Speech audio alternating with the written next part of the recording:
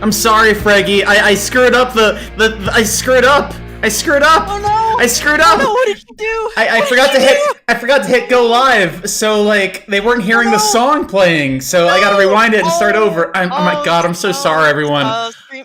Stream's over. Stream's over. I already fucked it up. Okay. All right. Okay. I'm going back on mute again. We're gonna give them a chance to hear the song again. Okay.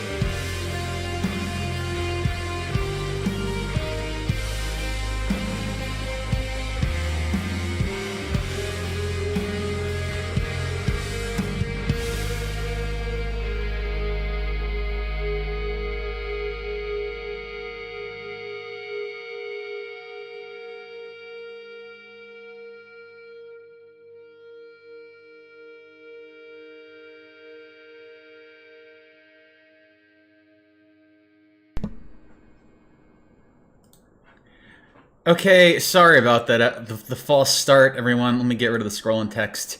And Freggy, say hello. I'm here with Freggy today. Hello. And we turn on Are we not? Are you still boomerang? Gotta make sure you're not boomerang. I'm turning on the happy music now. We're gonna. Oh, okay. We're gonna be listening to the happy cat in the background, everyone. I love that cat. I love the cat so much. That cat's my second favorite. Well, Torgo's your favorite, right? Well, Torgo's my favorite cat, obviously, but I mean music for the stream. Oh, my first favorite is the ASMR. Oh, of course. You can't go wrong with the ASMR. Oh yeah, the ASMR, the Sargon ASMR. The Sargon ASMR, that's my favorite thing ever. I can control my weight. I love that. I hear it in my mind. Like I hear the soft ASMR voice.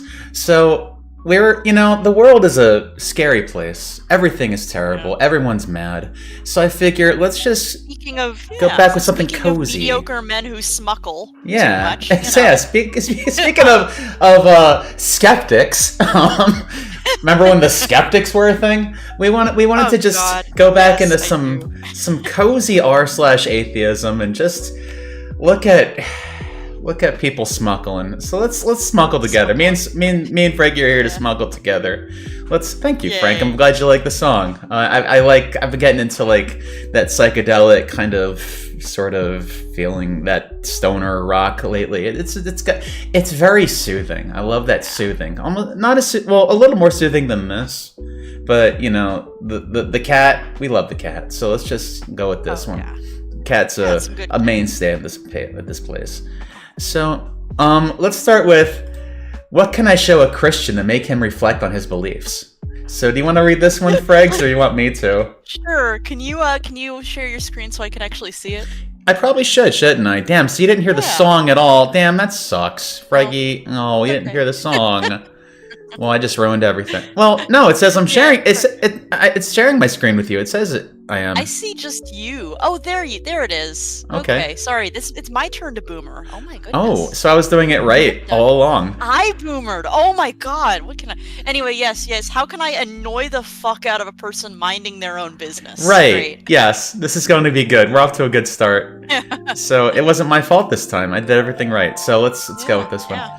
All right, Freggy, since you get to read it. Go for it. Oh, good. Okay, this is from Gyogi414. Okay. What can I show a Christian to make him reflect on his beliefs? I would like you to give me good suggestions for videos, preferably articles. Book. Yeah, he's just like no one has an attention span. So articles, books, quotes, or things like that to try to make a Christian reflect on what he believes.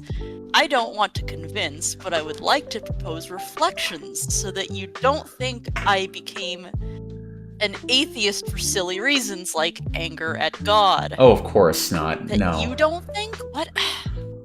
Okay, the perspective is completely changed at this point. That you don't think, like, okay, yeah, I get it. You don't think.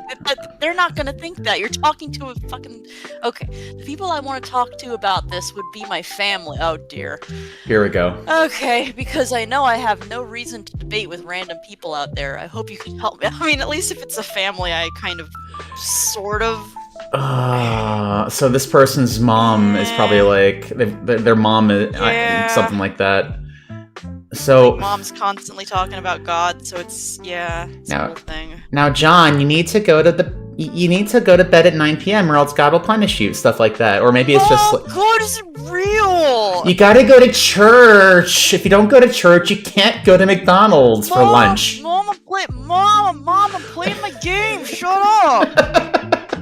So let's see. Whoop-de-doo says, I like that name. Whoop-de-doo says nothing, and it would be a waste of both your time. Yeah, honestly, this person's right. Just. So this is family. So we don't. Let's look at this from a different perspective. Why would this person? Yeah, like this. They didn't mention it's their parents, so it might be like someone else in the family, like who could it possibly be? Like the only situation I can think of. All I can think of is like some edgy kid. Yeah. I mean, I don't know. Like I know my cousins are religious, but who the hell cares? I don't see them, so there's no problem. Yeah. This is just really stupid. This is stupid. Like, they don't... Unless it is their mom and dad, in which case, just get a job and leave the house. What I think is, like, they're going to r/atheism to ask this question, too. They're not, like... They didn't, like, maybe, I don't know... Why not... Well, I guess if anyone's gonna have answers, r/atheism would, but I figured, like, there's, like, probably 1,000 books on the subject. Well, they'll have answers. I'm not gonna... I would not go to this subreddit for answers. Freggy, I'm sorry. I didn't say they'd be constructive answers. I said they'd be answers, okay? Okay. Well, yeah, that's the same reason you go to church, you know? It might not be constructive answers. It's answers! Oh, that's our first one of the night. Let me just do it. Hang on. All right, gotta find it. What? There it is. Okay. Oh, okay, just had to. Yeah, the perfect timing. So timely. Yeah. Okay, so I just had to get that out of the way. All right, but hey, that was a good one. All right, so but they didn't even say like why they want to do it. Like they didn't say why do they want to go and like turn people away from God. What is their motive for it? They just want to. I would guess it's probably just like, oh, I had to sit with Auntie and Uncle at Thanksgiving, and I had to hear them talk about God, and it made me mad. It made me mad that they were all happy and stuff, talking about God. And God's not real, guys. Yeah, that's probably. But it's like the question is like they don't want to convince, but they just want to propose reflection so that they don't think. Well, that's so it's like they want to convince. That's like propose reflection is code for convince. Yeah, they just don't want to be a bully about it. So let's see what this person says in their very soft kind of like cowardly way of trying to maybe sort of get them to change their mind instead of just saying no, I want to convince them. Yeah, okay.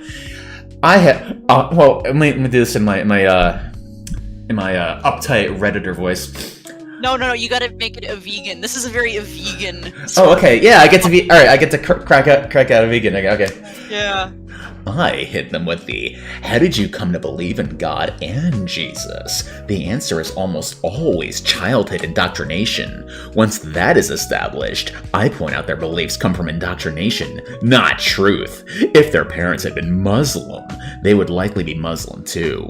Once that's clear, I follow with beliefs are not facts. If they were facts, they would not be beliefs. That's why religion, God, and Jesus are beliefs. Because there is no proof to make them facts, and they are not smart enough to see it. Oh God, I hate this person.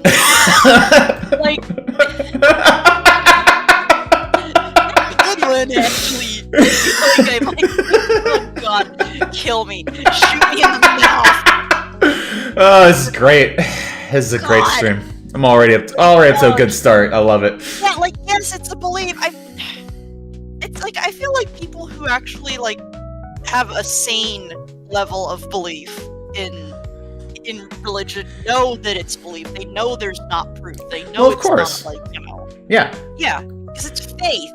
They are very much yes on faith because there are questions we do not have the answers to. I mean, it's not. So they're just kind of like, I think it's this. It's debatable though. Like there's a lot of like evidence, if you want to call it evidence, like a lot of like stuff saying that like Jesus existed and like a lot of stuff in the Bible happened. Like it's not all like there are historical like accounts of these people existing and stuff. Yeah, so it's the Bible is like one or two people. Well, it's not one or two. It's several people's several at least different accounts of like these occurrences happening over time. Mm-hmm. It's from the perspective of humans. I'm gonna turn the music down a little bit. It's actually distracting me. I was wondering if like it was okay. So I'm gonna bring this down to about here. Jesus and the bear. Thank you, Hydrangea. And the bear. And the bear. Let's bring it down to about here. I don't know where to go. Go. No. Okay. My house is mine. Get into your fucking. Oh, sorry. All right, okay. Oh my God, we set him off. We set Posty off. It's like it activated like just some kind of like trigger phrase. Oh my God, this person actually talked with this person down here talked with the Jehovah's Witnesses that would come to their door. Jesus Christ, man. When the Jehovah's Witnesses used to come to my door, I would talk to them. Not every Christian literally walks the walk, and I respect that. I'm also debating religion as a hobby. Win-win. Mostly I would ask them to open their Bibles to Numbers 31 and read to me verses 17 and 18, and explain to me the moral guidance I should be receiving from God, ordering genocide, eldercide, matricide, infanticide, and lifelong slavery. Put yourself in the bloody sandals of an Israelite warrior that day. You've massacred the man on the battlefield, the women, the children, the elderly who cannot fight, cower before you. Which chest do you shove your spear into first? The mother? The young boy hiding behind her skirts? The grandparents? Don't bother with the virgin girls. They've been given as slaves, along with the meticulously counted livestock. Who would God prefer you kill first? They generally said they would ask their superiors about it and get back to me. Still waiting. You sound so fun at parties. Man, this is the r/atheism we came here for, everyone. You found a good one. I checked this I checked the first page of the subreddit because I'm like, I wonder what we'll see. I found like nothing amusing, but you found something here. Well, holy fucking shit. Well, I got on it and like the first page was like a lot of like kind of just depressing political stuff, and I'm like, I don't want to know. So I just kept scrolling, and then now we're up to like the juicy shit, and I love this. Yes, I want that juice. Oh, let's fucking juice these neckbeards. Let's juice the neckbeards, everyone. It's a fool's errand, a Sisyphean task. Nothing good will come of it except more conflict, especially as it's family. Oh, I need to tell the world at large that I know who Sisyphus is. Sisyphus. I see myself often as Sisyphus. You know, because I find myself often just against the boulders, the mound of ignorance in the world, and I am the one man with intelligence pushing against the boulder of ignorance as I push up the mountain. But I never succeed, and it tumbles down, and it all comes tumbling down. It just falls on me, and God, what the fuck, dude? All right, Freggy, you get the next one. Yeah. All right. Oh God, which one is? Oh yeah. Let's see. The crimes committed in the name of their religion, both historical and especially recent, and that you refuse to associate with such a group that condones such actions. Do some research on what those crimes are, so you know what you're talking about. I hate do your own research. I hate that. That pisses me off so much. Because, like, not only is it just, like, really rude to somebody you're trying to convince of your opinion. Yeah. Like, why would you be rude to somebody if you're trying to convince them? But also, when people do their own research, they're gonna Google it and they'll just be like, you know, oh, do vaccines cause autism? And then they're gonna find whatever the fuck makes them, you know. Yeah. They're already leaning somewhere, right? They're just gonna go with that's whatever they're leading in, and that's gonna be their research. That's exactly true, because, like, you can... That's the beauty of the internet. Do your own research means you can literally just confirm anything. You can confirm that leprechauns exist on the moon, and you can just Google, leprechauns exist on the moon, and some asshole says that leprechauns exist on the moon, so now leprechauns exist on the moon, and here we are. And you wanted leprechauns to exist on the moon, or you didn't. Like, you had some leaning one way or another, and so you're going to go with whichever one. Mm-hmm. And then, confirms your bias. Or you get the guy that says, well, we don't have proof that leprechauns don't exist on the moon. And it's like, well, that's true. I've never been to the moon, and, like, have we seen all the moon?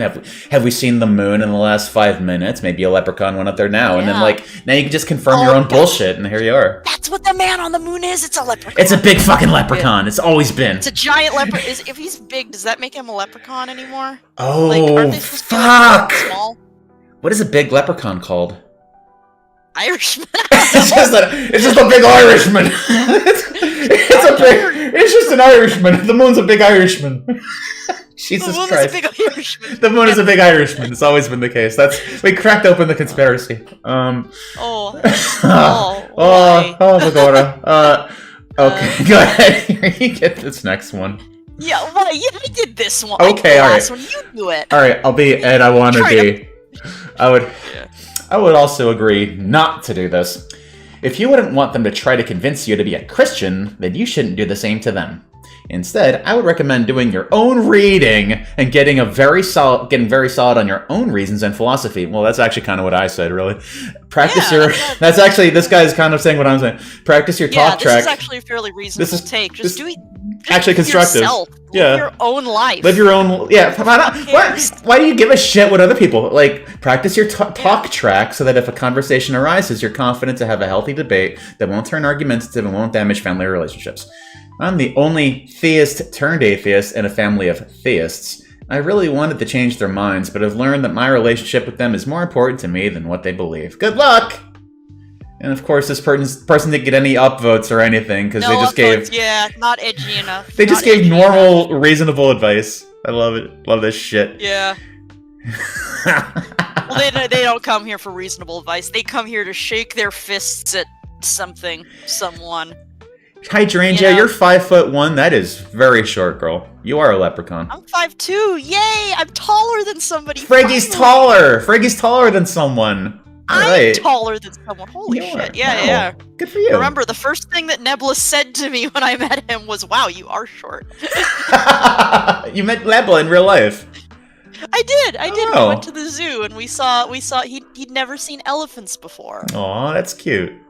Yeah, his aunt lives in Portland, so he was just there and was like, "Yo, let's go meet."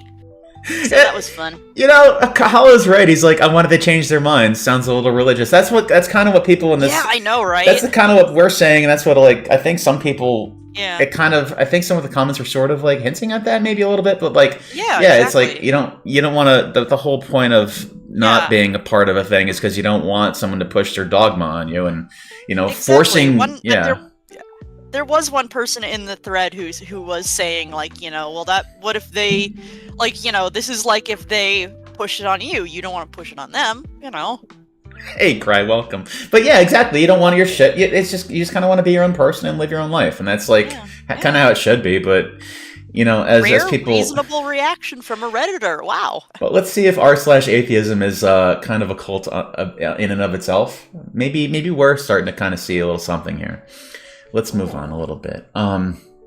So I mean, I kind of have this opinion of atheism that it's much closer to religion than just like agnosticism, because it's like agnosticism is like I don't know, I don't want to know, whatever, like whereas atheism is. This is the answer. The answer is there's no God. Yeah, and they're very adamant about it. This is the answer. Yeah, and it's the same as this is the answer. There is a God. The one truth. It has to be this way, and I am going to be very. And both of these groups just don't want ambiguity because they're bitches. Right. Yeah. And like I understand that it's like ambiguity. It's like maybe it's some people you just want to like. Yeah, I guess maybe these people just don't really like the wishy-washiness. They just want you to just like be decisive and pick yes or no. Do you believe in a God? But it's like but that's kind of when you get into they're terrified of the deep abyss that is just non-existence. Is non-existence what we don't know? Yeah. Like they have to know. They have to know, or they're scared because then there's anxiety and all that coming up. Yeah. It's true. It's dumb. It's dumb and stinky, and I don't like. I ain't afraid, and like I don't think there's like.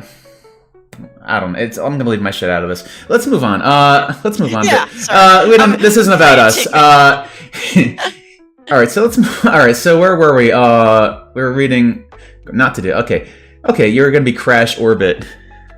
Oh. Okay. Okay.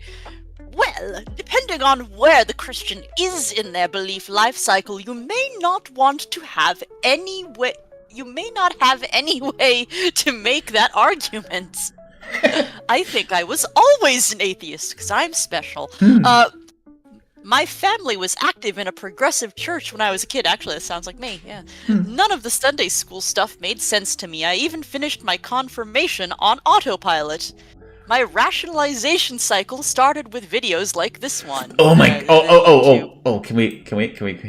Oh, why are there two? It's two YouTube's videos. It's like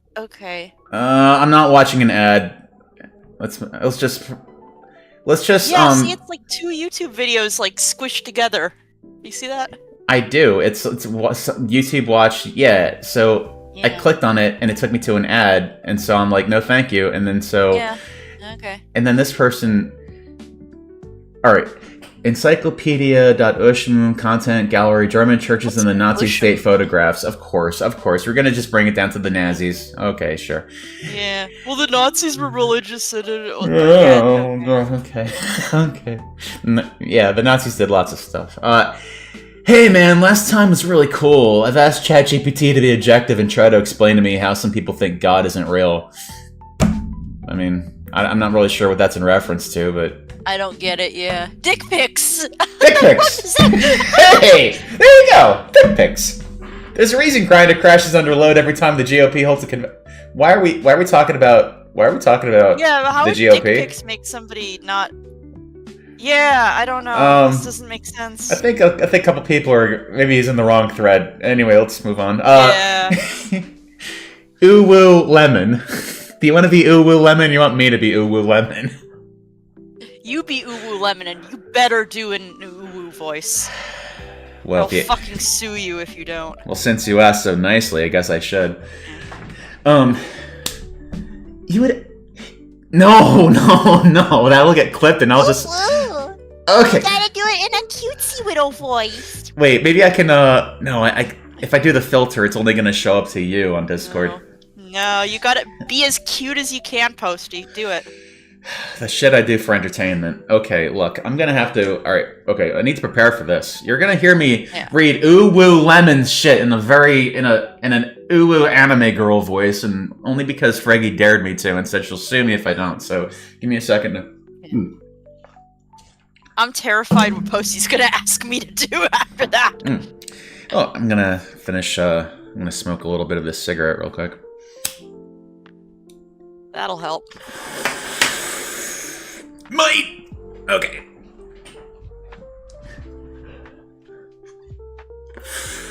Okay, here we go. So. You would only tire yourself out. As an atheist, it is not your duty to kill religion. I would simply state any reasons I have and disprove the angry at God thing. It would help if you were calm and you explained to them how much you thought this through and how you were able to draw conclusions.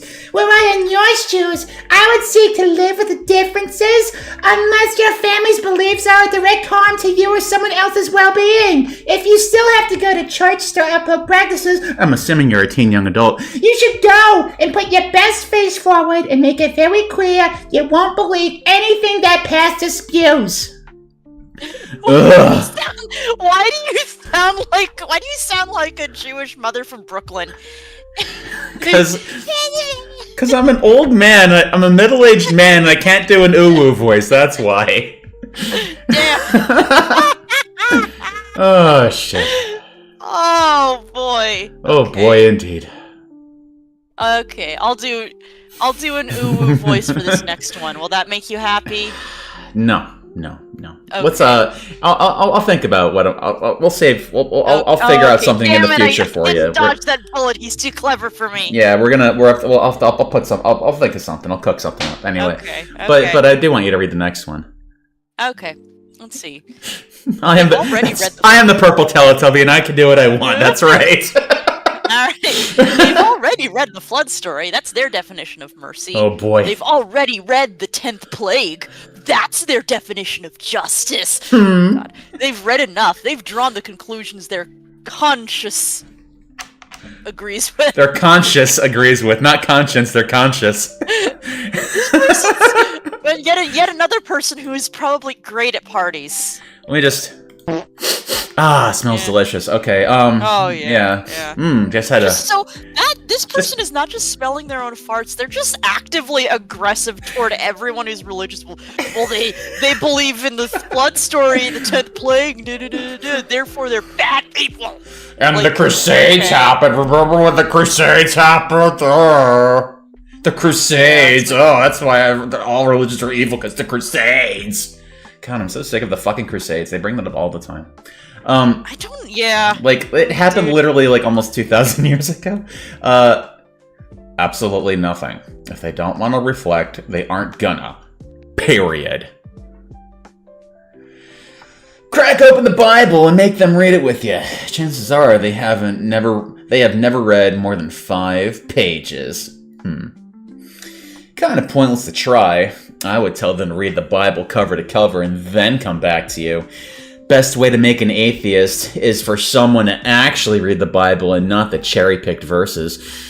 Alternatively, pick the obscure verses that say insane things. Don't give any context. Just say you're quoting the book you're reading. But I like how they use the wrong. They use the right "you're" over here. They used it right over here. They use the wrong over here. Just say you're quoting the book you are reading. Nice. Ask their opinions on the quotes, then reveal they are from the Bible. I mean, this is just like. I mean, these are. This is just tricking. This is just trolling. This is just like being a Reddit atheist. Yeah. Go. Yeah, pretty much. Yeah. Well, here it's Reddit, and this is the atheism subreddit post. I don't know how to tell you this. I'm enjoying it so far. This is this is what I expected, and I wasn't disappointed. Yeah. Oh yeah. All right. Do you want to be token black dude? Yeah. All oh right. God. Oh no. Where you got to read it in your whitest voice ever, like Midwestern mom voice. Oh, show him Pasolini's Jesus movie. It's a really strong take on Christianity that doesn't ask the Christians to stop being Christian, but asks them to be better people. Actually, come to think of it, here, I will copy this, and then I'm gonna actually open this in like here. Let me actually open this. I want to see what this is like. I'm gonna open it in Google because that's what I'm actually signed in as, and it'll be a little easier that way. So I'll pause the cat. If this is long, then I'm not going to watch it, but I'm just curious. It's probably to see what long. Is. I think isn't Pasolini a fairly famous director? I can't remember. Well, I don't know, but video unavailable. So never mind. I guess we're not going to get to the end of that mystery. And it's just a clip, I guess. So it was 2 hours long when it showed it was? Up. Yeah. Oh, okay. So never mind. I didn't see that bit. Well, that was so that would be what that is. That would. Oh yeah. Let me make sure that we can. Okay, so that's all right. So now they can see Reddit again. So. Oh no. Why would you do that to them? So I'm not really convinced after seeing that, but it's a really. Okay, go. Oh yeah, that's right. Don't waste your time. It's just like trying to change someone's political beliefs, unless they come to you. Questioning their beliefs, nothing will encourage reflection.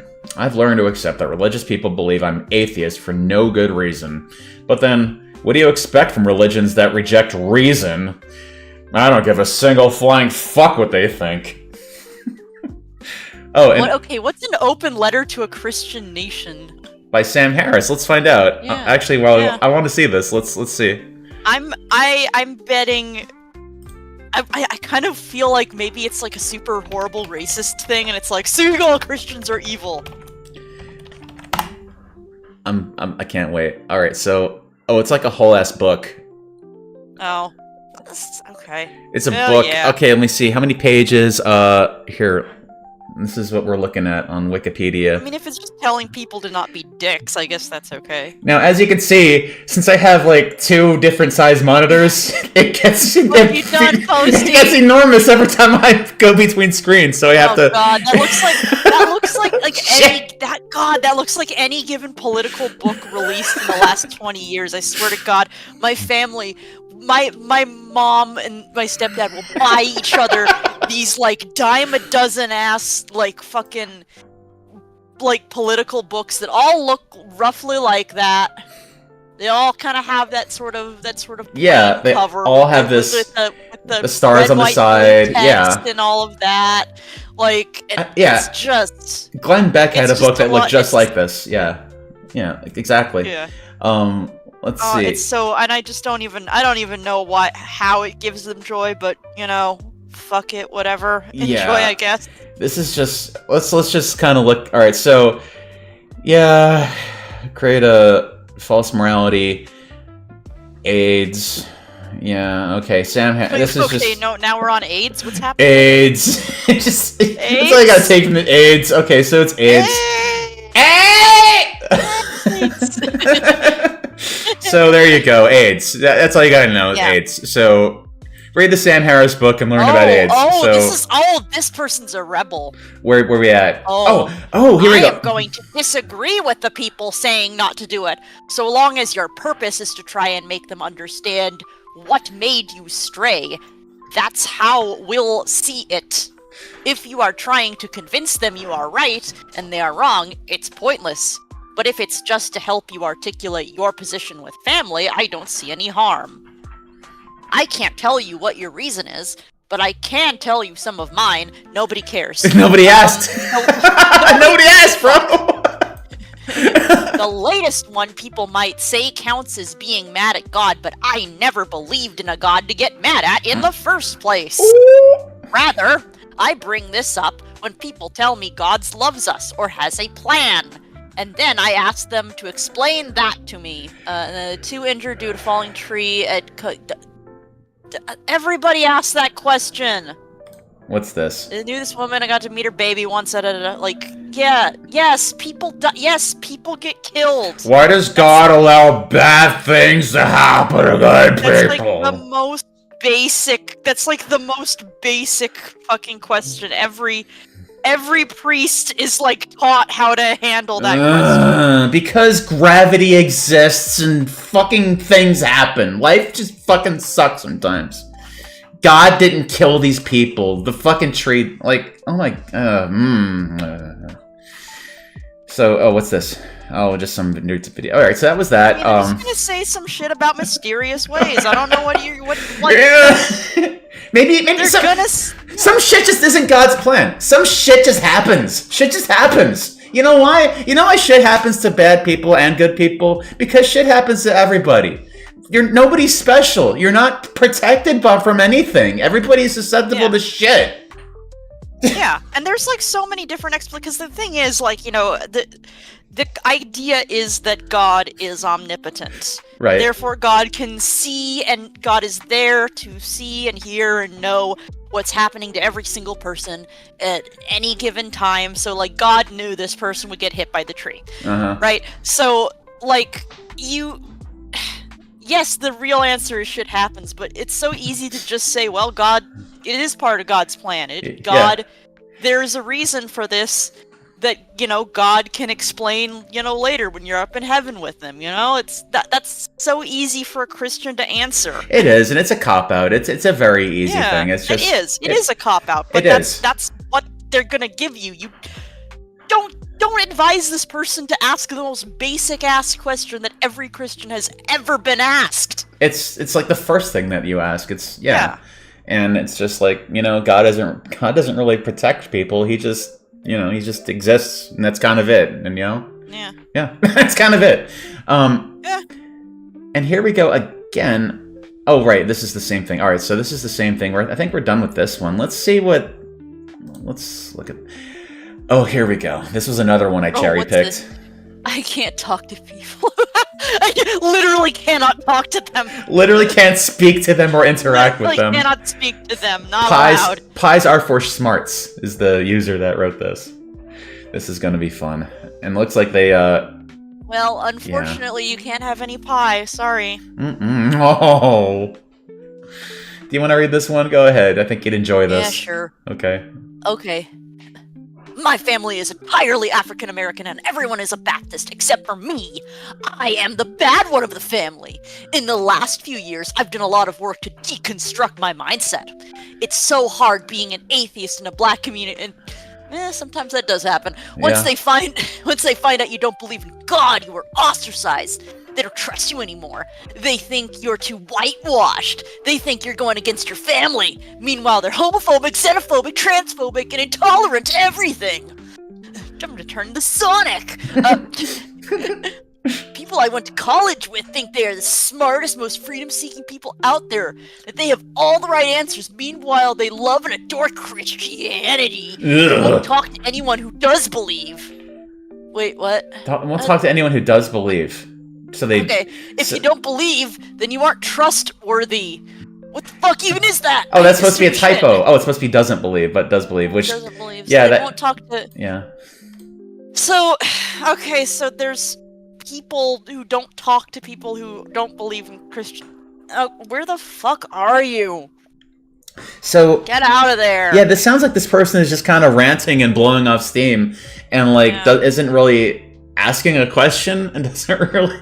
They're just pissed off, and they're just irritated. They're just pissed off, and get the fuck out of like Florida or whatever. This is literally just. To tell you, man. This is literally just another "fuck you, mom and dad" post. It's straight up like a "fuck you, mom" post. It's exactly that. But I feel like, let's see here. All right, so if you don't believe, then you're untrustworthy. Paul incites against unbelievers. Oh, so it says in the Bible that you should. Wait, all right, let me see what they say. Paul incites against unbelievers. Because Paul's a shithead. Yes, we all know this. They were filled with all manner of unrighteousness, evil, covetousness, malice. They are all full of envy, murder, strife, deceit, maliciousness. They're not sending their best. They're sending murderers and rape. They are gossips, 30 slanderers, haters of God, insolent, haughty, boastful, inventors of evil, disobedient to parents, 31 foolish, faithless, heartless, ruthless, basket of deplorables, blah, blah, blah. So, like, this just sounds like. I'm just curious. Who the fuck is this guy? I'm actually curious who the they is, because I don't trust this person. Yeah. Like, it sounds like this person is talking all the shit. This guy's talking all the shit. Paul's talking all the shit. Paul talks. Yeah, Paul sucks. Everybody knows Paul sucks. But the thing is, like, I'm curious in the quote who they are, because like this person says it's unbelievers, but I'm not gonna believe any given like Redditor. You know? Right. Yeah. Like, yeah. This could be a reference to like, you know, I don't know, some marginalized group in a shed somewhere who were, you know, I don't know. It could just be talking about just like like this one family who was super anti-Christian, but you know, maybe not like referencing, you know what I mean? It could be anything. It could be talking about anybody. It could be talking about a farmer who only gave him 4 sheep instead of 5, and he's pissed at him, and he's like, "This guy's an asshole." Yeah. So I'd love to find the full story on that one. This has poisoned humanity for 2,000 years. This is just kind of not really, whatever. Sounds like modern Christians to me. Yeah, well, you know, Paul, that's like your opinion, man. Okay, well, that's kind of funny. All right, okay. Lebowski, okay. All right. You know, that's kind of like how I feel about that. Yeah, it's like, yeah. Okay. Shut the fuck up, Paul. Shut up, Paul. Nobody likes you. It's chilling.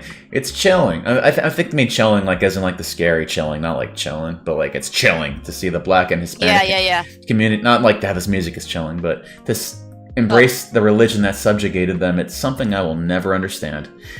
A lot of the mainstream Black identity is tied to Christianity. Think of it as how neurotypicals follow social norms even if they don't make sense.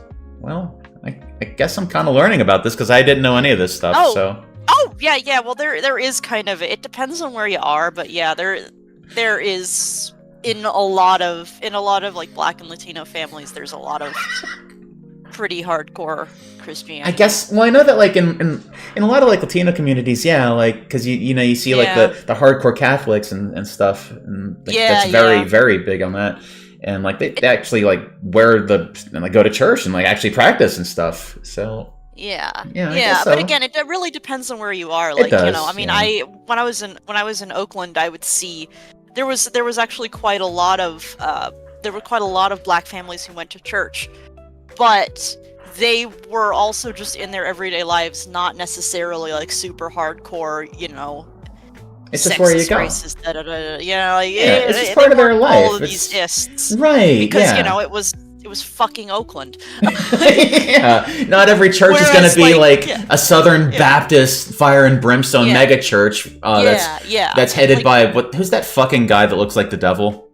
You know who I'm talking about, right? I know exactly. Yeah, we were like making fun of him in the stream we did about those guys. But you and the thing is, like, everyone who hears me say that fucking guy that looks like the devil who's a preacher. Copeland, thank you. Him. Yes, that's exactly who we're all thinking about when I say that guy who looks like the devil, Kenneth Copeland. Yeah, it's like not every church is like that, you know, like shit. I actually plenty of churches. I was actually invited to something last night. It was like a 7-year celebration of their church being built. I was invited to it. It was like a dinner kind of thing. It was Iglesia ni Cristo. It was actually a Filipino church. It means a Church of Christ. Yeah, the Church of Christ, where they just like, it's more about like kind of following Christ's example and what he taught instead of like all the other shit. And I'm like, I was kind of like sitting there as a guest, and that was actually kind of cool. It's like, because that is something I can kind of relate to, because it just seems like a nice way to live.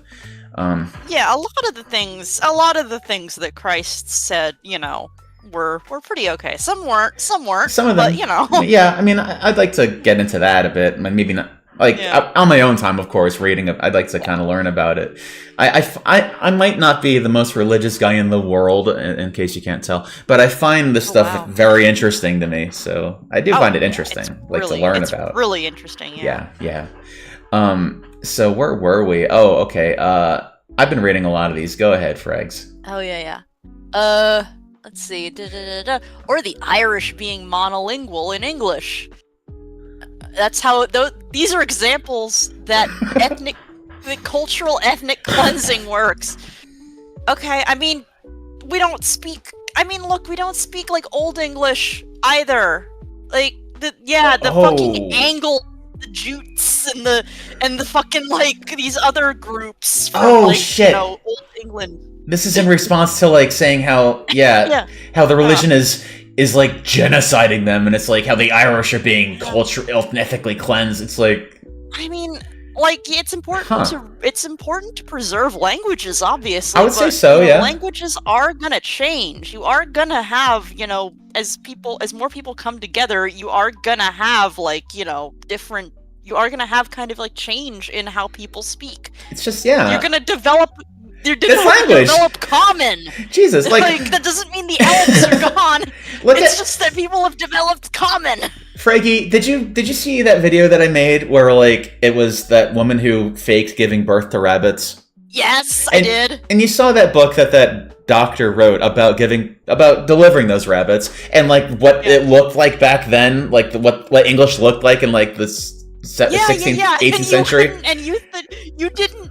I didn't know what a long S was, so I thought it was just F. You didn't know that the S's looked like F's. Yeah. I thought you were doing a bit, Posty. No, I thought you knew. I'd never seen a long S before. Doing a bit. Yeah, so like that was all just new to me. So like that wasn't even old. That's not even Old English. That's not even early modern English. That's just. Well, maybe it's. God, maybe it's early. It's like late early modern English. Okay, but like, all right. So, in what language does a long S appear in? Because I've never seen that character before. Yeah, I think that's like late. It's like late early modern English, because early modern English is Shakespeare. Right. And so this is like a little bit after Shakespeare. So it's like kind of on the border between early modern and modern. Okay. Yeah, but I was like, oh man, I guess. I learned something that day for sure. So where was we? There are countless examples throughout history. I knew a black minister, an unapologetic Christian, yet a professor of philosophy, who had sharp criticisms about conventional Christian doctrine and practice. He fully acknowledged Christianity was the religion of his oppressors and enslavers. He was thrown out of a number of churches for his so-called heresies. Kind of neat. I actually like him. Yeah, I kind of do. I'm wondering, like, what happens here. But had a loyal little following and was a frequent guest speaker at a Unitarian church. Okay, well, there you go. Unitarians are kind of, like, more open-minded, which is basically full of atheists. You know, like, yes, he deconstructed Christianity and also embraced it. I'll link to one of his lectures in the comments in a minute. Rest in peace, Dr. Dawson, and if there is such a thing as a heaven, which I don't believe in, I hope you're there. Yeah, we know. Had to throw that in there. Thank you very much. Yeah.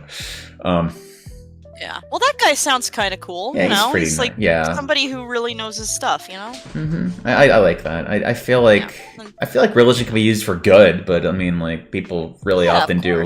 It can be used for anything. It can be used for good or evil, but a lot of people use it to justify evil, and a lot of people use it as a means to do good. Like it just depends on how you take it. So here's Dr. Dawson on theism in an atheist space. I believe in a God because I survived the Middle Passage. I survived Jim Crow. I survived segregation.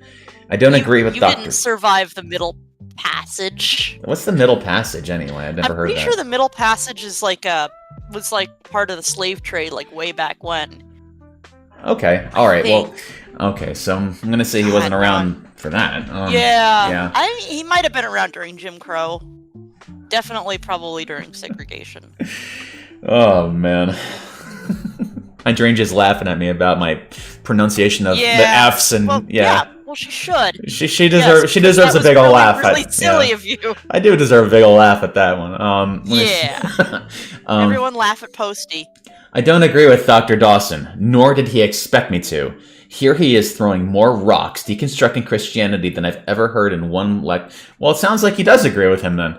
Than I've heard in one lecture outside of Richard Dawkins. So I kind of want to just watch this. Here, let's just check this guy out. Yeah, we're just here to explore. We're not in any hurry or anything. I'm gonna make the cat quiet for now. And just put him on screen for a second. Hey, he was there, Freggy. He was on the transatlantic ship. Okay, cry. I like how I paused it. The cat is like, the cat has this look on his face like he's reading r/atheism. He's like, he's reading the subreddit. He's like, what the fuck is this shit? Why the fuck would you want to convert people to atheism? What? No. And so let me just put him off to the side for now, and let me get YouTube ready, and let's take a little. Here we go. Okay, here we go. I can't see it, by the way. I know, Frankie. I'm just making sure it's up. I'm just making sure it's playing right. I hope so. Yeah. Hey, there we go. We're gonna watch a little bit of this, and let's just see. Look at her pose. She's like, look at her. She's doing a shampoo commercial. Oh, my hair. She feels free and fresh. She feels fresh. She looks like she's about to go dancing. Yeah.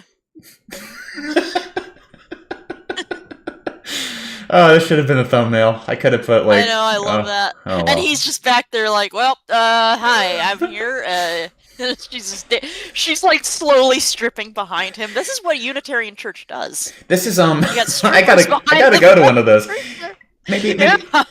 In my mind, the canon is going in my head that this is he's the preacher man. He's just giving a sermon, and she's in the background. She's just has this in her mind she's thinking, oh, if only I could tell him how I feel, and she's giving this wistful look and his brilliant mind, the soft words, and she's just kind of awkward about it. I just want to rub his balding head.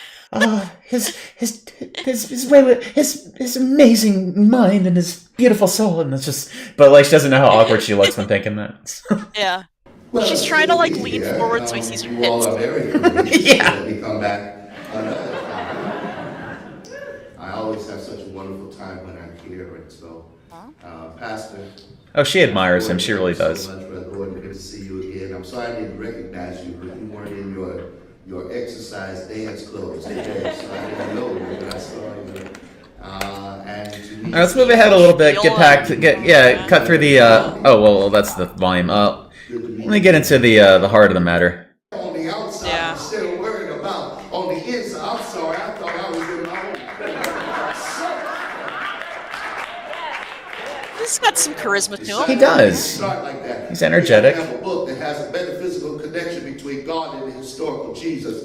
The only thing is they both try to answer two questions. I'm sorry, all three. I'm talking about Mark, Matthew, and Luke. They all try to answer one question divided in two parts. How is Jesus God, connected to God? And how is Jesus connected to humanity? I just thought I'd do that. This is actually very similar to what they were talking about last night at that Filipino church. Yeah. It was. Yeah, this is kind of interesting because it's delving into kind of the sort of deeper questions of what these books of the Bible are trying to say, just as a within themselves. What he was talking about, what the sermon was about at the Filipino church, Iglesia de Ni Cristo, is talking about that. He's saying that Jesus was a human. He wasn't God. God didn't make himself human and put him. No, Jesus was a flesh and blood man. who may have had like extra abilities, but like he was just a man, okay? He wasn't God. And because the Bible says there's only one God, so Jesus can't be God and God can't be God and Jesus at the same time, that would make no sense. And that's kind of what I think that's what he's talking about now, too. That is a statement that has been debated very hotly over the years about like how much is Jesus are God and Jesus and the Holy Spirit the same thing? Is God 3 entities or 1 entity or 2 entities? Like that's like I think like because Islam was basically founded on the idea of like, you know, no, there's just one God. Yeah. That's it. It's Allah, and that's like, you know, we're not, you know, Jesus might have existed, but he wasn't like, you know, he wasn't divine. Right. That was the idea. So that like that's one example of how people have been debating. It is. It's very debated. For like centuries. But I've never heard like just in like no indirect terms like the guy's I don't know if he's a preacher, I don't know what he's called, but like the guy who was giving the sermon last night at the church, he's like saying no, like it says here in the Bible, like Jesus literally says that he's a guy. He's just a guy, and like God is his father, and like, you know, find him through me. I am not like God. I'm just a guy. And if you say I am God, then you're like literally blaspheming. Yeah, it's anti-Christian. You're a deceiver. Don't say that I'm God. I'm not.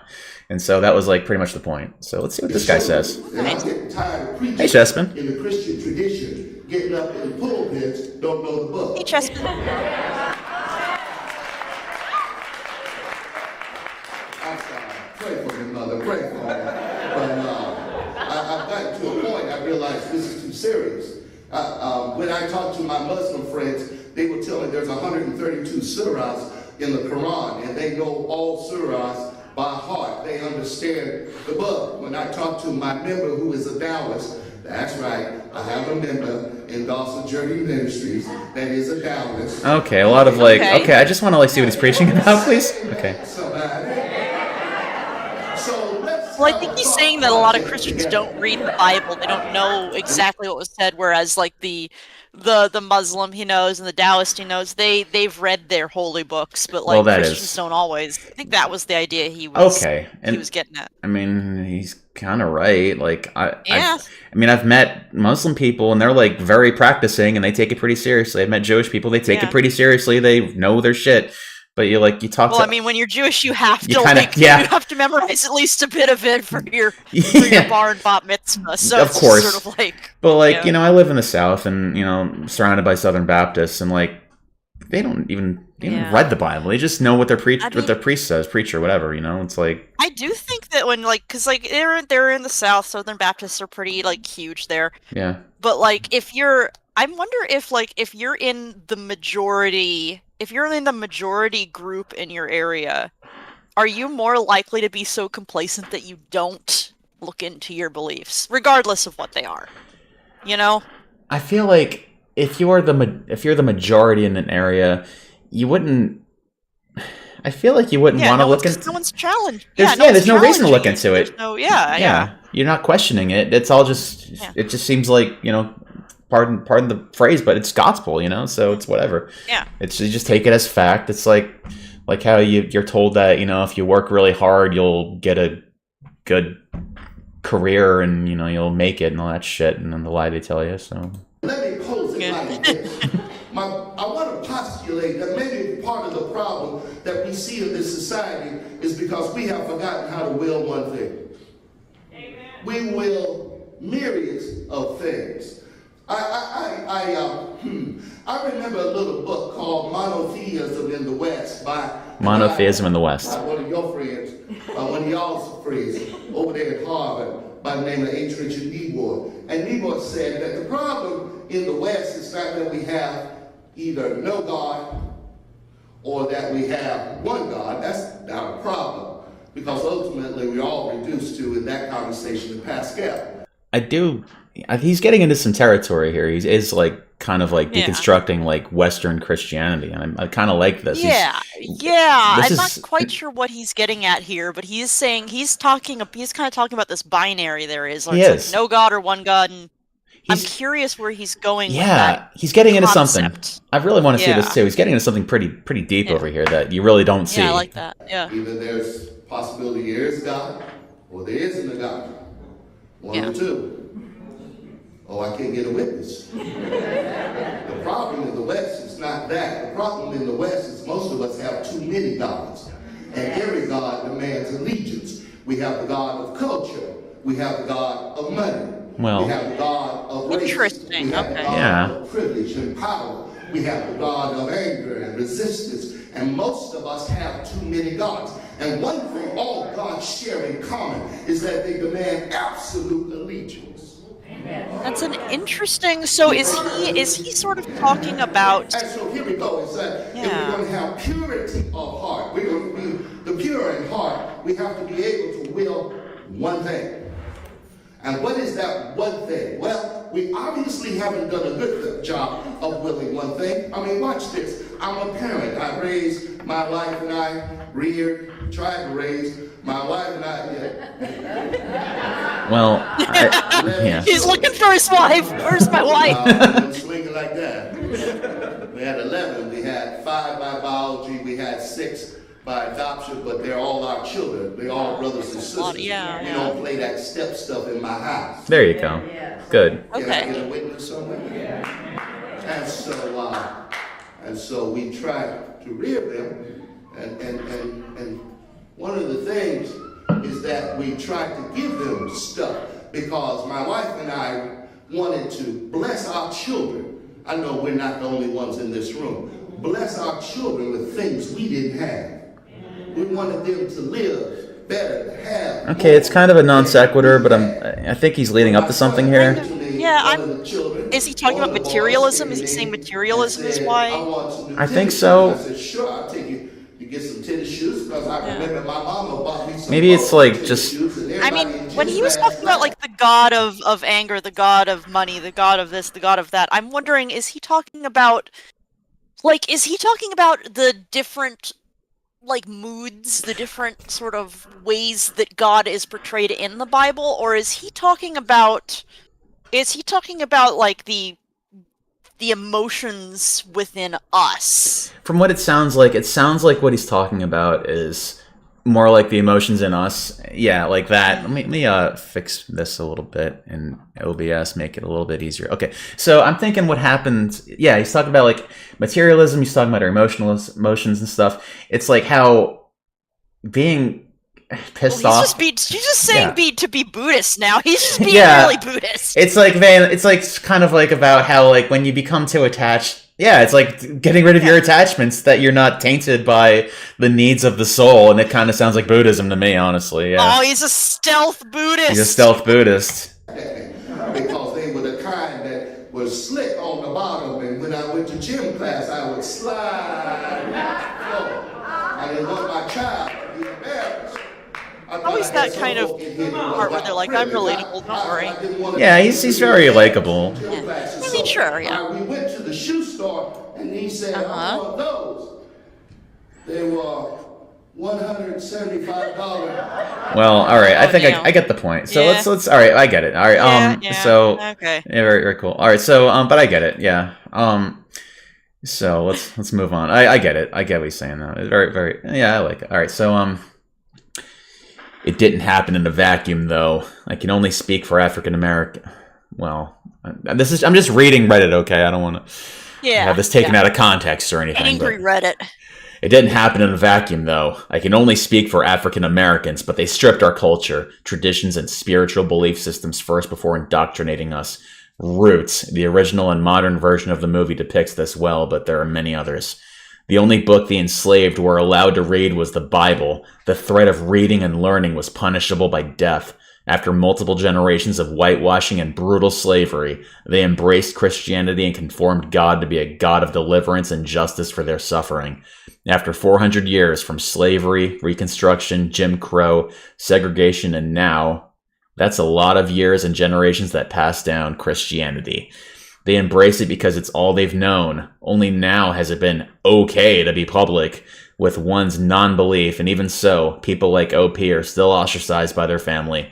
That's just kind of sad, really. And then, I mean, the thing is, like, at the same time, it's not necessarily the case, like, everywhere. Like, for instance, like, voodoo exists. Yeah, it does. Because they were being forced into Christianity, but they were like, no, fuck it, we're gonna worship Aloas, and we're gonna pretend it's the Virgin Mary, but like, it's really not. We're worshiping this other thing. Like, some people did get away from it, you know? Yeah, I don't know, like, I mean, I get, like, it is a thing, but it's, like, people got away from it. It wasn't, like, just a mandatory thing. And also, again, like, depending on where you are, like, honestly, just get out of, like, get out of wherever you are. Yeah. Wherever you are sucks. Yeah, you gotta get out of there. I mean, God. Man.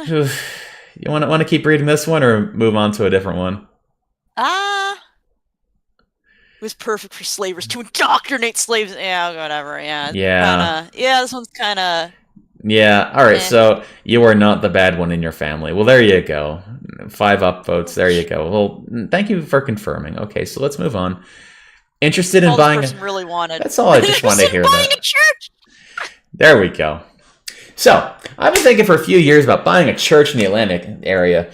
I started thinking about it because I see one every now and then, and that's closed. I want to buy one and, after removing the steeple and some other similar adjustments, reopen it as a weekend gathering place for agnostics and atheists. I want to create the same kind of community and sense of tradition, but without the BS. Instead of sermons on Sundays, we'd have various TED Talk style talks about improving the community, politics, and ethics. How do you do your taxes properly, investing, etc.? Why don't you just make a community center then? Is this a good idea? Will anyone come? Would we be safe? Question mark. Anyone interested in join me? Enjoy. This is so annoying. It's like, I want to buy a church to make a church. Well, we want to have our atheist church. We want to show those theists how base we are. We want to show them how much we don't believe by buying a church to rub it in their faces. By making a church. Yup. They're essentially talking about making a church as a gathering area for like-minded people with the same belief system to, like, talk about improving the community, and, occasionally politics will come into it. Politics goes into churches too, Like, they're talking about starting a church. This is... I feel like, I said a little while ago that I wanted to see if r/atheism is kind of becoming a cult a little bit, and I think, like, we're seeing some cracks in this. Well, it's just so annoying it's just really annoying how they don't seem to get that they too are believers. Yes, they don't seem to realize this. Yeah, they're their steadfast belief in this shit. It's great. It's ironic, but they think they're doing it as, like, kind of like an edgy sort of resistance thing, but really they're just showing that they are a religion, literally buying a church. Honestly, a lot of it is also just, like, really political. Like, if you look on the sidebar, a lot of it's just like, MAGA this, MAGA that. And it's like, I understand, but you have to be able to kind of conceptually at least separate religion from the right wing. If you don't, then that just lets them further, absorb it. That lets the right wing further absorb Christianity. Yeah, it makes them. You have to conceptually separate them in order to start progress in a better direction for Christianity. If like you're saying, exactly that. If they keep, I know exactly what you're saying. But. Yeah. Man, that's just write off all Christians, and it's like there goes a huge voter base. Great, you just let the GOP have them. Great, thanks, good. That church I visited last night, definitely not a right wing thing. It was like exactly. It was just kind of everyone was there. There's a lot of, like, really good ministry work right here in Portland, and Portland is blue as fuck. Yeah, it was They're not. Yeah, these people are some of the most progressive people in my area. And believing in some kind of higher power does not automatically make you suddenly super far right. No, it just means that you believe in a higher power and like, well, fucking Reddit atheists. Well, it's Reddit atheism. I mean, here we are. So this is kind of what we're looking at, and as you can see, like almost like a perfect visual representation of it. All the right wing shit is on the right, and it's all about atheism, and it's just a perfect visualization of what exactly we're talking about. Yeah, it's just bitching about the right wing, and there's a lot to bitch about. But man, I don't know. Maybe talk about fucking atheism instead, or discussing theism or whatever, or like life after death, or just like the different socio, you know what? Talk about how it affects society being in a religion or something. Like even that other post we just saw was more about that than this. But let's see here.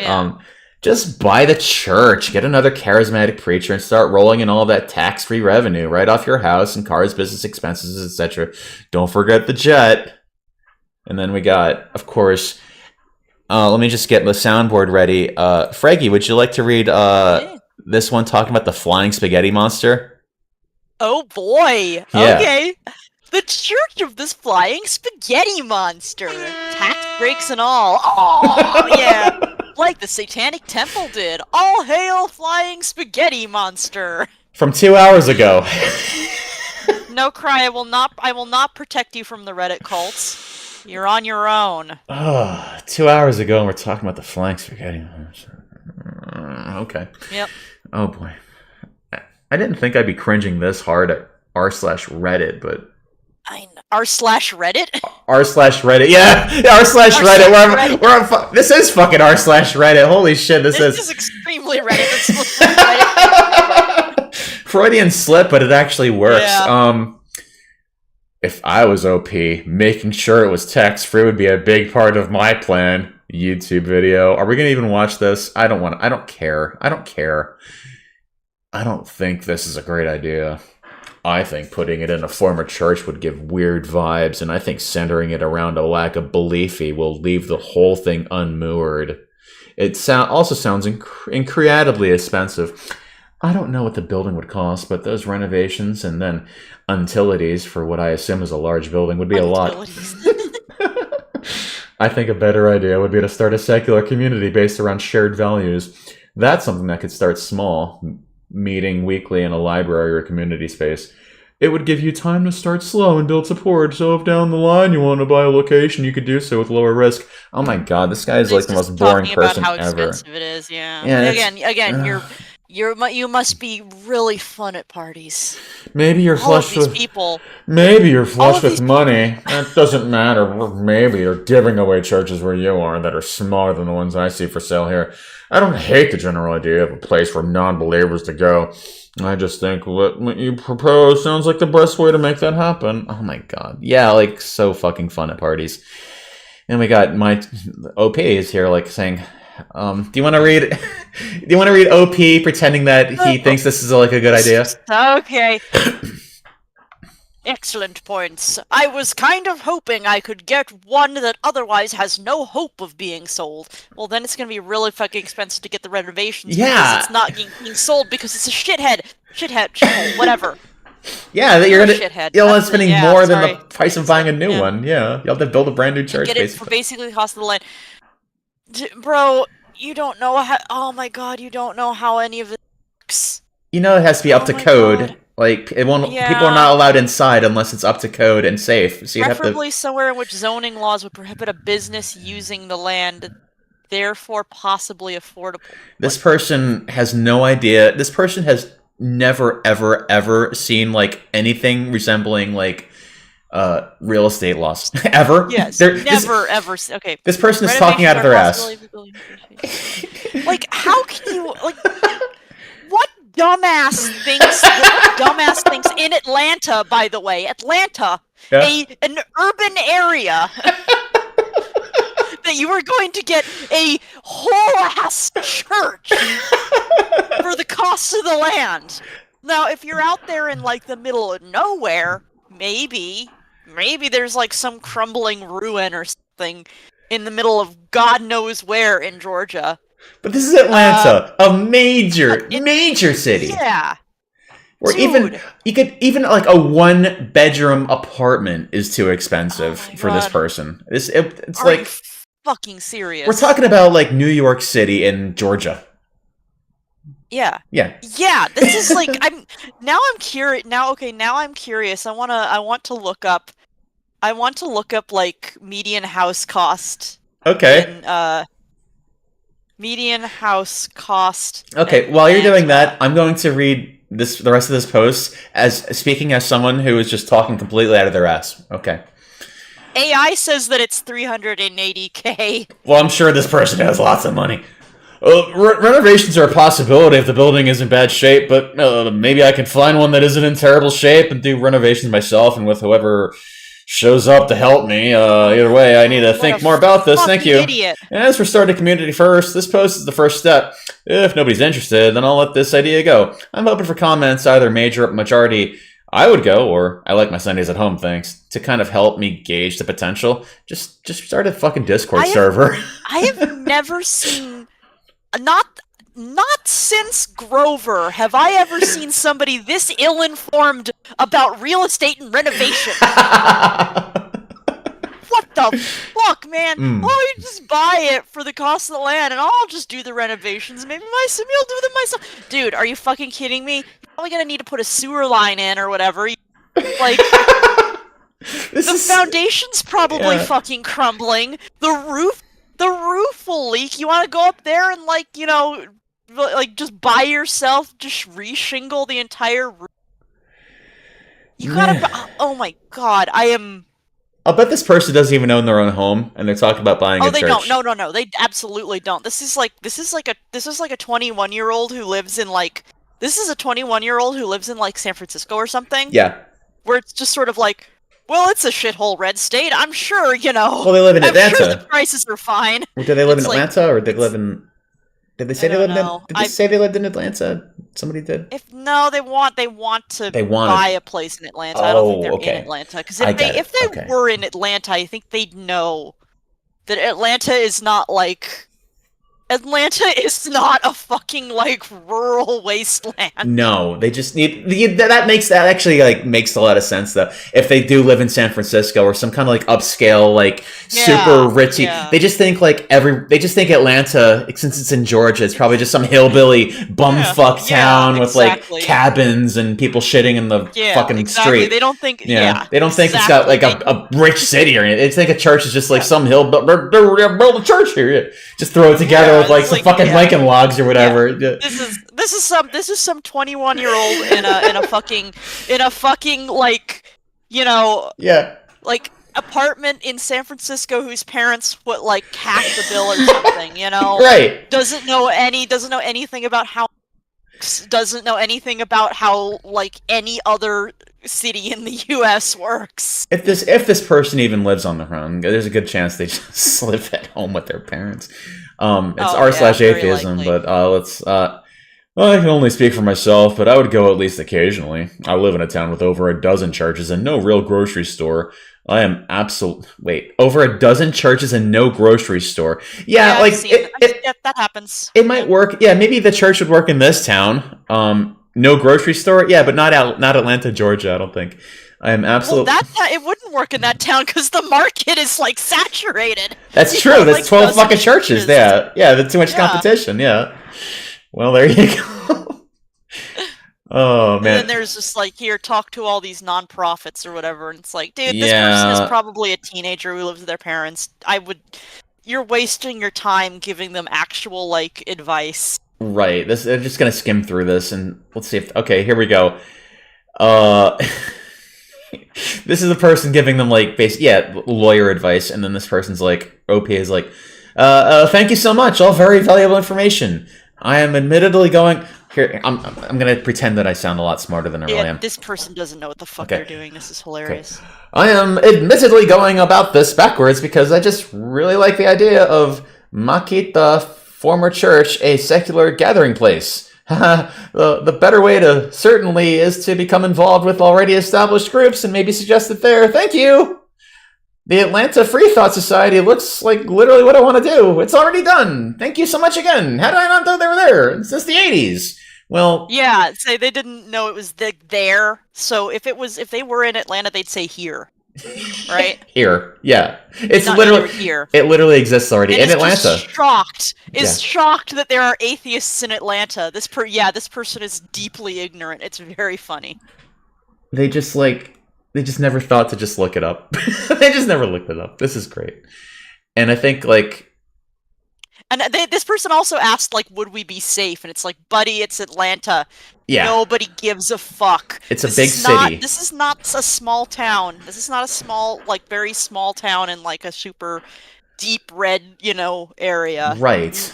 You're in the city. It's fine. You'll be okay. And once a year, you can cook a Thanksgiving dinner that couldn't be beat. I always wanted to buy a fire sale church and just turned it into a home. The buildings are cool. That's true. The buildings are pretty cool.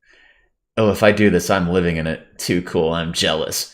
Jealous of what? Nothing happened yet. Buying a church would be kind of cool and living in it, but like they're not really meant for comfort, so it would you'd have to kind of. Yeah. Also, I find because basically the way a lot of churches are built is to inspire awe. Mm-hmm. And I don't know, I wouldn't want that every day I walk into home. Just be like, see the high ceiling and be like, oh, like, no, I want to relax. Right. Yeah, I can imagine like sitting there just like with my big screen TV watching YouTube with like a pile of trash next to my chair in this like mansion, stained glass windows and like vaulted ceilings. Just as I just sit there smoking dope. That would be the most like hilarious thing. You're like the fucking protagonist of some like gothic, some like gothic novel where he's sitting in. How there's always that idea of like the brooding man sitting in front of the fire with a pile of books. That's you, but modern, where you're watching YouTube. I'm watching YouTube with a bag of Doritos and then like smoking weed. Bags of junk food on the side. Yeah, maybe a dirty sock or something. That's like just me right there. Maybe like a U.S. Postal Service hat or whatever, but like that would be it. Oh, here we go. My friend bought one in West Virginia for the delinquent taxes amount and lives in it. That is so awesome and on so many levels. The best deal was the price. Delinquent taxes were only $3,000. Wait, This next person is saying literally what I said.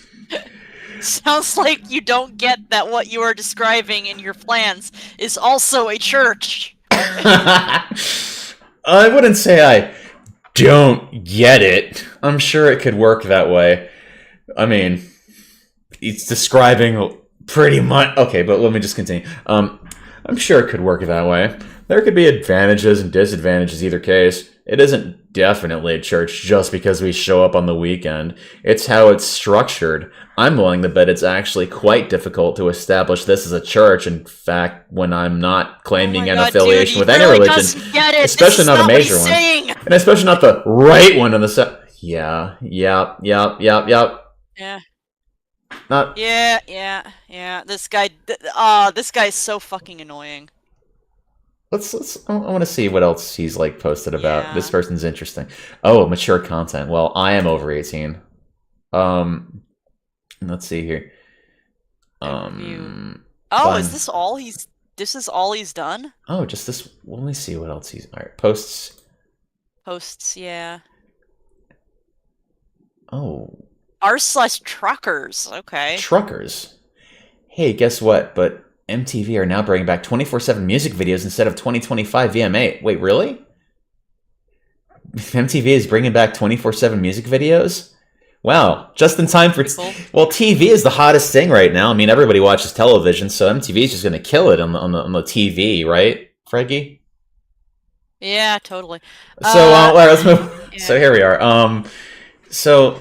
Oh, wait. Beware of the property taxes, the heating and cooling costs, the insurance costs, and the maintenance. If you think owning a house or a condo is expensive, owning a commercial real estate is insane, especially if it is an older historic building that has any kind of preservation status. If you can find a way to make it work financially and also rent it out as a wedding/event/free community space, which can be very profitable, it can be a great business, but make sure you do your own due diligence. See, this person's actually thinking about, like, how much this shit costs. And yeah, property taxes. We didn't mention that, but yeah. Yeah, lots of things. I love that, like, people are like, just call it a community center. Just call it a community center. And he's like, I want a church. Don't hold any kind of religious activities. Yeah, I definitely wasn't planning on it. That's kind of the whole point. God. Well, yeah, he really just wants to buy a church for the sake of making it, like, I guess a not church, except it is a church because oh my god, I'm losing my fucking mind. No, it's the whole point. So there is a point to it. He's just doing it to make a point. A very expensive, poorly thought out point. Stupid point. Yes. You can do this with any building, right? It's called a community center. Oh, and but using a church is interesting. Almost yes, dear. Yes, we know. It'd be very funny. Yes, you stick it to the man. Whatever. Almost. God, this person. I want to strangle this person. I'm so mad. No, it's almost poetic. No, Freggy, you're just mad because you don't see the irony in it. So it's almost poetic. You get it? You get how poetic it is? Yeah. There's multiple layers of irony here, Freggy. He's building a church that's not religious. You see, it's almost poetic. I hope you buy it and then you go into debt and your life is ruined, you fucking idiot. Wait, Freggy, all right, I have to ask you, how many episodes of Rick and Morty have you seen? None. Well, that's why you don't get the joke. It's too high level for you. Sorry. All right, so here we go. We got all kinds of good shit here. We got Lot's daughters were innocent. Mary could not. Yeah, we know Mary could not have consented. Yes, she's a fucking. Yes, we know that. Let's get into the real atheism shit here. Oh wait, let's. I'm gonna open a new tab. Okay. Yeah. Mary could not have consented. Now we're gonna get into like. Oh, let me put the cat back on. I knew something was missing. Okay. Let's put our friend back on. Yeah, look at him. There he is. I mean, he's making the perfect face. I agree with him completely right now, but yeah. There we go. Aww. Beautiful. Fluffy guy. He's. I just want to go back to this. He wants to open he wants to open his little love note, but he's afraid because he's afraid of what's going to happen.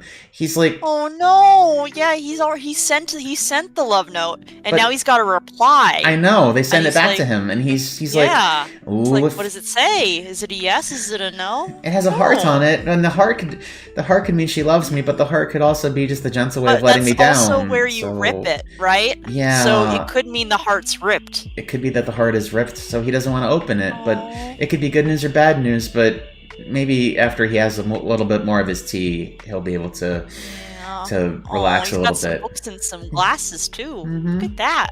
He's got this beautiful flowery background, but he's just butterflies and everything. He's just too afraid to open his little Valentine. Don't worry, I'm sure it's okay, buddy. You'll work up you'll muster up the courage. I believe in you. Yeah. So here we are. Let's go back to Mary could not have consented. This is a power imbalance thing because it's God. Okay, whatever, bro.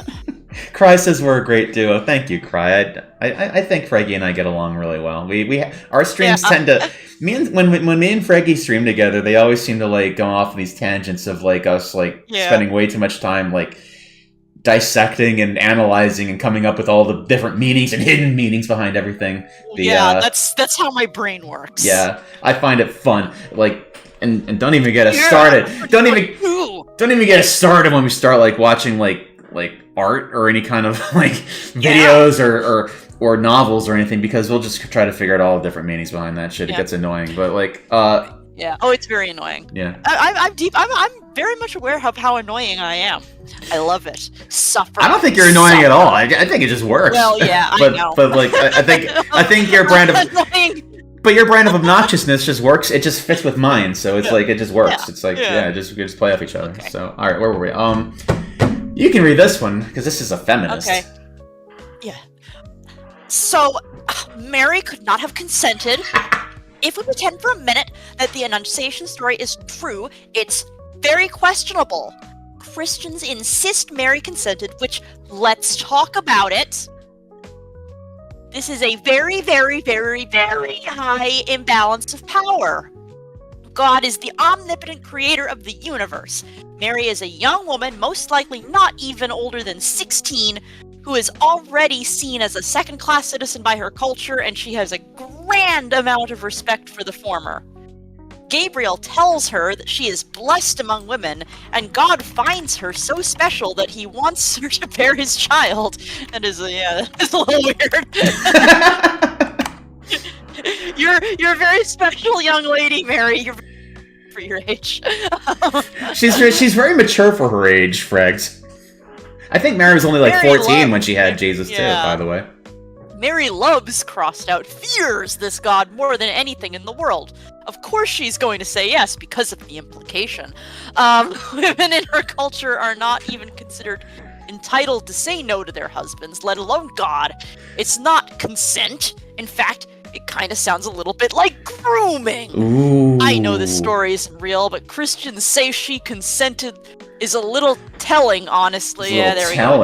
Honestly. Mm. Yes. All Christians do not know what consent is. Let's blame every single Christian for...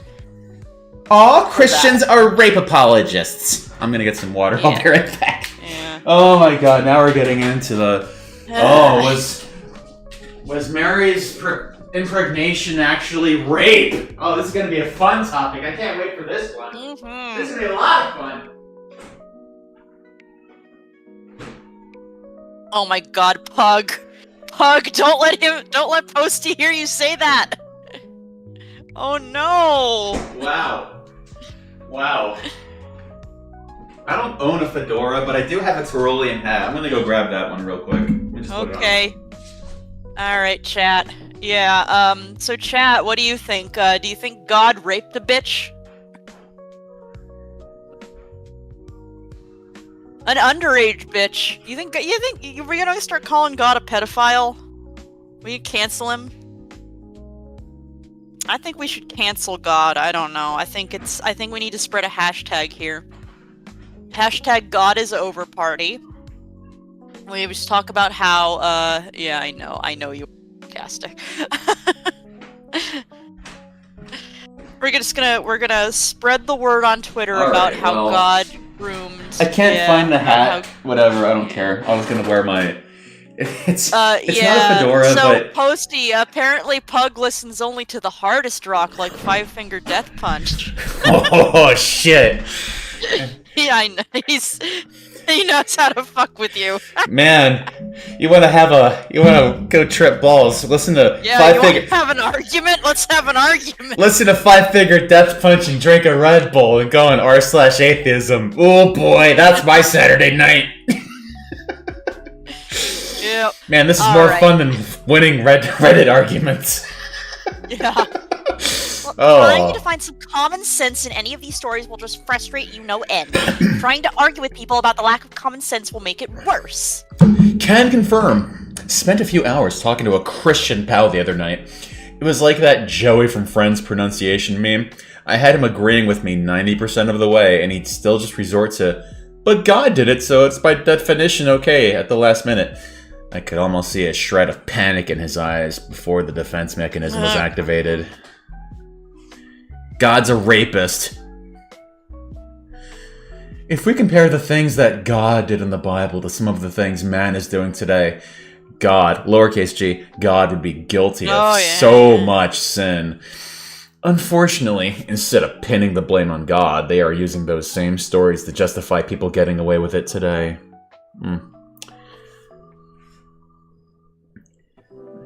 The estimated age of Mary was 12 to 15, so no matter what, she was a child. The reason no one cares is because they use that reasoning. They use the reasoning that every woman was married and having kids by that age, so it's okay.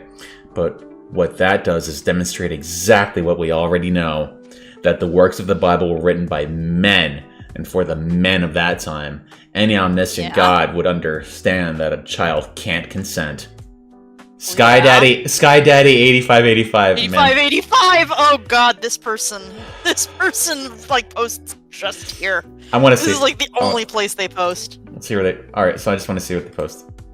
r/mythology. They haven't posted yet. Okay, overview. Well, no, it's like mythology, random thoughts, existentialism. Yeah. Random thoughts, conspiracy. Oh, that's fun. Oh.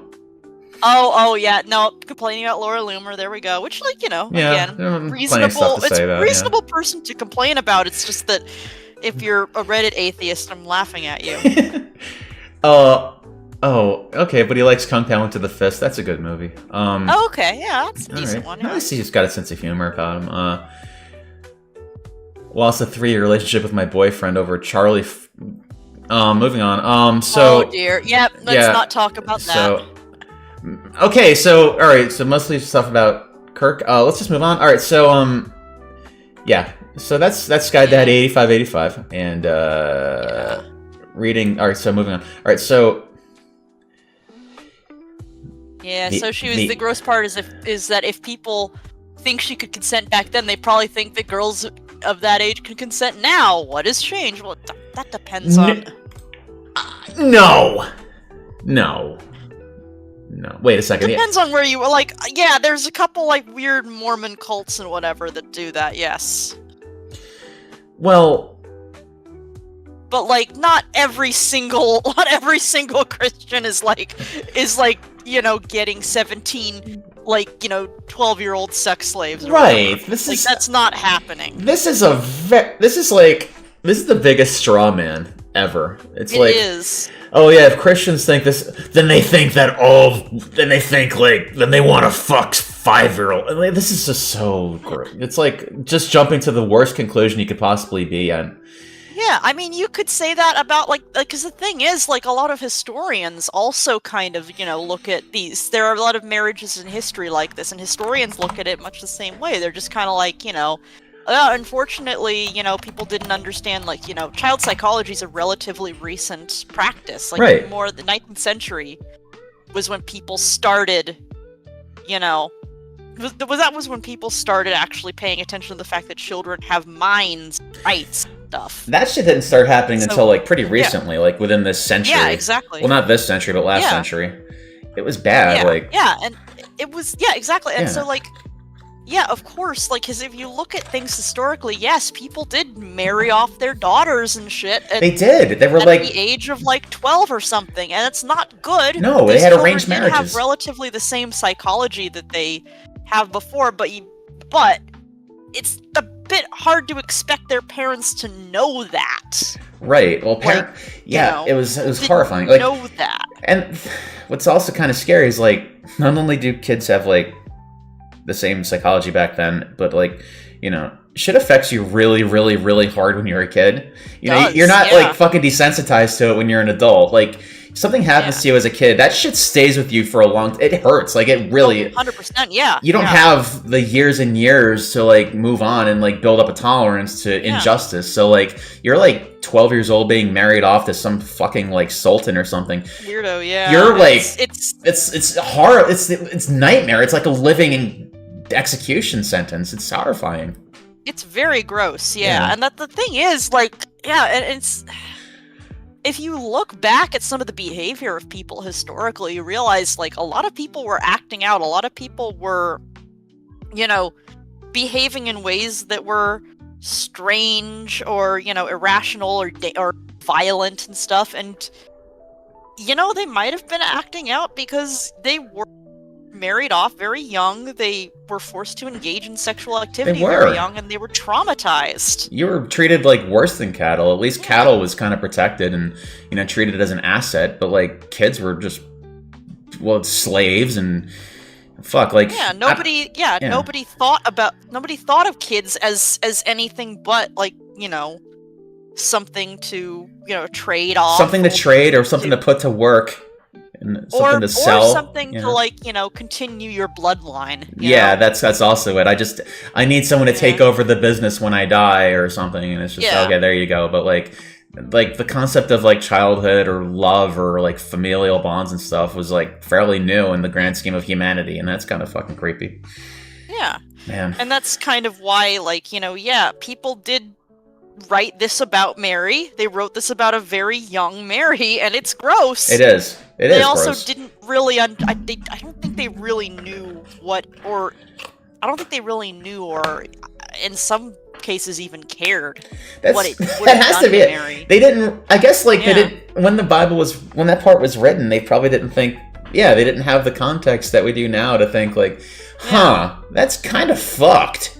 That's, they didn't. They just didn't. So like, what can you do? It's it's probably to them they would kind of see it as like similar to like, if a lord comes down to one of his peasants and is like, I've selected you, and to most of the peasants, they don't have, to most of the peasants, and even perhaps to the lord, depending on the lord's psychology, like, they just kind of see, okay, wow, this is a success story. In those times, like, who even knows what a measure of success is? It's like you're either a peasant or just a slave, or something, or maybe you somehow get like picked to be a noble or whatever, or something happens. But like most people back in that time, your life was pretty much figured out from the start. You're gonna be born in poverty and die in poverty, and there really is no like chance to really get better. So, and any deviation there is like, unusual. It's a success story to a lot of people. It is. So, or at least I think that's how they saw it, Yeah. So by today's standards, yes, that is horrifying. By their standards, it's probably not. So that's all I can say about that. So there you go. Yeah. The reality is that if Mary was, and if the story was real and all that, she would be traumatized. Like, her psychology wouldn't be different. But I don't think anybody in this situation would have recognized that. Right. No one. There wasn't. Yeah. No one in that time, in that location, would have been like, "Hey, wait a minute." No, because that didn't exist back then. They didn't have any concept of it. So, but here we go. By I don't know how to pronounce this. He's very. Otaoasis?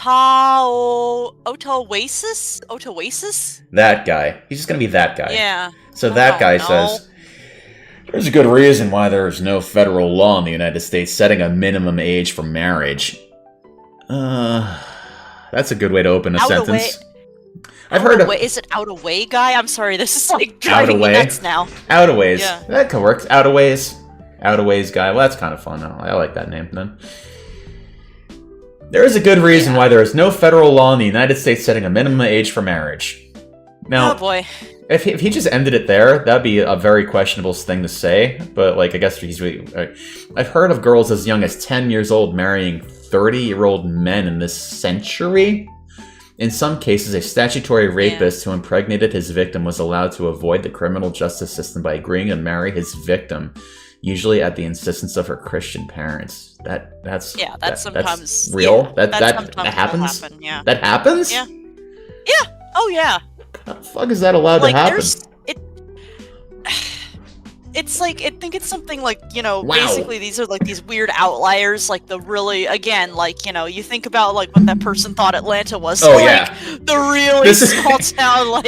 So this happens in that person's, in that fictional town, in that hypothetical town. Not going to say fictional. That hypothetical area, hypothetical. Yeah, there's also town. Really remote. Yeah. Honestly, I think it happens with Mormons a lot. Well, in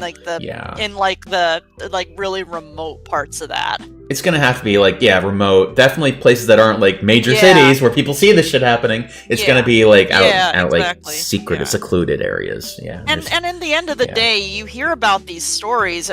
By the time you've heard about them, the authorities have been told, because like somebody outside the little circle, right outside of that little circle, heard about it, and they're like, wait a minute, Whereas if it's just like one or two small families out in the middle of nowhere, they've agreed that they think it's okay, and then meanwhile someone comes by and is like, wait, you married your 10-year-old daughter, what? And so so then they call the police. So Out-A-Ways guy thinks that this is probably just normal and fucking happens all over the place, but it doesn't. And no, it doesn't happen all over the place. Yes.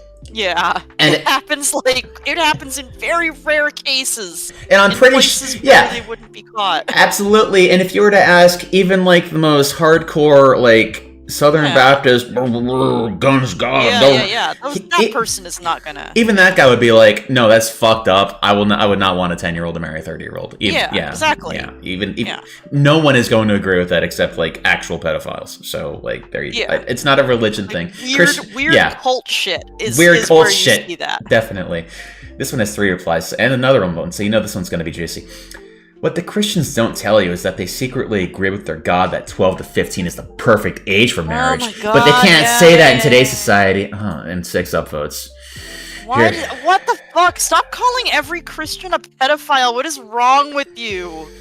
This is why people don't respect Reddit atheists. Jesus. Wow. Here we go. It's our favorite guy. I want you to read Sky Daddy's one. Okay.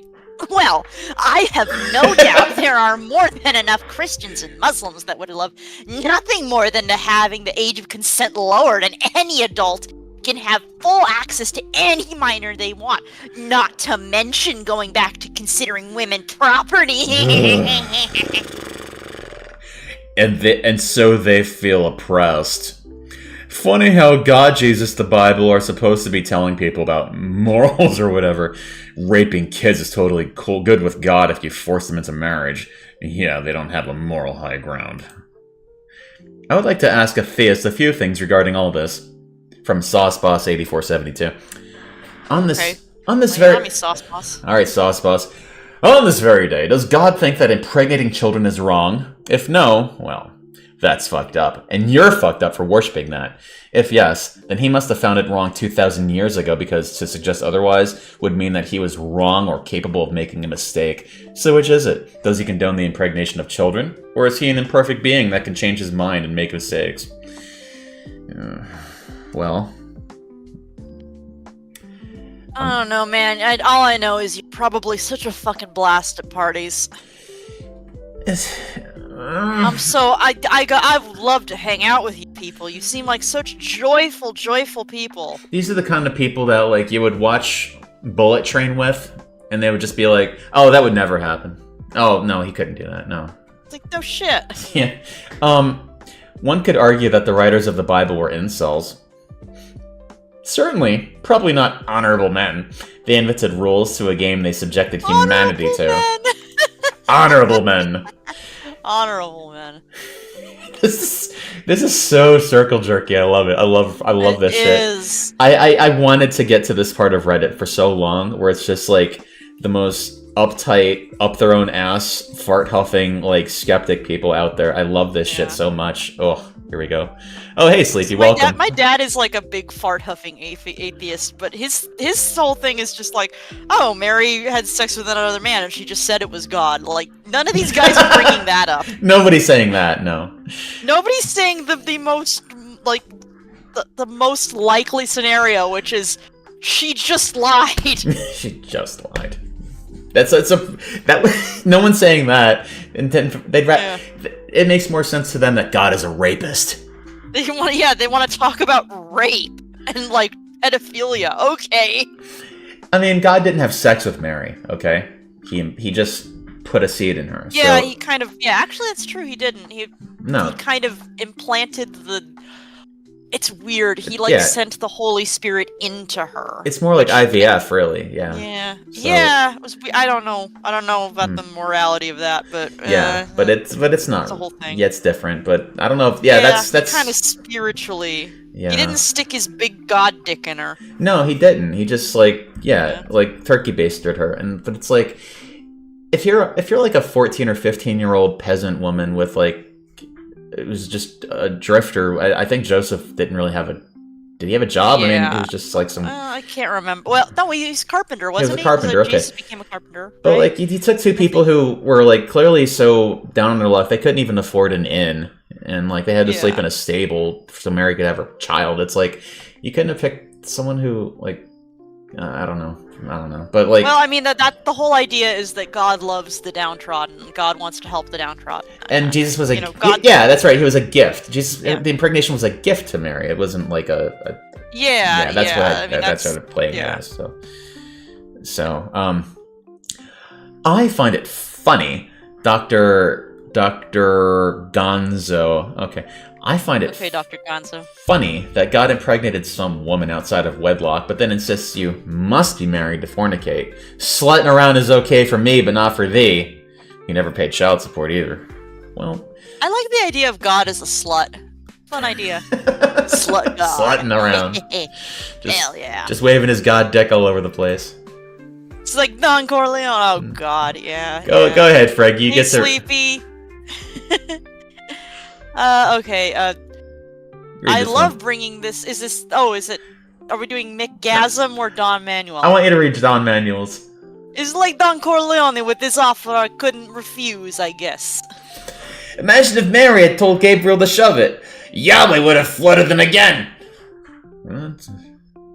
Man, there you go. Well, yeah, okay. Here you go. You get to read this one too. Oh God, yeah, and everybody clapped. Okay, I love bringing this up around the ho-ho holidays. So, I'm at the company. Oh God, you're at the company picnic. Of course you are. So you're gonna annoy the fuck out of your coworker. Love that. Love that. At Disneyland.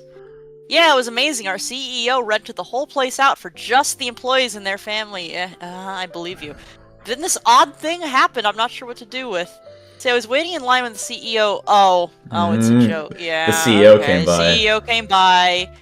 Yeah, he's like, everyone is going to lose their jobs and face eternal ruin unless we have sex. Da da da da da da. Yeah, okay, I get it. Someone's doing. Yeah, okay. It's about power, nothing else. God-given righteous fucks are the worst. Obviously not them being an abusive cunt. God told them it was the right thing to do, and who are they to disobey? Some humans don't know what to do with themselves without someone's foot on their neck. Sir, what? Humans. I'm concerned. I'm a bit concerned about this person. Do you call other people humans, Freggy? No, I don't. And I'm concerned about this person just saying like, oh, they want someone's foot on their neck. Like, buddy, you can chill. Let's see. You can chill right about now. Fun at parties. Well, they're so fun at parties. God simply arranged for her to be happy to bear his child. Wait, that makes it worse. Yeah, I guess so. Like, God made her happy. Like, he made her brain happy to be the It's a story somebody wrote where they thought, oh, like, you know, this is a...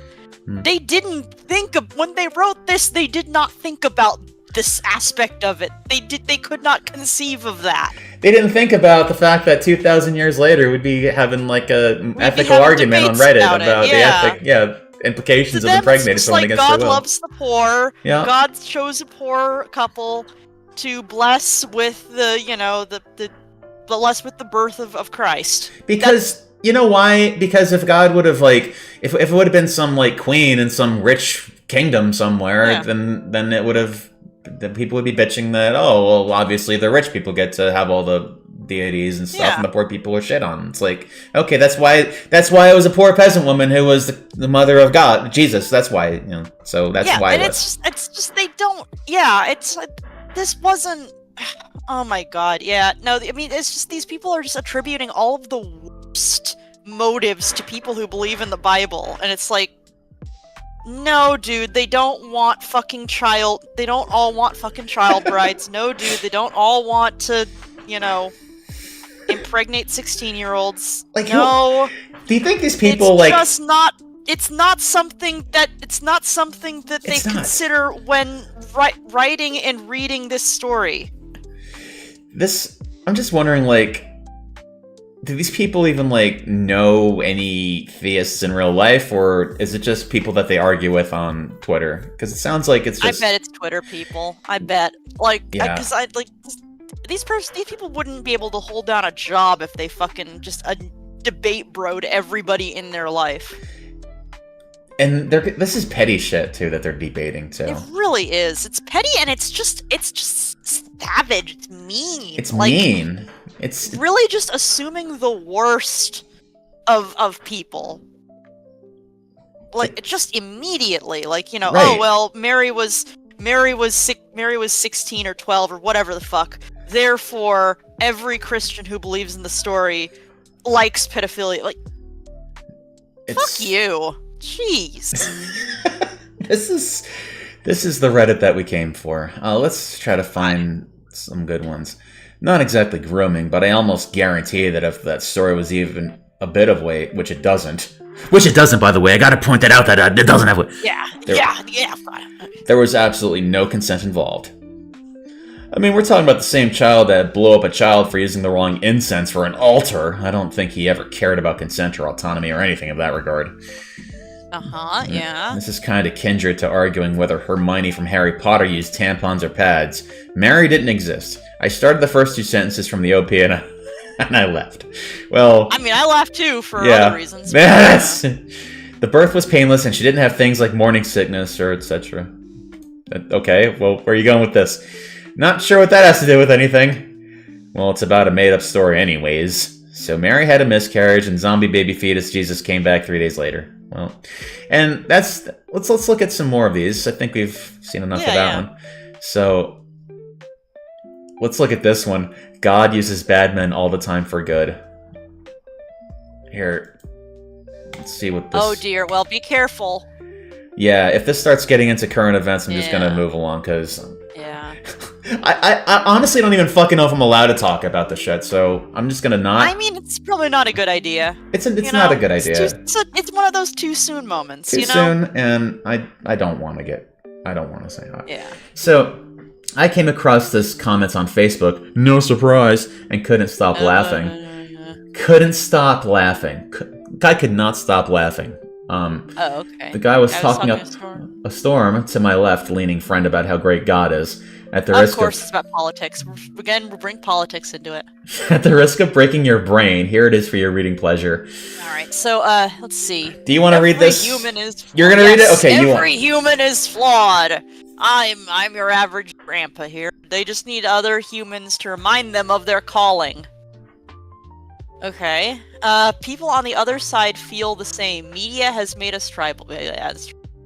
Your viewpoints listed are skewed and inaccurate. God meant for the church to be the blessing in people's lives. Imagine if everyone gave the church 10% of what they make in tithe, and if anyone were in need, the church can bless them to ensure they're taken care of. When you mean bless them, the like money with that's magic, part of the tithe? like you can't just bless someone and give them like that's magic. Part of the tithe? Yeah, because I get the sentence. The sentence makes sense if it's like, well, everyone's putting in 10%. And then the church will use that to help somebody, but I don't know. Okay, maybe. Government has stepped in to replace what the church had done 5,000 years. 5,000 years? I mean, both. It sounds like both the OP and this person are fucking idiots, but yeah, I don't know. Jesus honors the tithe. The government doing, oh god, flip tables when Rome stepped in. Place that.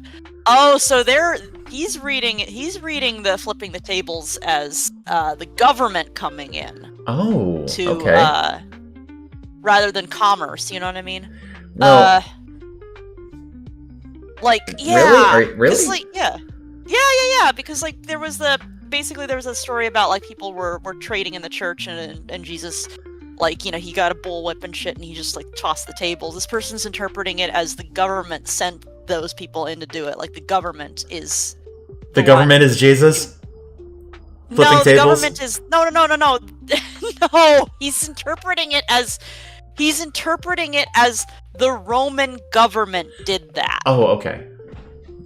Therefore, government bad. Government, you know bad. What I mean? Yes. Okay, yeah. I think I know what you mean. The government, the Roman government was monetizing religion. No, this is just like politics thing. I see. Yeah, Trump is a disruptor, which is why I voted for him. God uses bad men all the time for good. Okay, yeah. I see. All right. So this is just basic. This is just basic politics bullshit. Yeah. All right. Yeah. Well, we're not going to. Who cares? Who cares? Okay. Yeah. I thought it was going to be like retarded. Thank you. All right. Here we go. This is more up to like what I'm looking for. Has your average Christian actually read the Bible? Most of what I see in discussions online is cherry-picked and creatively interpreted stuff from Old Testament books. Over and over, I see a critique of atheism, capital A, atheism, be that you need faith in some sort of higher power to have a true set of moral ethics. But most of the moral people I see in this world are the atheists. So how come it's not capitalized here, but it's capitalized here? Like, I feel like you should... Yeah. Okay. Also, you know, in the other thread, the atheists were all like screaming about how every Christian is a pedophile. So yeah, we were. The one we just saw like 2 posts ago. Maybe everyone's different. Have you thought about that? How about that? Yeah, maybe like belonging to a certain set of beliefs doesn't make you just automatically like completely just the same fucking person. Maybe people are just different. Yeah, well, maybe not every Christian is the same as every other Christian. Not every atheist is the same as every other atheist. Well, no, maybe Freggy. People are just people. Well, no, the thing is here, Freggy. The problem here is that the only people that are like real people that actually have any kind of like sense of, internal monologue are these atheists here in r/atheism. They are the true awakened ones, and they are the ones that are breaking down all the NPCs out there and exposing all the horrible. Anyway, let's just move on. All right, so let me just see. Most of what I see in this... Okay, where was I? Are they like cherry-picked? Yeah. The New Testament certainly has parts about it that look like a good set of ideas by which to conduct ourselves, albeit in dire need of an update for 2025. But Christ literally teaches about loving your enemies, not casting judgment over others, not seeking and hoarding wealth, opposes nationalism, warns against hypocrisy, argues for the just treatment of minorities, the poor, and the outsiders. Isn't modern American Christianity, at least those who claim to adhere to it, antithetical to pretty much all of that? I mean, I think if Jesus was alive in 2025 and gave his Sermon on the Mount in Central Park, he'd be dismissed as a woke radical leftist. Okay. Well, I mean, it depends. Jesus. The thing is, not everything Jesus said is exactly great. I'd like to know what wasn't great. Yeah. But this stuff is. This is kind of what that church I was at last night visiting was kind of talking about. It's just following what Jesus actually taught, and that makes sense. But But if this gets political, we're gonna try to not be political. Yeah. Let's not. As a rule, atheists tend to know the Bible better than most Christians. Well, actually, to be honest, that is kind of what makes people atheists, because they read the Bible and they're like, ugh, and then they become atheists. It really depends, though. It depends, because some people do, because a lot of the time you actually have a lot of atheists come from Christian background, and they kind of, they kind of deal with a lot of fear depression with that, and they kind of struggle with it. So I feel like those people probably have read at least some of the Bible, whereas I feel like the people who who are always atheists, unless they are driven by an insane amount of spite, I don't think they've actually sat down and read the Bible. I get it, the atheists that did it from people that are atheists because they just had religious parents and went "fuck you, mom," and just grew up to be that kind of thing. Not the people that actually read the Bible and just came to their own conclusion that it wasn't for them. Is that what you kind of mean? Yeah. Because those people, those people have some idea of scripture, but then there are ones that were just I've always been atheist. It's okay. Always. Well, but then some people just never really were exposed to it and just never really saw them. Yeah. I grew up in a religious household, and so that's why I'm the way I am. But people, did you guys kind of do Bible readings and stuff when you were younger? My dad did that with me sometimes, but I wasn't really that interested, and we didn't go to church that much. But we went sometimes, but we just never really found a good one. They just seemed to all be kind of boring. So we tried to. It's it was we weren't really. I guess we would. I guess we did try to do Bible study, but it's But we brought up before, it's a bit hard to. And it's a bit hard because we were the kind of Christians where it's like you said, Christian isn't a religion; it's the umbrella, and the religion is actually Christian is just the category of the religion. What was your set? What sect were you in? Exactly, we didn't fucking have one. So we didn't know what to call ourselves. Have a sect? You weren't right. It was, I guess closest thing was just. My dad called himself a born-again Christian, so I thought that was okay. Religion. That's a whole different thing, Yeah, so that's what was part of the household, but it's I just never... I tried to figure it out, but it just didn't make sense. There's just too many contradictions. It didn't make sense to me, I don't think anybody actually reads the Bible in, in order either. It's always just sort of well, today we're going to read the story of Esther. Today we're going to read the story of, Jesus' Sermon on the Mount. Today we're going to read the story of Paul's letter to the Philippians or something, it's it's always like back and forth, not really seeing these things in context in the same, like, in order. And It doesn't. I guess they weren't exactly written in order. Who the hell knows what the real order is? Who knows? I just always felt like the Bible study it just went too slowly for me, because the Bible is a massive, massive, massive book, okay? Oh, yeah. So why is it that, like, every time you go to church, you're only going to read, like, 2 lines at a time from this enormous book and get, like, a very one-sided view of it, and then you're going to end up... Yeah. I mean, for better or worse, you can crack open the Bible and you can see a passage about, like, whipping your slaves and all of that, and be like, Bible bad. You could look at a passage where, like, you know, Jesus says something nice, and say Bible good. It is. Or you can literally just throw away everything in the Bible except for what Jesus preached, and you'd be probably fine too. But, like, maybe, Again, I have to double check, but I have a feeling Jesus has said some L's. I would love to slung some L's. I want to know. You know. I'd love to know. I'd love to know what you said. But so here we go. I just don't want. Don't worship any one person, man. Just don't do it. I worship Trent Reznor. You know what? That's valid. I'll let you do that. Greatest musician ever. I'll allow it. Yeah. I mean, he's not the best guy ever, but, like, fucking Downward Spiral was a great album. God, I love that. I love that album. I could never get tired of it. I read the entire thing cover to cover as a teenager. It was agony. Why'd you do it? Because I was a teenager and I wanted to hurt myself and I didn't want to use razors. There were very few good parts. To see if I still feel. I'll focus on the pain. The only thing that's real. There are very few good parts, and most of it was just incongruent slop. I'd like to emphasize that I did not read it as an atheist. I read it as a young Christian who thought it was appropriate to actually read the entire holy text of their religion. Reasonable thing to do, actually. That makes sense. Actually, that does explain why they read it. I didn't start the exercise with the intent of ending it saying, "Wow, what a bunch of absolute fucking nonsense," either, but here we are.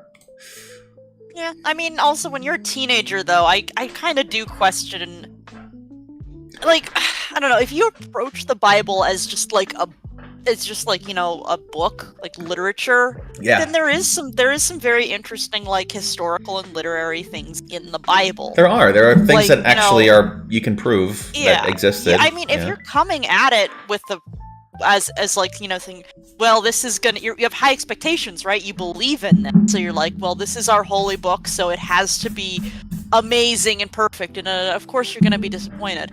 But, like, if you're just kind of looking at it as just a book, then it's not terrible, right? Like, again, I've not read the whole thing cover to cover. I've read a couple of the books here and there. I've tried. It's fine. It's like, see, the thing is, like, I would read it, but I don't want to read, like, the baby version that's written for people who can't read. I want to read, like, you know, the real one, but it's like, which version is the real one, you know, because there's like 90 different versions of it. I don't know, like Aramaic, right? You know? Yeah, so I'd like to kind of get the real thing. Or Aramaic, yeah, that was the.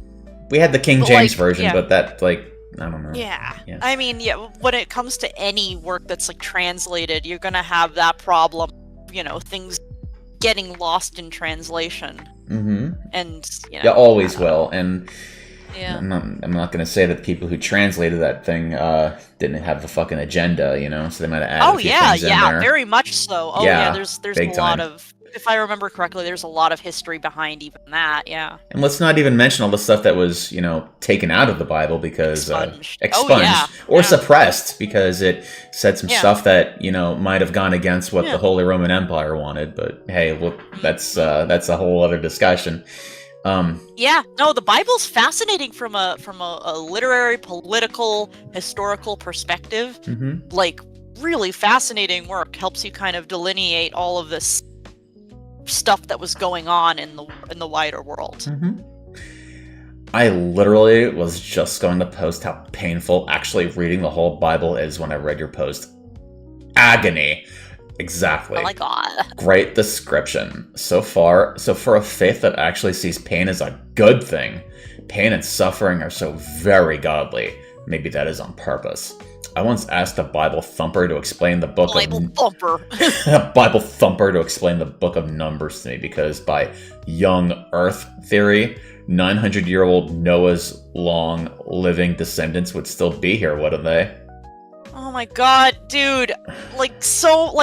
Most... I don't know, maybe there probably is a decent number of Christians who do believe in young Earth, in the young Earth theory. But I guarantee you it's probably like, you know, a lower percentage. I think most of them are like, you know, yeah, dinosaurs thing. You'd be surprised, Freggy. Yeah? I would? Unfucking fortunately, you'd be surprised. Did they say God put the dinosaurs' bones there to distract us or something? Yup. Okay. I have talked face to face with quote True, Bible thumpers who have said that, like, birds did not evolve from dinosaurs, and there is no such thing as evolution, and the Earth is about 5,000 years old. It's like, okay. I've always lived in very cities, so whenever I generally encounter, you know, people of faith, they're usually like, you know, oh yeah, dinosaurs are fine, you know, just be a good person. I just go, whenever I get in that conversation, I go, oh yeah, I know, oh yeah, and I just let it go, because they're gonna try to convince me of something that literally is impossible, and I'm just like, okay.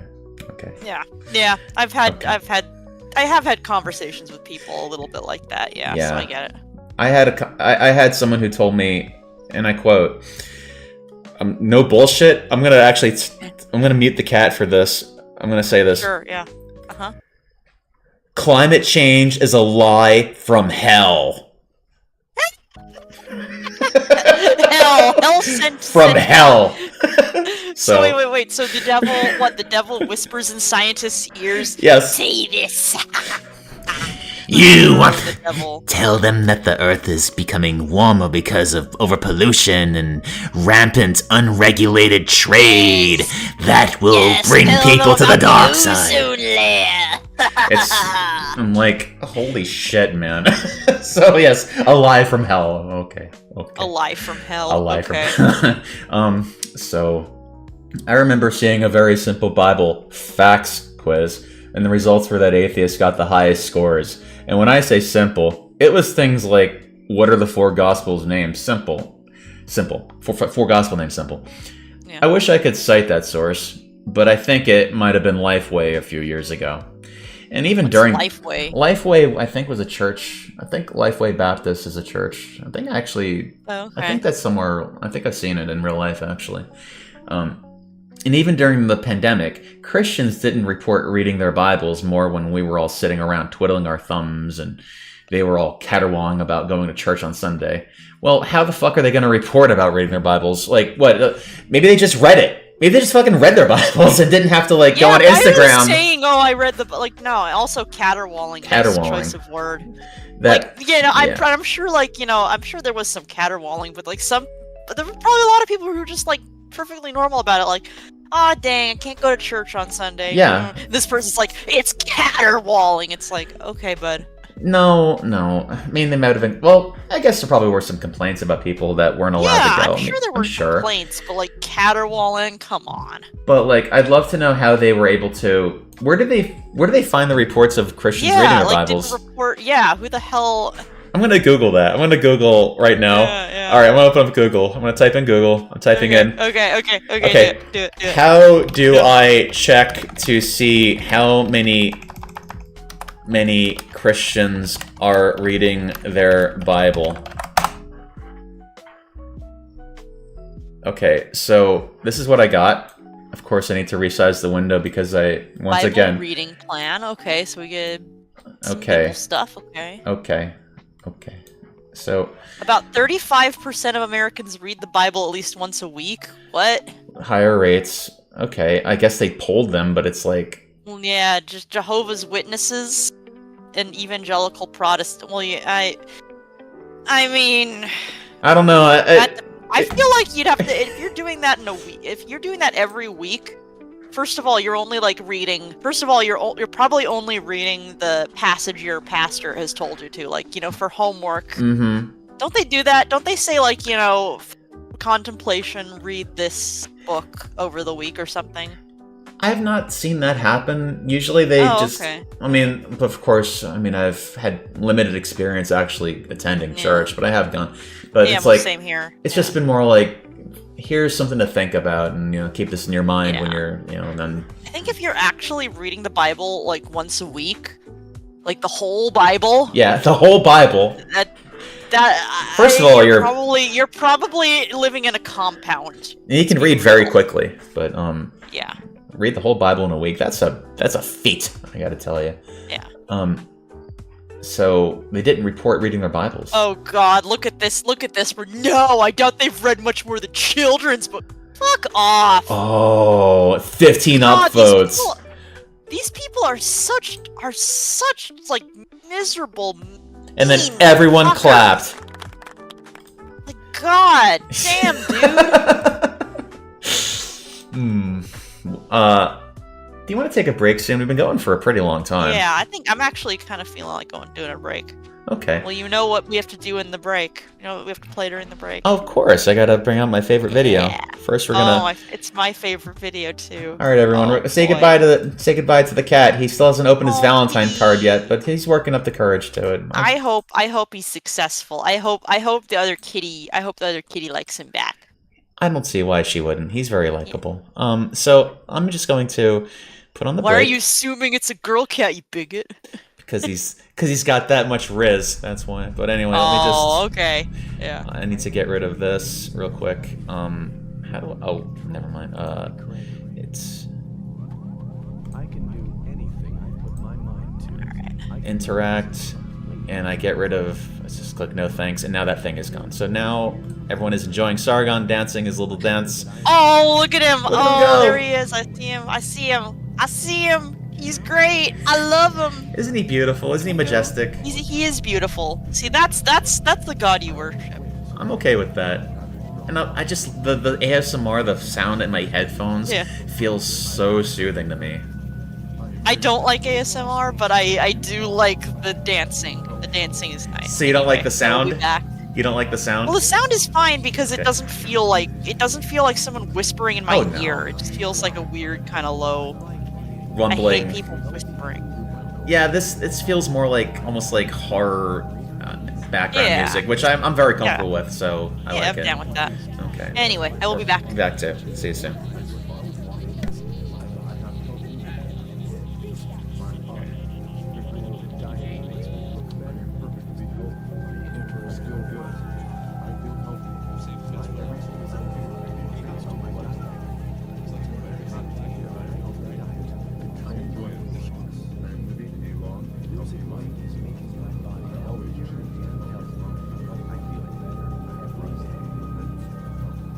Losing weight makes me feel more beautiful than I ever have before. I'm actually losing weight because I know my strong body is able to quickly recover and heal. I am thankful for my health. my friends and family are losing weight. Your role models for others to be strong, stick to their diets. I am happy. The healthy energy My gratitude throughout my body. I have the energy to help us here. My grateful heart. I am in control of just diet and well-being. The strength I feel since I started using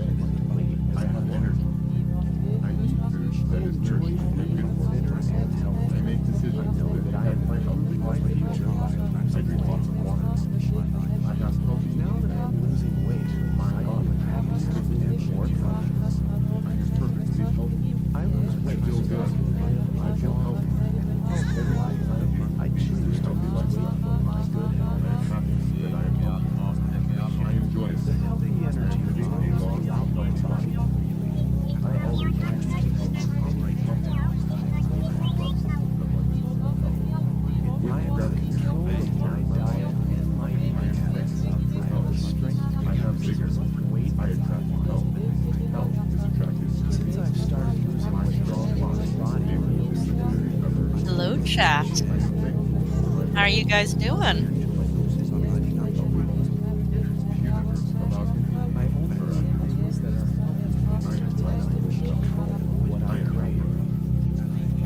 Hydrangea, why were they glaring at you in church? What the hell?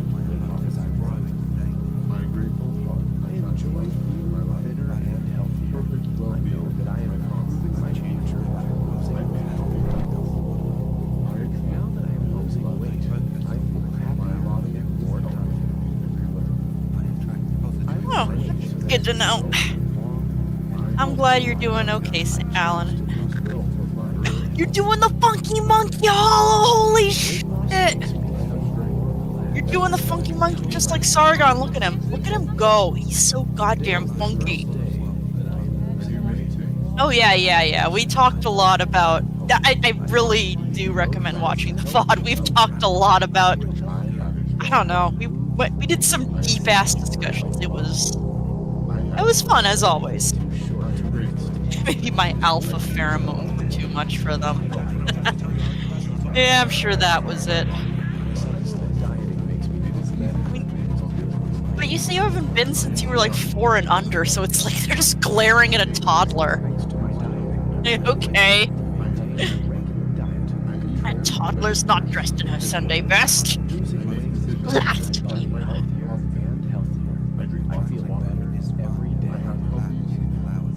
Losing weight makes me feel younger and more beautiful. I feel good. I feel healthy.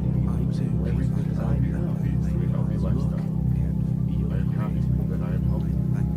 I enjoy this. I am leading a long and healthy life. I always choose to focus on others to be strong their diets. with gratitude. I take care of my The energy flows throughout my body. I have vigor. the energy to I attract health. Health is attracted to me. My strong body. I am in control of my diet and my I eating am habits. thankful for I my have the health. strength to lose weight. Since I've started losing weight, my body feels better. I am happy. I enjoy losing. Uh-oh. Something happened. This is the quickest way to clear out stuck poop. The #1 food for regular BMs, huh? Okay, let's see. Fastest way to clear out stuck poop is by adding more fiber to your diet. Not quite, unless you want to make things worse. Of course. As far as the best foods for doing that, I've been experimenting with prunes, kiwis, and refried beans. Oh, bless her. Yeah. But this is going Good, sideways fast. Fibrous foods are great because fiber helps you poop. Okay, I got to jump in Wait, here. is- Fiber. Look, is it's Posty great actually when you're not doing already this? constipated, but when you're backed Or up, it's just like, yikes. Is this just an 'Cause here's ad the that thing, we're Fiber getting? adds bulk and weight to stool, Posty, and no! 1 + 1 equals This 2. is Just like perfect. adding I love even it. The more fart mass to ad. the poop that's already blocking your And I body's can't only control exit this. equals This is just how it more is. cramps, more bloating, We and are more living constipation. with That's we are just living basic with the math. poop ad, And guys. it's 100% I want you to not understand. What the fuck is it We're stuck playing? with What the the poop hell? ad. Is it over? We're Sure. The stuck with video's the poop over? ad. Shit. I don't even know what's on here anymore. Allowing God. it to squeeze Oh, it's through an ad? and Alright, let me get rid of this blocked shit. exit. Meanwhile, Blocked the old exit? stuck poop that's already No, I don't connected want to to the hear about walls of your poop. colon. Why are we Well, hearing about poop? No. Stop! stagnate in the Stop! belly. Perfect. Not Okay. Perfect. I love it. I thought you were thinking. Oh my god, Post, you have to understand. What You need happened? to understand something. I was talking to chat. Yeah. I was watching the Sargon video, Yeah, right? yeah. And then the audio stopped, and the next thing I heard was a massive fart. And I thought, oh, Posty's doing a bit. He's doing the fart sound. No, I was making a snack. Okay, No. okay, I'll play along with it. You know, and then the ad started playing, and it was about like constipation and everything. And I'm like, okay, it's a bit.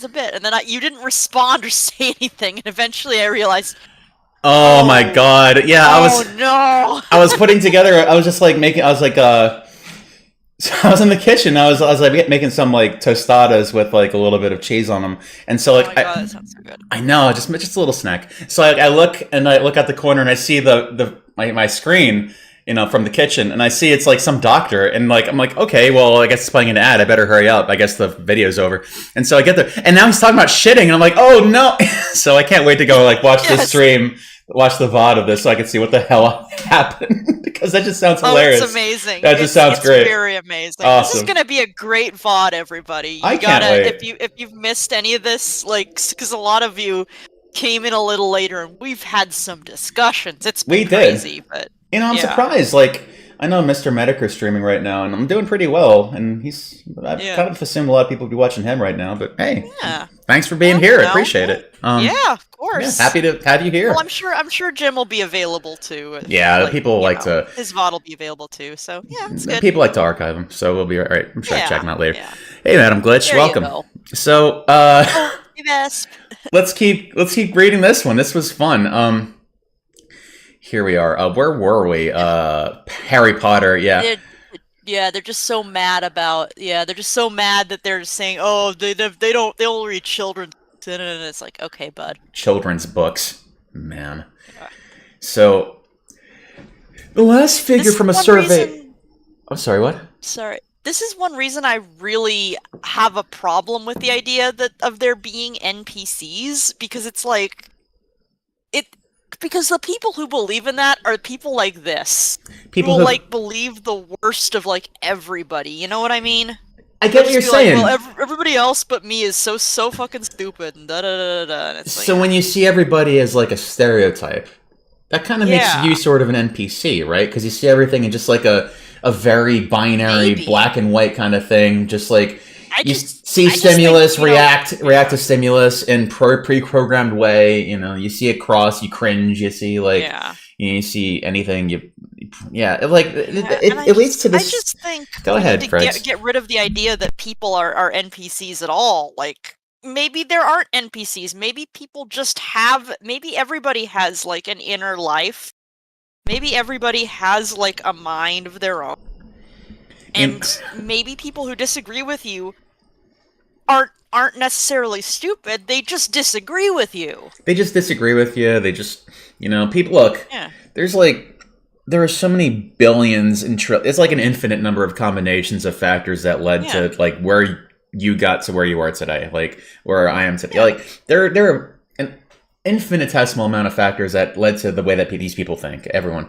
So it's like to go and limit everyone down to just like an NPC or just like just kind of a placeholder after like seeing like how much had to go into building that person to be where they are. It's like. It really is just a very reductive kind of argument, and I guess people like kind of. I really agree. I think Definitely. I agree with that. I think people are much more complex than we assume. It's just that we don't want to face that fact because there's billions and billions of people, and to kind of conceptualize how complex each one of those is. It's infinite, it's huge. You kind of have to. You got to compartmentalize people like that. Otherwise, it's just gonna be too much to factor in. You can't think of like every single facet of everybody. You kind of have to like, I get it, but like these people do it in such an extreme circumstance, in such an extreme level, that they really just see people as like cartoon characters almost, or just like background characters for their story is kind of how it looks like to me, if you ask me. So I'll be back in a second. I'll be like 10 seconds. I'll be right back. Oh yeah, that's right. No, I really need it this time. Posty in the middle of his food. I'm gonna just I'll be back. I'll be like eating, but I'll mute myself. But I'll be back in a second. Oh, I see. Okay, let's see. The last figure from a survey I saw was that 1 in 9 of them, 11%, had read it cover to cover even once. That number was self-reported, so there's probably a discrepancy on the upside of that number. They read the pretty parts over and over. But you guys do that too. You guys sort of say like, well, what about this passage that was bad and said bad things? Everybody does. They won't read about the priest's concubine, for example. They don't know about Jephthah's daughter, the lusty parts of the Song of Solomon.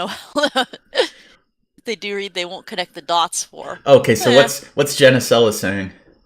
Oh, they're saying that that Christians don't read the Bible cover to cover, so they quote like the nicer bits, but they don't know about these Oh, well, lesser known things like a priest's concubine, Jephthah's daughter, Song of Solomon.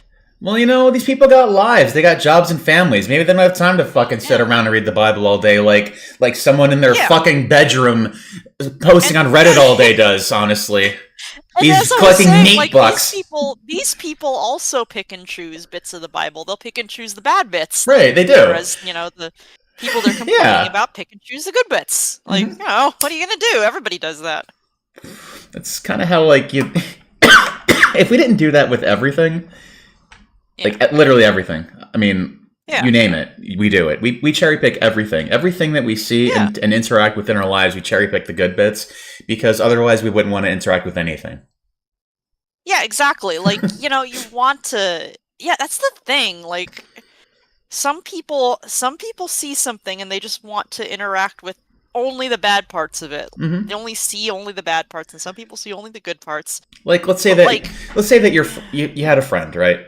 And they're your best friend ever. Like, you've known this like your whole life. I don't know, but like, say you have like a very close friend, but they did one thing to piss you off once. Like, they were late to a meeting or something once, or they like maybe they stole one of your French fries. But like, let's say that. But like, if you're always gonna have that in mind every time you see them, it's gonna just be a problem. You kind of have to just let shit go. Yeah. So who the fuck even thinks like Yeah. Yeah. No, I wouldn't even know. Like, I have friends who like constantly doing things that I like, occasionally roll my eyes about. Mm-hmm. It doesn't mean I don't love them. It's just like, my friends, all of my friends have said or done things where I'm just like, naturally, okay, they just do. Okay, buddy, whatever. That's how people work. If you're not prepared to deal with the fact that people are flawed, then you're gonna have a very, very sad, miserable, and lonely life. And some people really are like that, and I've interacted with them, where they really do only see like the worst parts of things, and they just don't let it go. They just hold grudges, and they just keep going. And you ever like, speaking of friends, like, I'm not gonna go into personal things, but like, ever have that one friend who just like will not get along with your other friends because they're just like, oh, well, I just don't like her because she, whatever. And they just like find reasons to not like someone, and they just keep holding on to that. For the most part, I've not experienced that, but I don't know. I just kind of... Yeah. I try my best to kind of not get, I know. I had to deal with that a lot, like, growing up, so it was kind of a thing. Oh, God, yeah. I'm beyond it now, but it's just like... Yeah. I just wish everybody would get along. That's all I really want. Yeah, we all just get along. Yeah. So, but, like, where are we at? So... Yeah, one-sided propaganda, da-da-da. Concubine, oh, boy. Yeah. Well, there's some crazy shit in the Bible, because the Bible was written in, like... Yes, Pug, I do. Oh, Sorry, okay. I'm reading the chat. Okay. Yes, Pug, I do that with you. I do that with Posty. I do that with Sleepy. I do that with everybody. Because not everything everybody says or does I 100% agree with, but it's okay. Mm-hmm. That's fine. Like, all right. So where are we reading at now? You want to read the next one? Because I'm gonna eat a little bit. Yeah. No, and those who do read it tend to do so in Bible class, which is just a one-sided propaganda event to push that brand's interpretation of the Bible. I mean, that depending on your Bible study, that could be true. It's just like the Bible's just written in such a way where like it can really interpret it to just kind of say whatever you want. Like it really is. Oh yeah. So easily interpreted. Well, the Bible is like very important to people, so they have a lot of reason to interpret it in various ways. Yeah, exactly. Yeah. Let's see, they cherry pick parts of the worldview. No, they don't read it. So many people don't know the story of a widow who covered her face and dressed herself as a prostitute. She seduced her husband's father and had a baby from him, and she was regarded as a good woman. It's a kind of incest. It's crazy. Well, what's this? Seduced your husband's father. I'm trying to. Was that wasn't Rachel? I'm vaguely aware of. Yeah, I'm vaguely. Vaguely remember that story that person's talking about, where the woman dressed as a prostitute and fucked her her dead husband's dad, or something. Oh my god. Yeah. No, I believe that's also Old Testament. There's a lot of weird stuff in the Bible. Yeah, it is weird. Like there is stuff like actual incest in the Bible. I think Lot's daughters got him drunk once and like had sex with him. Something like that happened. Yeah, there's really fucked up shit in there.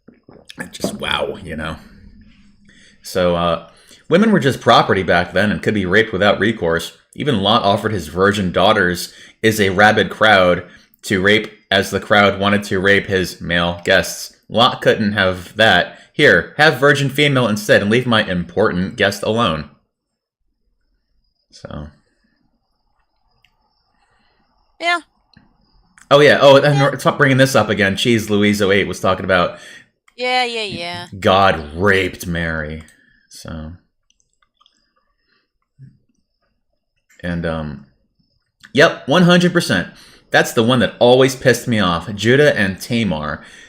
Tamir? This is Judah, the beginning of the line of Judah, one of the 12 tribes of Israel. This is the Judah of the Lion tribe of Judah that Jesus is a direct decadent of. This is supposed to be a righteous guy that's a leader. Biblical morality, though, right? I don't know what he's talking about here.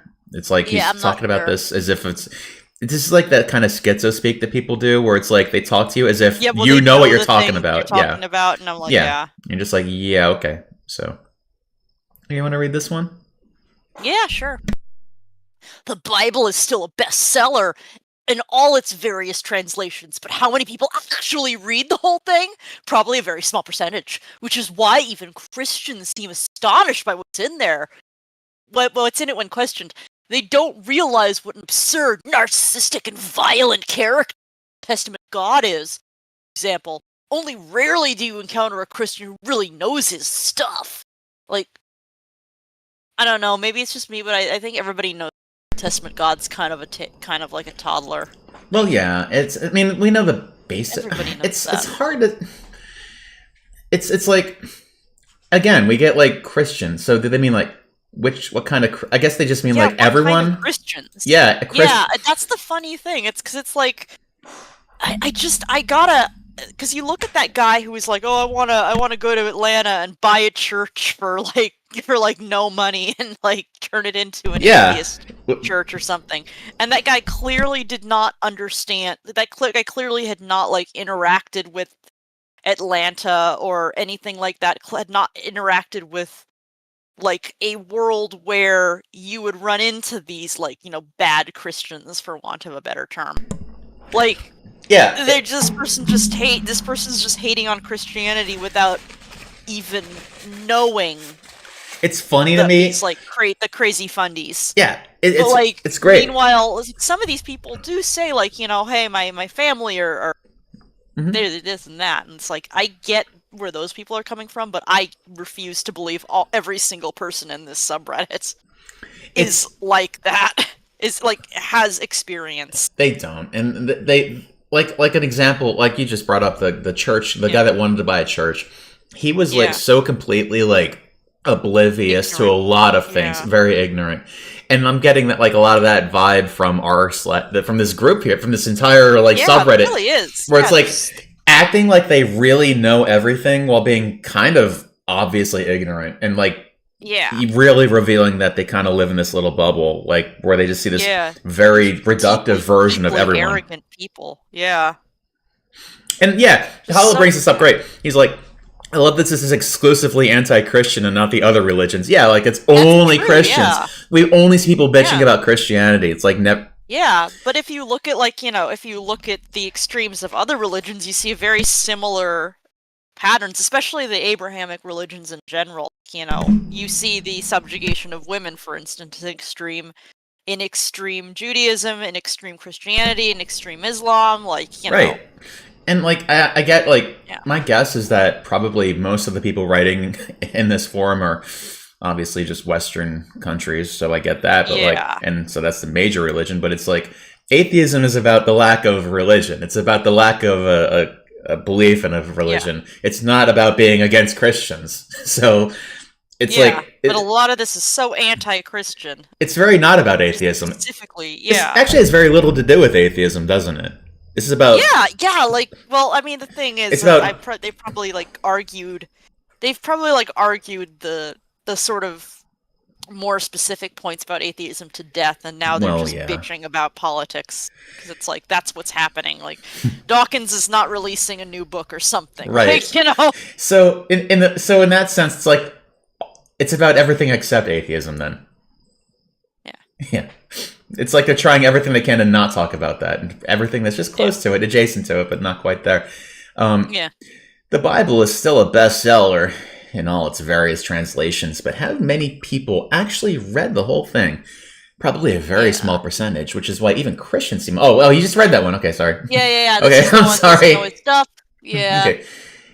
Atheism is what happens when you read the Bible. Read the Bible, yeah. Religion is what happens when someone else reads the Bible to you. Oh, I got it. Delayed reaction, but let me just. I got it. When you, Hey, lead. Look, somebody who actually mentions evangelicals and not just Christians. And Thank you. Yes. Yeah, somebody. Thank you, whoever you are. I mean, you're talking about Fox Nation, so you're probably going to bring. Oh yeah, I can see that now. Into it, but thank you for at least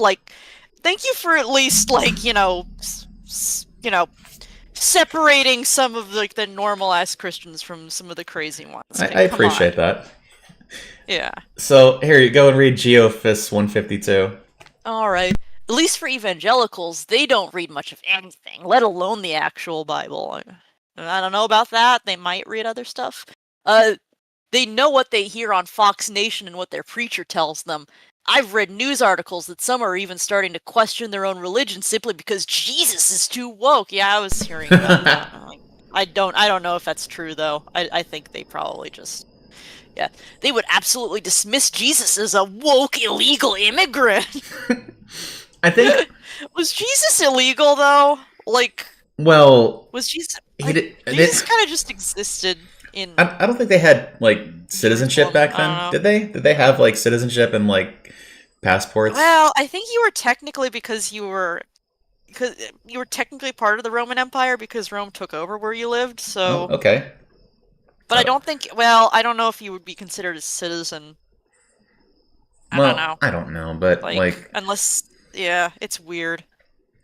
Anyway, Jesus would probably be too woke. I'm just gonna say, but anyway, let's keep. I mean, probably. Who knows? Just the parts that they like. But if Jesus were here today, he would be distinctly unwoke because he's from Jesus would see women wearing pants and transgender people and all this other stuff, and he'd probably be whoa, what is this? That's true. From fucking from 2,000 years ago. That's true. He'd be coming Jesus back. Yeah, that's a good point. Yeah. He'd be more concerned about what the hell are cars and why are things flying in the air and what Jesus. What the hell? What is a television? What is the internet? Oh my god! This is what happened to the world? He'd be too busy freaking out about the world being so fucking different. Yeah. That's a good. I never thought about that. Jesus that would be woke, but then there's all stuff about Jesus that would be unwoke. He'd be too confused. You can't lionize a guy that much. Not even Trent Reznor Posty. I'm sorry. Oh, that's fine. You never know. You never know. Yeah. Just the parts they like. People who read it cover to cover are either very good at doublethink or they're atheists. I haven't come across one yet that has shown any exceptional knowledge of the Bible. Majority of them don't. Oh my god, dude! I swear to God, this person is this person is the stereotype of that that sort of metal guy who's name 5 songs by this band if you're wearing this. You know what I mean? I know what you mean. Yeah. This guy goes up to Christians and he's like, "Oh, the Bible will tell. Do you know about this story? Do you know about this story?" It's like, bro, Bro, what the fuck is wrong with you? Oh yeah, Leave them alone. Tell me, They're verse just trying to shop at Walmart. verse 5 on chapter 9. Give me that one. Yeah. Yeah. Oh yeah, but you don't know who Doubting Thomas was either, huh? Poser. Oh Exactly. shit. Majority of them don't read. Period. They show up some Sunday mornings for the pedo to read them a fairy tale of the week.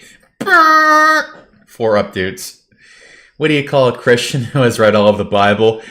An atheist. The best cure for Christianity is reading the Bible. Mark Twain. I like this one. Just no. No. No. All right. I'm gonna eat a little bit if you want to read this one. Oh sure. Okay. Well, they read it, but it's often directed reading, directed by their preacher, who also interprets it for them. After that, they will usually see the verse as meaning whatever the pastor said it meant. Sometimes there are disagreements about what the verse means, and sometimes that will lead to a person seeking out a church that agrees with their own interpretation. Take 1 Corinthians, I'm tired of this voice. Take 1 Corinthians 13. It says that all other fruits of the Spirit are useless without love. Alright?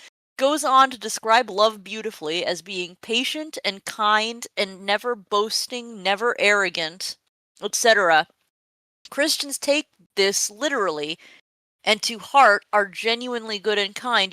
Christians that take this literally and to heart are genuinely good and kind, and you'll find them often ostracized by their religious peers, and they'll often work in true service to others. But modern Christianity decided that verse means tough love.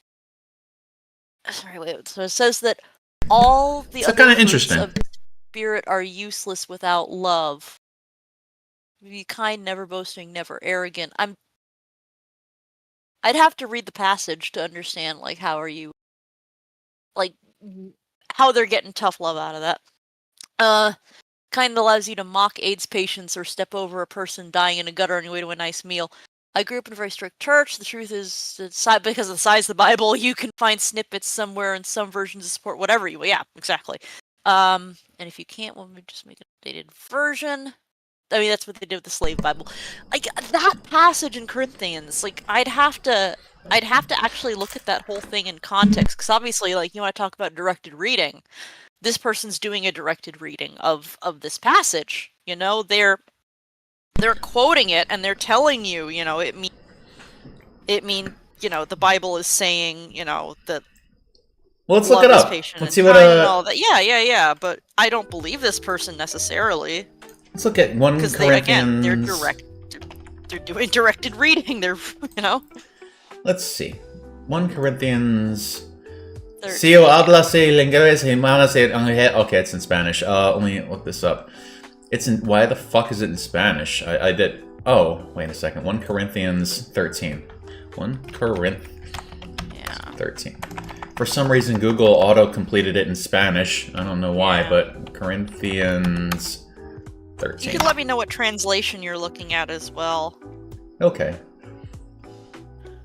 Here we go. Got it. So, New International Version. Okay, so it's written in baby English. Yeah. So let me move it. Oh my god, this screen. Resizing it. So stupid. I would define love here actually, because do they mean God's love or do they mean love among other people? Like. All right, so let's check this out. You know what? I'm only a resounding. If I speak in tongues of men, but do not have love, I am only a resounding gong or a clanging cymbal. Well, that just kind of sounds like if I speak in tongues, like we've seen this before, where like you'll see like people at churches just start going, he's saying that like if you don't have like love behind it, or like I guess by love it probably means like purpose. In the tongues of men, that's different from like speaking in tongues. Like the tongues of men is just like languages of humans. Okay. So if I speak in the tongues of men or of angels, but do not have love, I am only a resounding gong or a clanging cymbal. I'm going to just read this. If I have the gift of prophecy and can fathom all mysteries and all knowledge, and if I have a faith that can move mountains but do not have love, I am nothing. Interesting. So they're saying you can have faith, okay, if I give all I possess to the poor and give over my body to hardship that I may boast, but do not have love, I gain nothing. Love is patient, love is kind, it does not envy, it does not boast, it is not proud. It does not dishonor others, it is not self-seeking, it is not easily angered, it keeps no record of wrongs. Love does not delight in evil, but rejoices with truth. It always protects, always trusts, always hopes, always perseveres. Love never fails, but where there are prophecies, they will cease. Where there are tongues, they will be stilled. Where there is knowledge, it will pass away. For we know in part and we prophesy in part. But when completeness comes, what is in part disappears. When I was a child, when I was a child, I talked like a child, I thought like a child, I reasoned like a child. When I became a man, I put the ways of childhood behind me. For now we see only a reflection as in a mirror. I prefer through a glass darkly, to be honest. Then we shall see face to face. Now I know in part, then I shall know fully, even as I am fully known. And now these three remain: faith, hope, and love, but the greatest of these is love. Okay, so... With context. Yeah. All right. Yeah, I mean, I can see sort of the tough love in when I was a child, I spake as a child, but then, when I became a man, I put away childish things, saw reality, and, all of that. Like, when we were looking at the preachers in the earlier stream, that manosphere guy, he was kind of quoting that. He was, to kind say, of, like, yeah. You can't play video games because that's childish things. That is true, he did say that. But he didn't have, but there was no love in what he was saying, was he? He was just condemning and just accusatory, just vicious, like, mocking, kind of like, you're pathetic. Like, there wasn't, like, he wasn't... you don't want to furry. Right, he was just being, he just sounded like a bully. Like, there wasn't any love in that. And so to me, I find that he was not, like, really real about that. From what I can see, it seems like the Redditor seems to have the right idea. From my perspective, this guy's the right idea. The right idea. Yeah. I'm with like, him. It seems He's right. Yeah, it seems like the passage is just a very sort of broad, kind version of love, and not necessarily tough love. Right. I don't believe, like, tough love is... I don't think that I don't think it's right. Well, it depends. It depends on how you would define tough love, right? Yeah, like there's thing like, if you beat your child, that's not really tough love. No, that's abuse. But, like, yeah, but, like, when kids get grounded, that's tough love, and it's like, that's discipline in general is pretty fine. Right, that's fine. Yeah, you have the discipline. That's fine. There's love behind it, and there's a difference. Yeah, it's not like you're beating your kid just because you're like a drunk and you're just an asshole. But like, you need to actually like teach your kid, look, if you do this, and you're gonna have to be in you have to be in timeout and take your phone away. And that is tough love. That is tough love. You're but being tough. Yeah, but like but I guess if you didn't have tough love, it would be just like ignoring him and just hoping that, like, I guess that's kind of the opposite of tough love. Is just letting your kid just do whatever, and like, I don't know, as long as he's not in jail, then it's fine, like that kind of thing. It really, I mean, this is a whole different perspective, but I think the Bible passage is generally actually saying, like, when you grow up, you realize that love is important. Yeah, important. Because, like, time has passed. Basically it's saying, like, like, language goes away, material things go away, everything goes away, love does not go away. That's right, yeah. When I was a child, I had this, I had that, and da-da-da. Then when I became an adult, a lot of that went away. Love stayed. When you grow up, love stays. Love stays, if it's really love. And I'm getting it now, it's like, it's talking about all the acts and things that you do. Like, if you're given to the poor, but it's because, like, but you, like, do it out of spite, I guess? Like, I don't know. I don't know anybody who ever gave, like, $20 to a homeless guy without love, I like, you crumple it up and throw it at him? Or, well, you can do it to kind of cover up what you're, like, a lot of, you Or I guess if you're like I'm sure a lot of people live who streaming went it to the island well, that too, probably donated a lot to charity. Oh, there you go. There was definitely no love in that, but yeah, I get what you're saying. Yeah. And that makes a good point. It's like it actually, when you look at it from this perspective, it's kind of like you can kind of all these. I forget what it said, but let's talk about like different acts that you can do, different things you can do, give. But if you don't be have nice. love, if you don't have love, but I guess you can also do all those things in a way that could actually be not for the best reasons too. You want to know something kind of crazy about that? If that's from Corinthians, I'm pretty sure that means letter to the Corinthians. Oh. And Paul wrote the letters. And Paul. So that very nice passage was from probably Paul, who is a noted asshole. Yeah. Really, so that's another sort of interesting. That is interesting. Put that in your pipe and smoke it. I don't know. Keyword red. Oh. Yeah. Here you go, Freggy. This is all you. Oh yeah.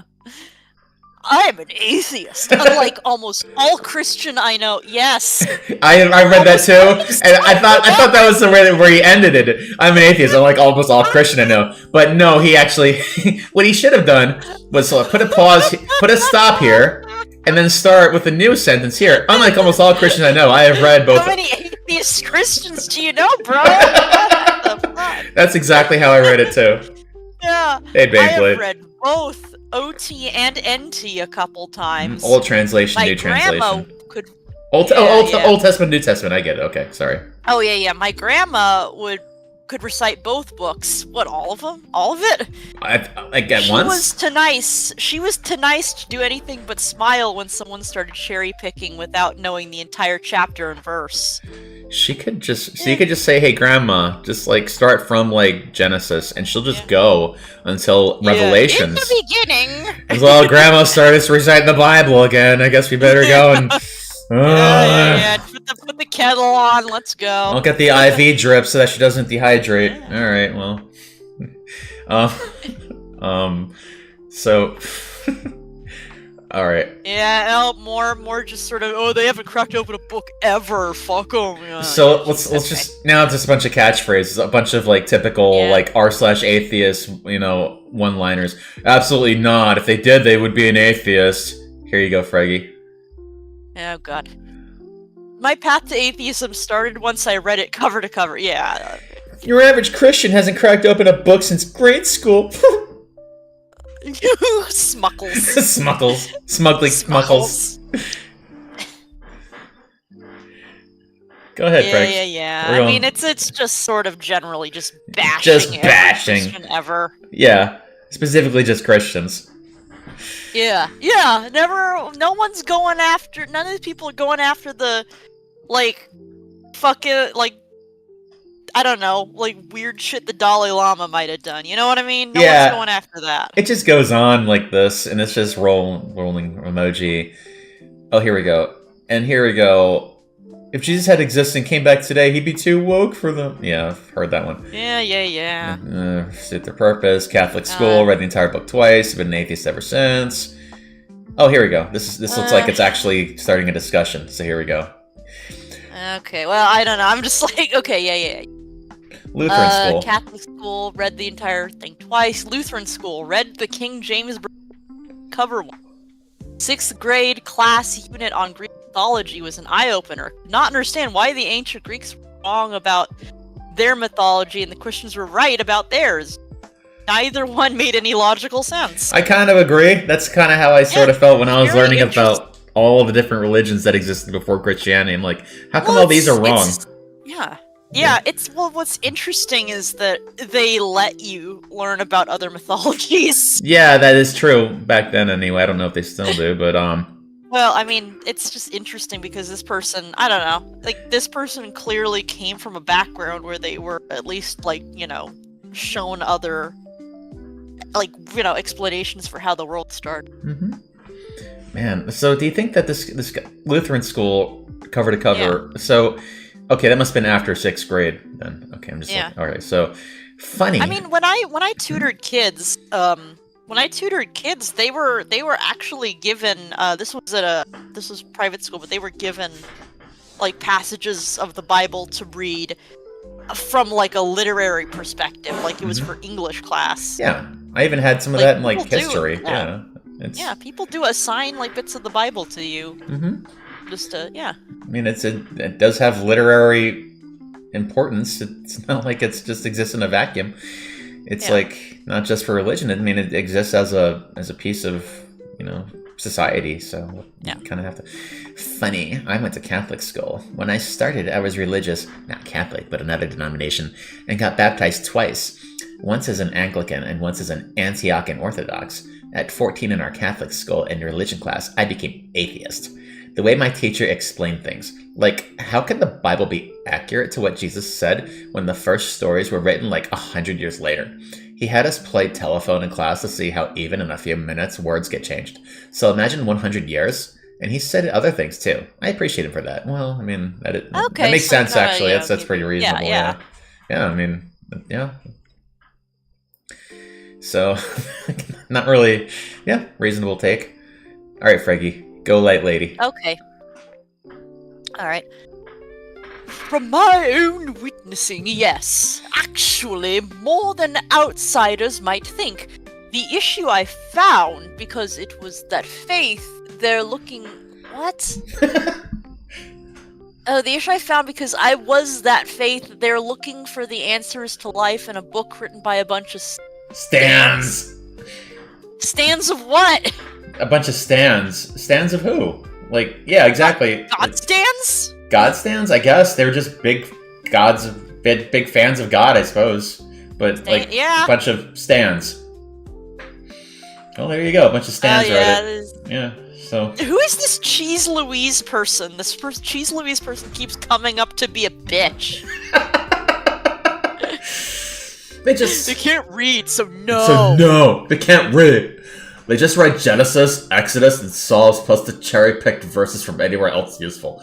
New Testament is the 4 Gospels mainly, and Revelations plus cherry-picked stuff. They can't read, so no. They rarely read it, and they don't have a clue who wrote it. No, and those that do become non-religious or find a way to exploit others with it. They gotta teach you. No, Frank God was the sex pest. God was the sex pest. Jesus was not the sex pest. Yeah, God was the sex pest. Jesus was just like, I don't know. Jesus doing a different thing. They teach you not to read the Bible because they want to interpret it for you. No, and that's a good thing. The Bible is a disaster of moral code. No, has anyone, cover to cover, take it just as a thing to read? The Bible stinks. Just try it. You won't get very far. At most, these people are just miserable. Curated bits of it and been told what to think about those. I did go cover to cover on it like 30 years ago. It was so tedious. The only book that was somewhat coherently written was Job. He likes Job. Job is his favorite book in the Bible. And it's just a man suffering completely. Yeah, well, I mean, these people are miserable, so I get it. Oh, he's just like me. Oh, shit. Oh, single common thread. Oh, this turn becomes a whole ass thing. Okay. Oh, damn. Oh, okay. Well, here we go. Mythologies of the time, bullfinches. Yeah, okay. All right, here we go. Yes, I read it cover to cover during my studies. Yes, my bullfinches. I also read the Bible, and I read the Quran, and I read Oh, yeah. One of the interesting supplements I read about was how Revelations isn't actually about how the end of the world, but it was a series of letters to the heads of churches at the time warning about the corruption written by a guy who may have had some issues. But even as a metaphor, it's still a shitty book that contradicts itself and may well be the by like several different people.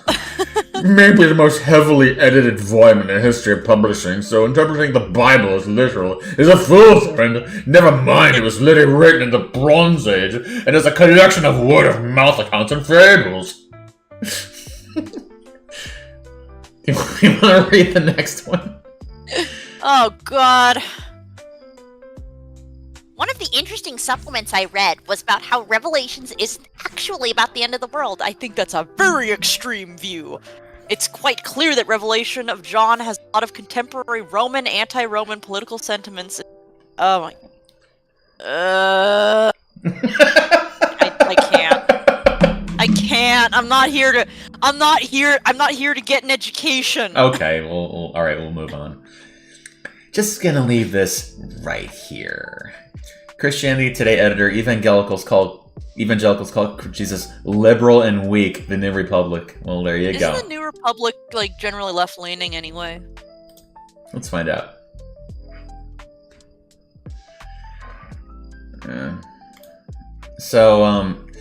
Evangelicals called Jesus liberal and weak. So when was this written? August 10th. Okay, so... Yeah, I've been hearing about... I heard about this, but, like, I don't know if this is publication that's, like... Yeah. Yeah. I don't know. Oh, NPR, remember when that was around. Alright, well, there you go. This was 13 hours ago, and this story was last month. I keep advising... Oh, hey, look! What? Someone reasonable! Oh, okay. I keep advising people not to paint with too broad a brush when it comes to describing Christians. Yeah! Yeah, alright, you can read this one.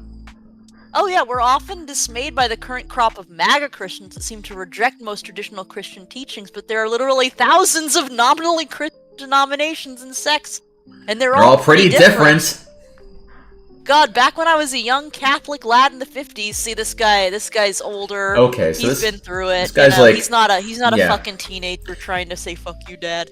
The church discouraged individual Bible study. Leave that to us professionals seem to be the attitude. Just listen to what we tell you from the pulpit. Thoroughly cherry-picked. Others seem to be deeply involved in Bible study with frequent study get-togethers. Maybe they're just... Calf clutchers? I don't know what that is. I don't know. Maybe it's something. But overall, at least to judge from posts these people make, many seem deeply ignorant of their own holy book. Well, alright. I mean, yeah. I believe this guy is speaking from some real experience. This guy's at least, able to understand. Yeah, I'd say so. He seems... No, very few people really interacted with him, and I think everyone got an update just for participating, so... Yeah. Just kind of ignore it, even though he had the most normal take. Way down in the thread. People's attention spans are fucked. Yeah, they already stopped reading, like, 9 posts ago. At least 19 posts ago.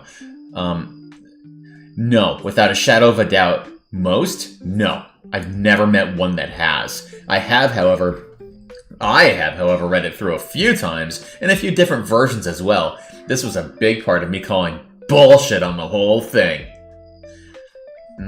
I think we've kind of tapped out this thread. They're just saying they're the same all saying stuff. roughly the same thing over and over again. It's kind of like when you're playing like an RPG and the guy keeps giving like the same 3 responses after you exhaust the entire dialogue tree. But here, we got a few more down here. Let's read this last one. Just gonna read this last one. So, I managed bookstores for 32 years and was Walden Books Borders lit and genre buyer and marketing specialist in the NY market. I know what people buy. I had 10,000 conversations about religion and metaphysics and alt history and history with people looking to bias shop and to validate their beliefs, opinions, and attitudes and find rhetoric and expertise that proved that they were as valid as the average society they had trouble engaging with. The sheep. That religion and metaphysics corner was 85% that type. I also have degrees in lit and psychology. I had to read the Bible for lit and for Shakespeare for psychology, sociology, logic, and rhetoric, comp, rel, and history classes. I also just read it on my own.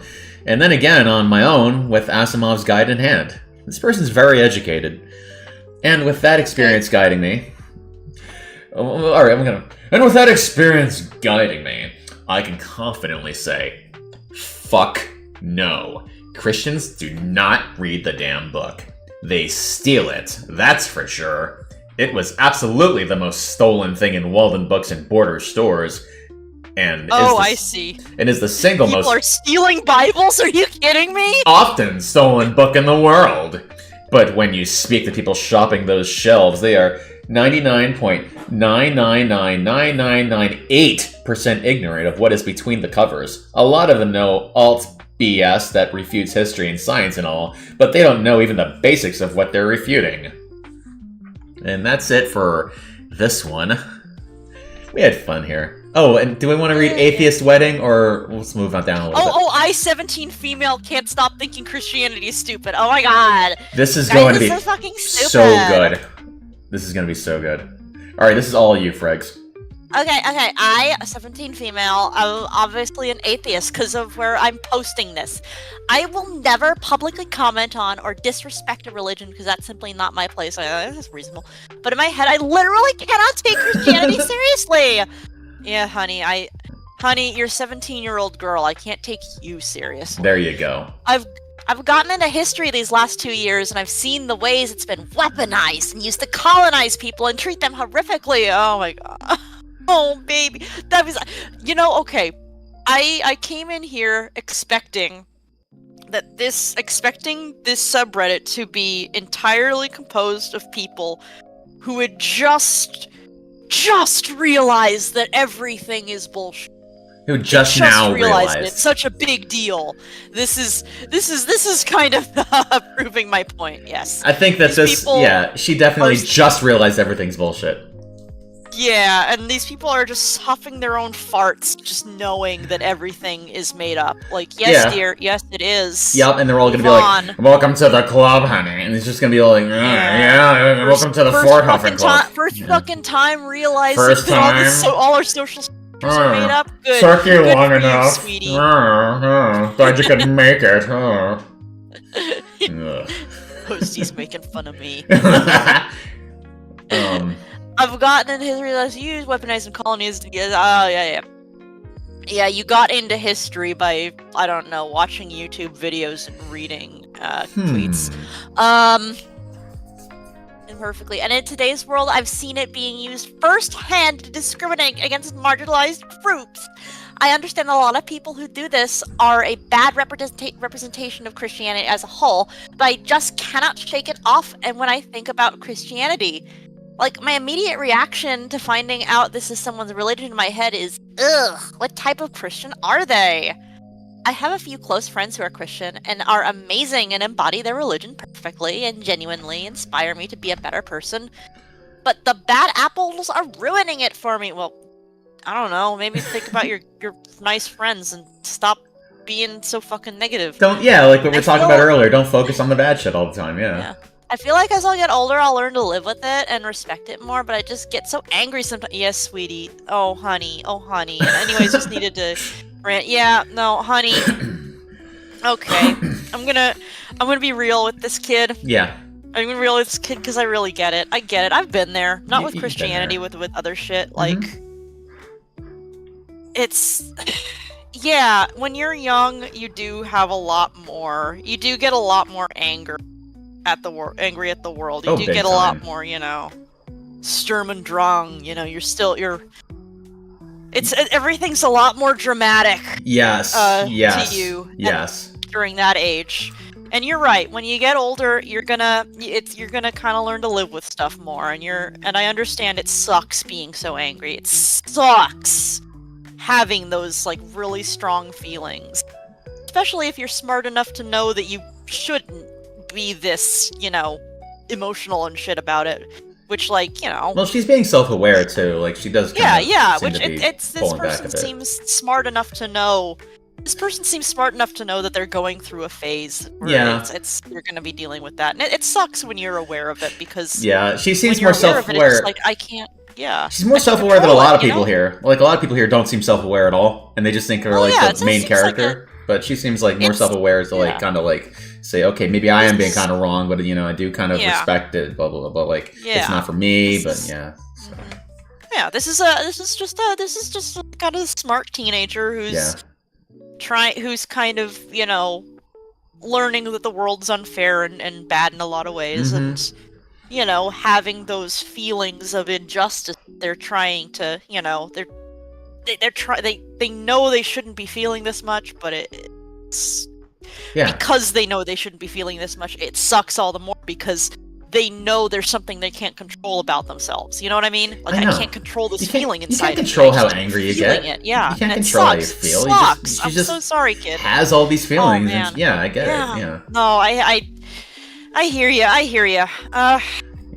But don't listen to these people. Don't listen to these people. They're all fucking. They're all fucking idiots. Well, maybe Rep Fam Lux has something to say if that could be constructive. Okay. We got 78 upvotes, so that's pretty good. Okay, well, yeah, you read it, because I read the kid. Okay. I used to try hard to respect religion, but in the United States, we are past that point. Religion is pushing into government and policy like a cancer, and it needs to be challenged. When I ask people why they believe, almost every time it traces back to childhood indoctrination, not to evidence. I press that point. Yada, yada, yada. Beliefs are not facts. If something were a fact, it would not be a belief. Religion... Wait, have we seen this? We have seen this. Very, almost word for word. Religion... Oh my god! Religion, God, and Jesus are beliefs because there is no proof, and that matters. We should teach people to separate feelings from evidence and stop treating unproven claims like truth. This is exactly what they were saying. Like, this is Reddit atheism is a fucking religion. And then she's like, and look, like, now she's been dragged into the... Perfectly... Oh no, yeah. no, now she's being pulled into it. Kid. She's gonna become a Reddit atheist. No. You have so much promise. Run, child. You're educated, you know history, you can do better than sit on Reddit with these people. Vaguely self-aware, you can do better than this. Yeah, we all get pulled into dumb shit when we're teenagers. It happens. Frank thinks it might be a copy. It might be a copy pasta. Let's say yeah. It's a non-zero chance, but I'm gonna say probably just like a thing they all say. Yeah. That's why secularism is important. The state and religion should be separate. Well, it should be. It's in the Constitution. It should be. It technically, well, I mean, legally it is. On paper it is. I don't know. Yeah. But we're not going to get into that. So, perfect. We can't afford to be silent now. We have to be vocal. How could they possibly turn evidence when there is none? Just helps to understand that everyone's experiences are different. So some come to different conclusions than others. Our different conclusions and experiences make the world interesting and rich. But if anyone pushes religion onto you, shove back. Because we said so. We said so. Okay. I'm going to tell you exactly how to act. If anyone tries to push your shit on you, you push back, because I fucking told you. The Reddit atheists tell you to. The cool thing is that I was 17 once and thought the same thing. Now I'm in my 50s. Nothing has changed, and I still think the same way. The keyword is well, that's think. Unfortunate. I'm sorry, sir. Right? You never calm the fuck down. Still has the mindset of a 17-year-old girl. I struggled with it forever when I was younger because, well, I don't know if this is a man or a woman. I'm a little a 17-year-old. When I was younger, because who doesn't want to be on the winning team, right? But as time goes by and history keeps repeating, a thinking person realizes that religion is only a form of control. The people that wield it almost always have ulterior motives, and if you don't agree with them, then you're cast as an evil person or someone of no value. It sucks, but such is life, and it seems to be getting worse. My advice as an old head is to never get romantically involved with a religious person, because it'll drive you crazy. It almost never works out. But to keep shouting the voice of reason whenever you can. Me, I'm rooting for aliens. Oh no, we got the divorced guys. Guys, mark divorced dad off on your bingo. I think it's a lady going by their Reddit picture. Well, I don't know. You know what? Whatever. Divorcee. Yeah, divorcee. You know what? It's still the same energy. Same bitter, lame old energy. Let's see what they've looked at. I can't stop thinking Christianity is stupid. Thank you for noticing this. Animals. Christianity is stupid. Bitcoin. Oh, well, that's nice. Alright, well, okay. But anyone know how to get Pluto TV? Why do you want commercials for Pluto TV? What is wrong with you? Why do you want commercials? Wait, they're asking for commercials for Pluto TV? Yeah! How do I get Pluto TV commercials? Get Pluto TV That's what they asked. That's why this person is this way. I'm just gonna say. Yeah. Well, you know what? I'm starting to believe in NPCs, Posty. If someone's actually looking commercials, I'm scared. We're kind of contradicting ourselves from what we were saying before. I think there are NPCs, but Oh no, that might. I feel like someone's actually looking for. I'm getting scared, and I'm starting to think, oh my god, are the NPCs actually here? Well, OP seems optimistic at least, and yeah. Well, that's good. Yeah. I hope this kid kind of grows up, has a nice life. Yeah. So let's see if there's any more stuff to look at. Okay. My atheist child was threatened by his teacher today. Ooh, should we look at this one? This looks like a big one. Oh dear. Well, this might. Where are you? Oh god. Okay. Yeah. He's an atheist. The teacher responded with that is sad. Any religion is better than no religion. Threatened? Well, I don't know about that. I don't. Thread is locked. What the fuck is going on? All right. Okay, hang on. Okay. Yeah. Okay, I'm gonna read this. Do you want to do it? Yeah, sure. Advice, please. My atheist child was threatened by his teacher today. Well, that sounds scary. My 5th grader mentioned in class that he's an atheist, and his teacher responded with, "That is sad, and any religion is better than no religion." After I raised it, the teacher apologized, but then told my son he would have to stay quiet during history lessons that deal with religion. Today it escalated further. My son wrote on his personal whiteboard, "Don't silence me because of my religious beliefs. It's illegal." My teacher told him, "I know, but do you think that is appropriate to write in school?" And then added, "Have you ever heard the phrase, 'Don't poke the bear'?" I've already brought this. That's a bit of a threat, let's be real. I'd say it's straight up a threat, yeah. I've already brought this to the principal, who seems supportive, but I'm shaken by how quickly this has gone from dismissive comments to what feels like a threat. For those who have been through something similar, how did you protect your child while making sure they weren't further singled out? Any advice from atheist parents or former students would be much appreciated. Wow. Wow. Okay. This post was locked because too many people were recommending violence as a response? What the fuck? Wow. It was a tiny minority. Boy. Shit. Oh, wow. Bruh, what the fuck? That is... Violence is not going to fix this situation. I don't know what to tell you. In fact, I can give a very, very, very good guarantee it'll make it worse. Yeah. So, when I was bullied by a teacher, counselor, and VP in 6th grade on religious and racist grounds, my parents took it to the principal and school board. I wish they'd contacted a lawyer too, but alas, there were 3 escalating incidents, with the 4th resulting in me being disallowed to buy lunch, eat a free lunch, or call my parents. As a kid, I was left out of the juicy parent-teacher admin meetings. There were consequences, and though neither side was happy, the trio tread lightly around me after that. At the end of the year, we had an assignment to write 3 letters to 3 authority figures that we admired. After being graded, we were going to mail them off. We had a post box at the front of the school. It was a real post box, so after we dropped them in, the teacher couldn't prevent the letter from being delivered. I chose the superintendent, our congressman, and someone else in government. I forget. But my letters told the story in detail, emphasizing educational failings for the superintendent and free speech religion for the Congress dude. When I turned in my rough drafts, I almost missed lunch again, as the teacher, counselor, and VP all met with me, one after the other, to convince me not to choose this path. I sent the letters. My whole reason for this tale: make sure to address your kiddo's feelings too. I was a strong writer, so it was cathartic to have a meaningful outlet and do something. Hopefully there's a creative, constructive way for your kiddo to express his frustrations too.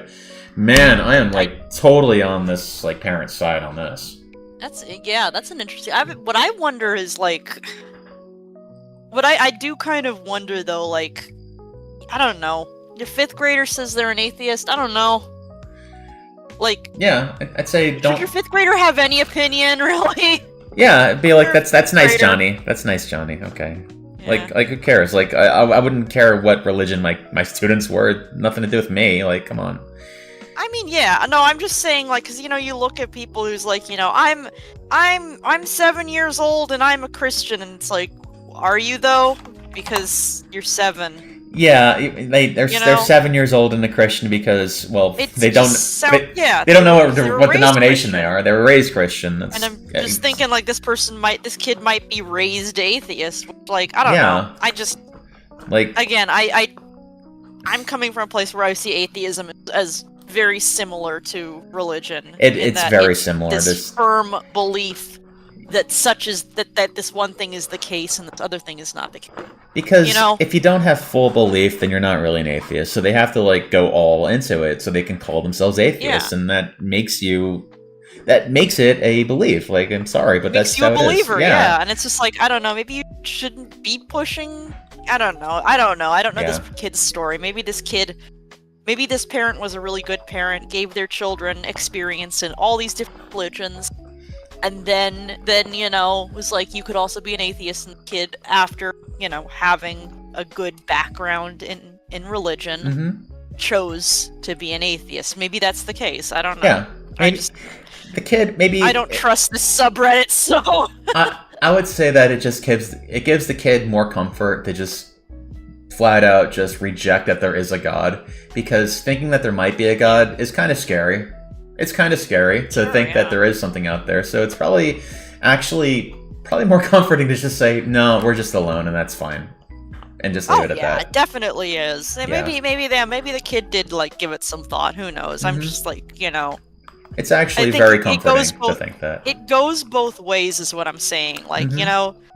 If you're religious, don't push your religion on your child. If you're a-religious, don't push your a-religion on the child. Absolutely. And definitely don't try to shame your students if they're in 5th grade or something. What the fuck is with that? Wow. Yeah, if that story is true, which you don't, I don't know. Who knows? But everything on Reddit. Yeah. But if that story is true, then this is a really that teacher needs to be reprimanded for their behavior. That's horrible. Yeah, not just obviously the threat, but also just as an educator, you don't necessarily need to just tell a student, oh, what you believe is sad. Dude, that's a child. Shut the fuck up and just let the kid be an atheist if they want to be an atheist. Who cares? Yeah, he's a child. He's probably 11. His entire belief system's gonna change in 5 years anyway. Just let him have this. So here we go. My dad's becoming really religious. While being racist against LGBTQ people, despises Democrats and liberals, and hates people saying there's no God. What should I do? I feel like I can't be myself in front of him. I just fakely agree. He's never even read the Bible, just getting his views from Facebook. He said there are signs of Jesus' second coming. Oh, jeez. Yeah, of course. Because it's fucking Facebook, of course. Yeah, Facebook is a cancer. If you want to be around people that'll just support any stupid fucking thing you say, go to Facebook. Yeah, seriously. Any fucking when thing. I was in anything. It does not matter. In Facebook, I saw crazy. I saw not only crazy religious boomer stuff. I also saw these really hilarious political posts. Oh man! Oh, is Donald Trump eating 75 babies a day? Stuff like that. Text with arrows everywhere, and it's I don't know, what the fuck, Or you'll see shit a family of a husband, wife, 2 kids, and a dog sitting there having a picnic, and just the words, "This is what." Oh wait, what did it say? Not Lisa. It says this is what the libs want. Your enemies hate this. This is what it is. Your enemies hate this, and it has a family enjoying a picnic, and it's and then it has 500 comments from all people screaming about something. It's that's right. Just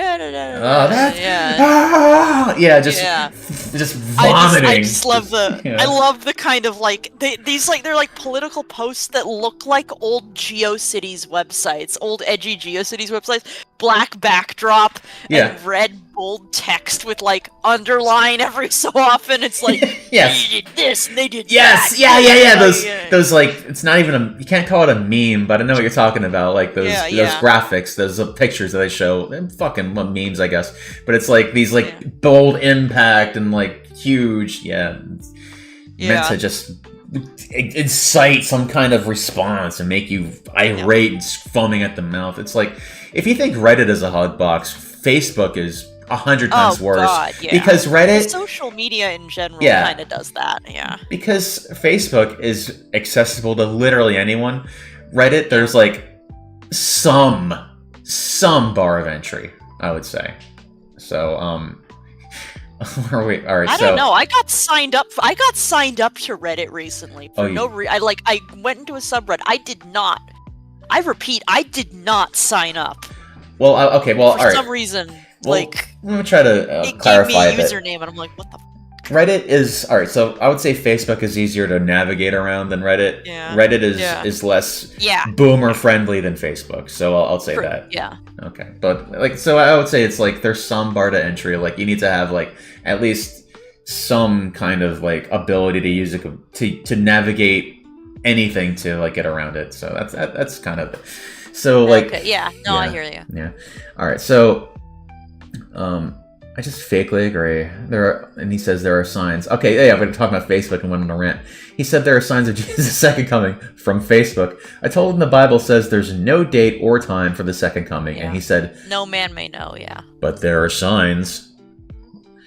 Didn't they see signs in 1980, 1960, 1800, 2012? Then he says, how to send everyone in purgatory to heaven. Dude, there's no purgatory in the Bible. Well, he didn't read the Bible, so it doesn't matter to him. If you live purgatory, that's so weird because like a lot of these like these people that we see the Facebook boomers who are just like, well, God this, God that. Purgatory, those people are specifically Protestant. Purgatory is a Catholic thing. Like, yeah, it is. It's specifically a Catholic thing. Yeah. Purgatory was invented by Catholicism. It was. God, so is this guy Protestant or does he even know what he is? It's just like, God, I'm Christian. God stuff. Man, I don't know. It sounds like he, from reading this, it seems like, did he like recently become? Oh, he's becoming really religious. Well, I don't know if he was religious before, so he's or if he just started it. Yeah, I think he's just getting kind of social media pilled. He's getting social media pilled. He's getting Facebook pilled, and he probably has gotten a few internet arguments, and now he's like fully radicalized, and now he's being a boomer, and he's annoying the shit out of his son. So or daughter, whoever. Yeah. Or daughter. Yeah, let's see. I can't really tell. Dirt number 43. Yeah, it's impossible to tell. Yeah. If you live at home, fake it until you're self-sufficient. Yeah. If self-sufficient, low/no contact. Reasonable. If he did read the Bible, he would find out that Jesus described all the events that would occur on his return, and then said, "This generation will not pass away until all these things take place." That generation died out, which means that the prophecy of Jesus was wrong. It was just another false prophet who believed in an imminent apocalypse. Well, who would have seen that coming? Freggy, you want to read this right here? Oh yeah. This right here! It's in the Bible! The date was before the books of the Bible itself were even compiled into the New Testament. It isn't even that there's no date. It's that the date is long, long since passed over in 666 AD, then in 1000 AD, and then 2000. Believe that. Care. You're cutting out a lot, Freggy. I think you might need to like. Oh shit! I'm sorry. Yeah, unfortunately, I didn't get to hear a lot of that. Yeah. Okay. Sorry about that. Let me just. Okay. Hope everyone's enjoying the stream tonight. Yep. Hello. Hello. I'm back. Hey, welcome back. My cat is doing something outside this room, and I don't know what it is, and I'm scared. Oh, what's it sound like? What does it sound like Torgo's doing? I don't know. Just There's making some thumping. There's some thumping noises. I bet he's doing the zoomies. He's doing zoomies. What time is it over there where you are? Oh, it's 6:30. Okay, cool. Yeah, he's he's doing little Torgo things. Does he run? He's doing... He has a funny looking tail. You said. Yeah, he's got a silly, stumpy little tail. Like it looks like a mace. His tail looks like a mace. I love that. Yeah. So, If you're young enough to need him for school/housing, then remain quiet. If you're out, it's time for brutal honesty. Hit back point for point as your voice matters, and let him know that if his hate squeak continues, you may have no choice but to remove him from your life altogether. Life is too short to be miserable. It's up to you to remove the negative influences from your life. Take it from this random Reddit user who you never met before. Yeah. You need to cut contact. The first person's right. The first person's right. You need to be like more, Because here's the thing. Here's a word you have not like potentially understood. Inheritance. Yes, thank you. You don't want you want to get that sweet. You gotta get that will. You gotta get that inheritance, man. You know it's gonna. You don't want to be brutally honest with this guy. You want to just kind of back off, low contact. You know. Chances are your dad owns the house. And then when he dies of a heart attack at like age 50-something, you know. Yeah, because chances are he doesn't really care too much about medicine, doesn't take care of himself, and probably, he's... Yeah, well, medicine is a lie from hell! Yeah, what was that he said? He said it was climate change is a lie from hell. It's a lie from hell, yeah. Oh, I was like, okay, I am speaking to an imbecile. Okay, thank you. And so I just kept... Alright, so... don't be in front of him, period. But man, it's like... So this... First of all, this is kind of... I don't know if his dad's really like this, but I think it's... sometimes people exaggerate. Yeah, my dad's being an ass. My dad's a fucking asshole. That sucks, guys. Yeah, oh, my dad. It's so many of these posts are just fuck you, mom, and fuck you, dad.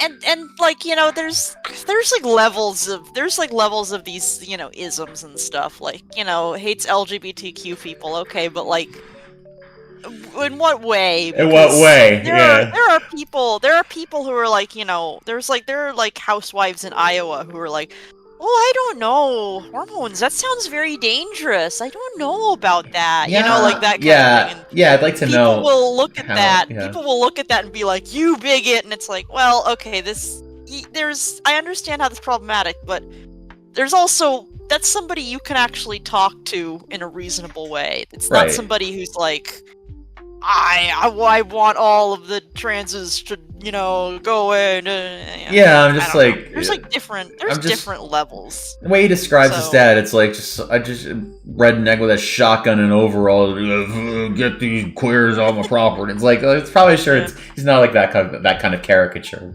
I'd like to see more of... I'd like to know more. I'd like to know the whole story to kind of get a better view of this. The thing. I think we need to know more. And of course, it's Reddit, and it's r/atheism, so these people are going to respond to this. They're going to think that he's really like that, and so... Like we just talked about, telephone. They're playing telephone now, so now they're getting the telephone, and they're gonna like, well, obviously that means he's a Christian. That means he's a pedophile. Like, okay, bud, sure. So what happened was his dad probably said something like I don't know, he probably like made a joke or something, and so now like everyone on Reddit thinks that his dad is basically a Klansman, and they're saying, like, cut off all contact with him and get away. You gotta get away. You just get away. Yeah, it's like, you need more information. Come on. Escape the house. I want to see how, like, if anyone, like... Yeah, to make a rope out of fucking, like... Yeah, if they're, like, giving him, like, escape... Just, like, climb out the window. Okay. Right. I want to see, like, if they become... If it gets something like escape from there, or if they think he's abusive or something, because people will just take the shit and just run with it. So I'm gonna kind of skim along. Oh, actually, he's not becoming more religious. He's becoming more bigoted. He knows diddly squat about religion, as you already know. Oh, it kind of sounds like... I know what he means with this, but it sounds like they're talking about OP too. He knows diddly squat about religion, at like as you already know, like kind of like he's thrown that out. Like OP doesn't know about religion either, but he's into conspiracy theories and writing latest. Probably watches. Oh, Fox. And he probably watches Fox, and he probably does this, and he probably he probably like they're creating this like weird headcanon now. It's just like, okay, bud. Sure. Your father is being radicalized by Facebook. It is purposely designed to do so. Is there a book for this? Or a pamphlet? So your parents have been radicalized by the internet? Let's see. Boomers being radicalized by Facebook. Who would have ever seen that coming, right? Yeah. Wife had a similar issue with her father. She had been outwardly atheist for many years, was a science professor at universities. Their relationship had gotten less over the years. How many universities did you go through? Jeez. At universities. just multiple universities, I guess. For many years at universities. He always claimed to be religious, but it has gotten more so the older he gets. He is MAGA, so full of hate. He tried sending her religious shit, telling her she would be going to hell if she didn't repent, all that shit. She pointedly stood her ground, told him that was abusive, manipulative BS, and never sent her anything like that again. Nothing improved, of course, as she recently removed all communication between them.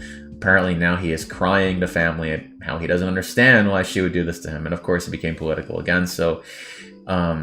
Yeah, more politics. Yeah. We can't get away from it, Posty. I'm No. scared. I'm scared. I'm The politics is scared. gonna They're get gonna us. get me! Guy in the corner holding a sign that No. says, "The end is near," was a meme decades before memes existed. It is true. This actually was a... Yeah. True. There's a guy in downtown San Francisco who does that. He's still there every day. At least when I was commuting, every day he'd be there with this like wall of text and a sandwich board. He'd be wearing kind of a sandwich board thing with a wall of text about like how, I don't know, San Francisco was Babylon or something. It's comforting, isn't it? It's like you just see, there's Signpost Steve. I love that guy. Yeah, you just kind of see him. Yeah, that It's like guy. a fixture. Yeah. You just see He's him. always there every day. Every day I'd see that guy. You wave at him. He sneers at you. I did not wave at that Okay. guy. I did not even look at him. I was like, Okay. bro, you are crazy. I am not getting involved in anything you are selling. Goodbye. Okay, you didn't want to be friends with him. No, I did not. Okay, well, maybe I don't really know the whole story behind Signpost Steve, but your dad is like... I mean, if he's a crazy guy holding up "the end is near" in, all of that, then no, I'm not talking to that guy because he's crazy. He thinks the end is near. Well, I mean, I'd like to know why he thinks the end is near. I mean, that's... As a rather large man, you have the freedom to That's go fair. up to That's potentially fair. dangerous people and ask them, "Geez, sir, why are you insane?" That's a good point. I mean, like, to be fair, I don't know what kind of diseases that man's carrying, or if he bites, or if he scratches, or if he pees. So maybe it's good for me to keep my distance too. Yeah. Your dad is like way too many people these days, sucked into a vague system of belief that has little to do with the teachings of Jesus. It's a hate-filled mishmash of things they pick up here and there. You'll never be able to have a real conversation with him as long as he is a rabid Christian. Non-denominational Christian, apparently. All the signs are BS. The boomers among us have heard a dozen dates over the years. When the J-Man was supposed to return, never has. You are on the right side of this, but arguing with him will bring nothing but grief. Head down, educate yourself so you can make a good living and get out the first chance. People used to call me J-Man sometimes. He's full of it. Cool. What's up, J-Man? J-Man.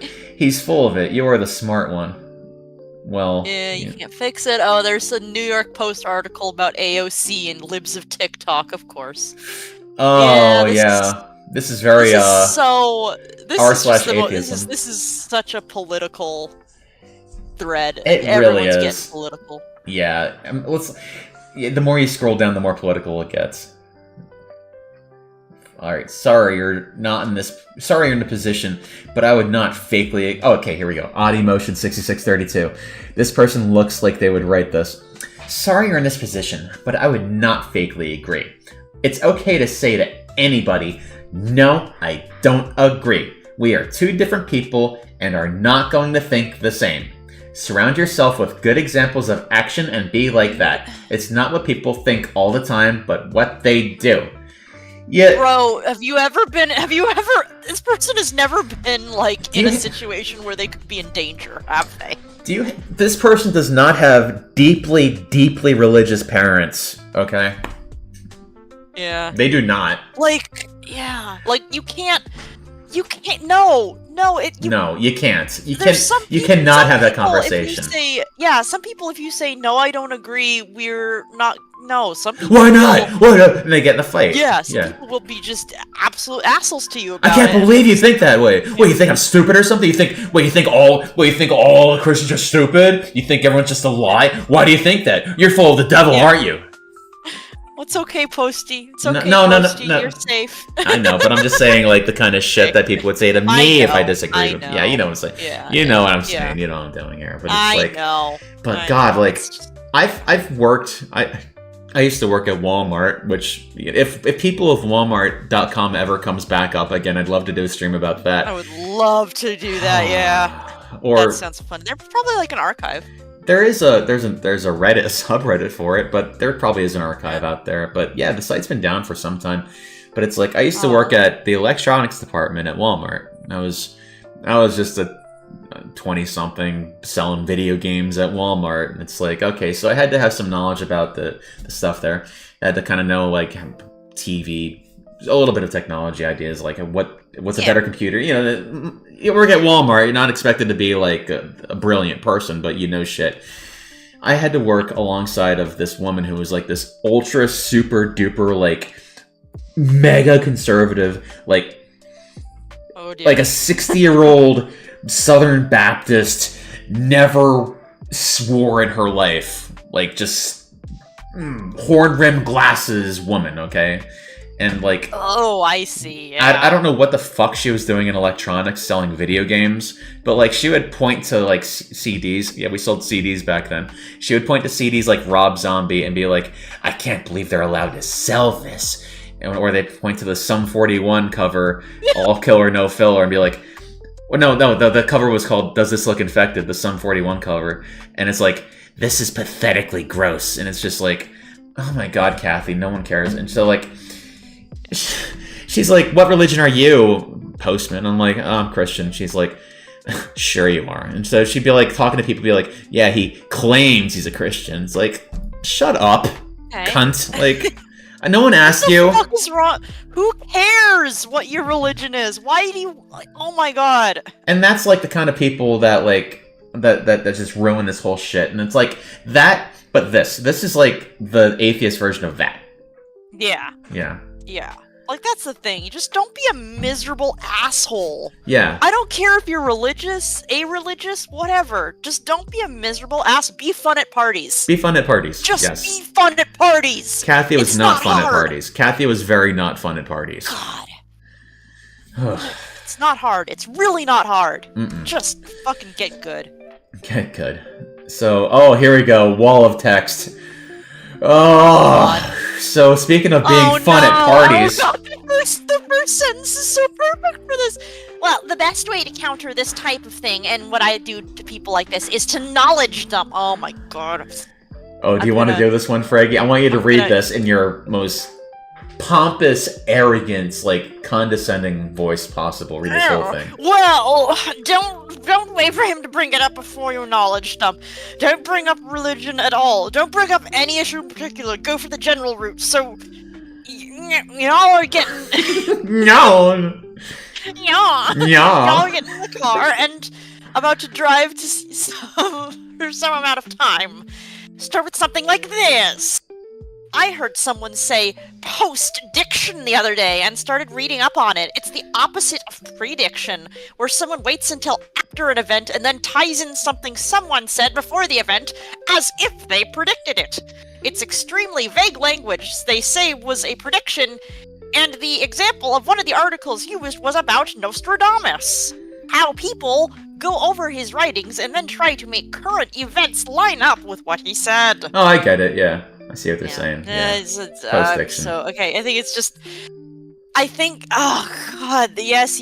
They're trying to use something written long ago to make it fit, yes. You could say this in... You could have said this whole thing in 5 sentences. But he needs to show off how brilliant he is.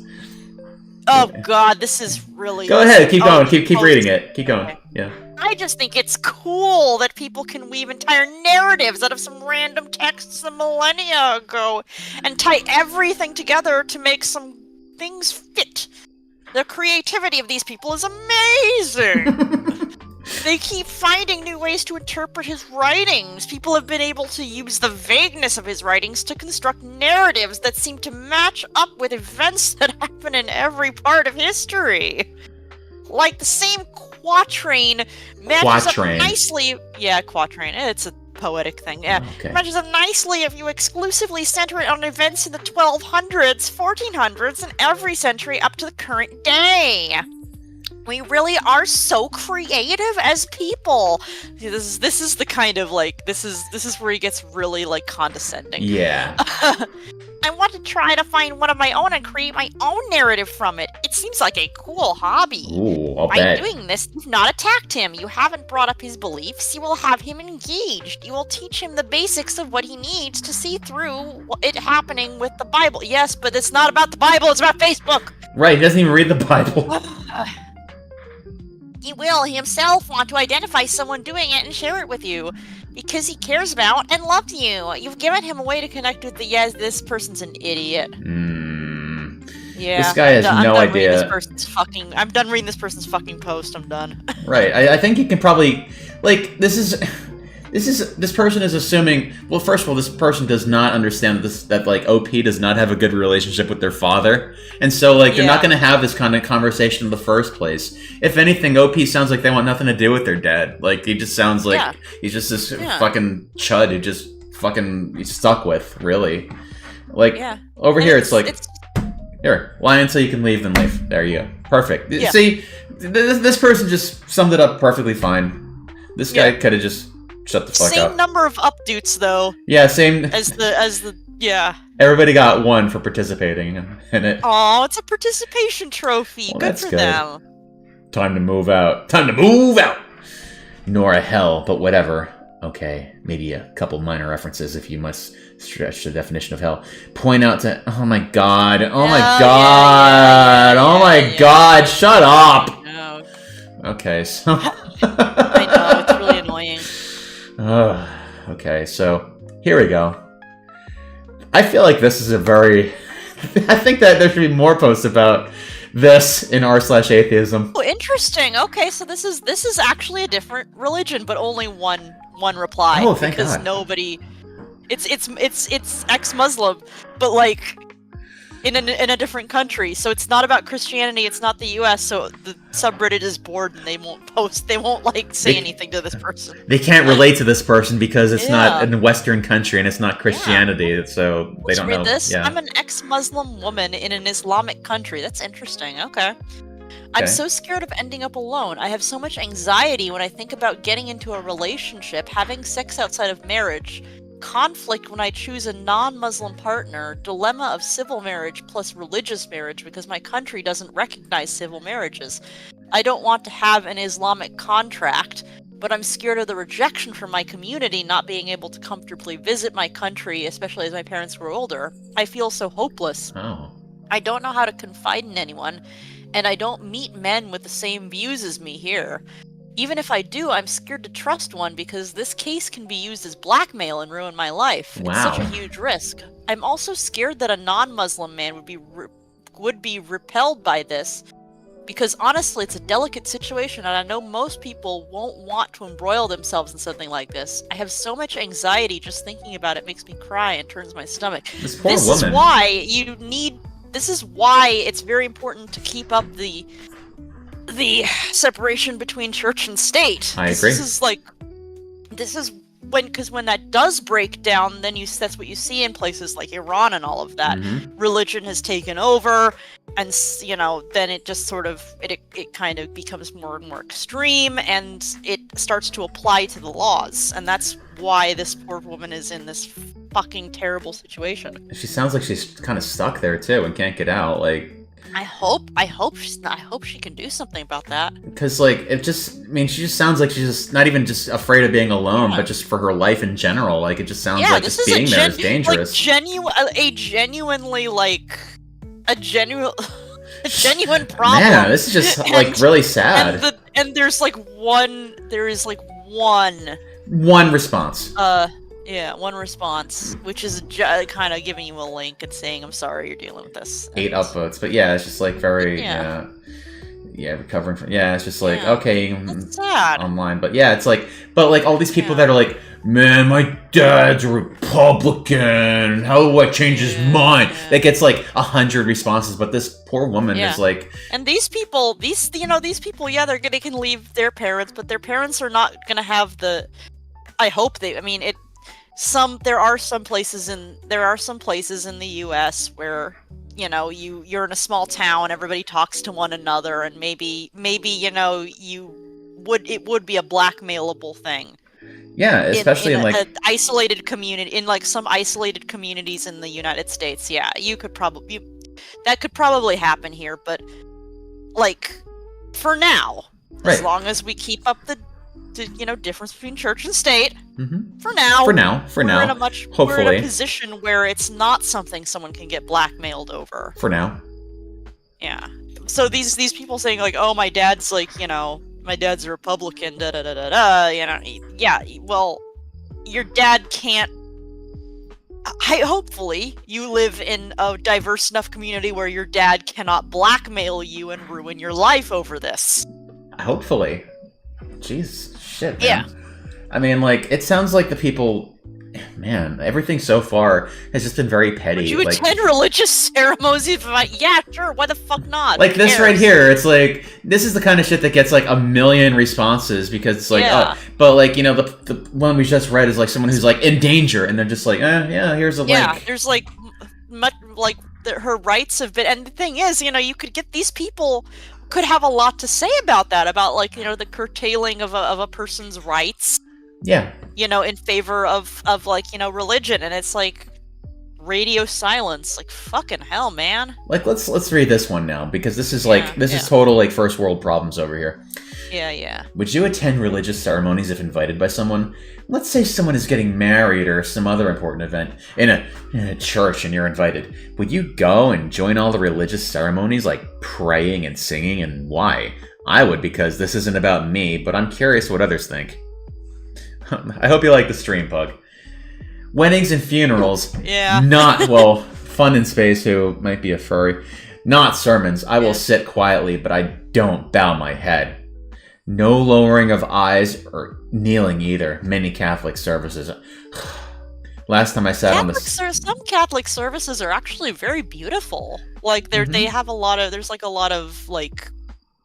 I don't know, there's a lot of pomp and ceremony, so they do like there's just a lot going on. It's really interesting. I always I briefly went to a Catholic private school, and I liked that when I the thing that always stood out was like they would turn out the lights and they'd light candles and do like a morning prayer, and I just loved the smell of the smoke of the candle when they blew out that candle. It was like, ooh man, that like melted wax in like that morning oh my god, that was so fucking good. It like put me. It like really does put you in the mood. Yeah. I love that. I only went to church like briefly, like Unitarian, but I burn candles a lot because I'm a dumbass hippie.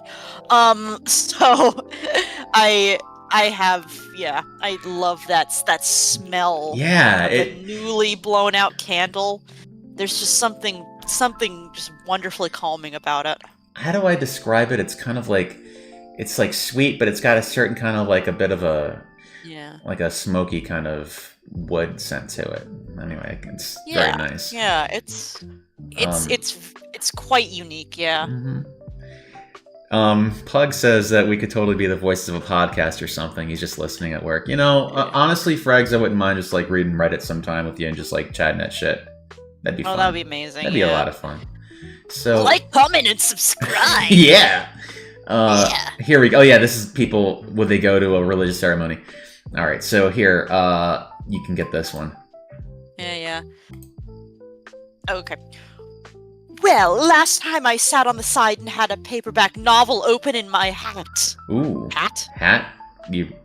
How'd you read it then? I was representing some stepfamily and was thanked by my companion, but it's difficult to hear the nonsense. It is. Yeah, I was rolling my eyes so much that by the end I could practically hear them. My god, dude, I've been invited, over the course of my life, I've been invited to church by different denominations. It's fine, you the most awkward part is like the awkward part is really just the bit where like you have to sing. Yeah. So you I hate that. stand up, you open up the hymnal or whatever, and you're just like, oh God, what's the melody of this? I don't know this song. I don't know this song. I'm not gonna. Yeah. Yeah. They make you sing, and you don't know the song. It's like it's. Yeah. I've literally had nightmares about that. They're the worst. Well, they don't make me.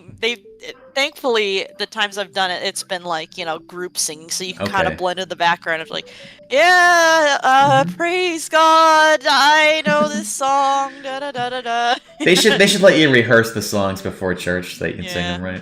Oh, it's if I'm in a crowd, I don't care. No one's gonna hear me messing up.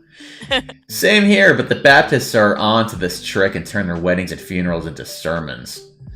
19 replies. Have I seen this before? Yeah, I have. Yeah, people like turning. Yeah, I actually have. I've been to both weddings and funerals, and there's usually some kind of sermon into it. But it's like, so what? Oh, so what? Okay, it's a church. I think they have a right to throw a little something in there. Well, sure. If the funeral, the wedding, if the people are religious, sure, why not? Yeah, if don't have it. If you don't want.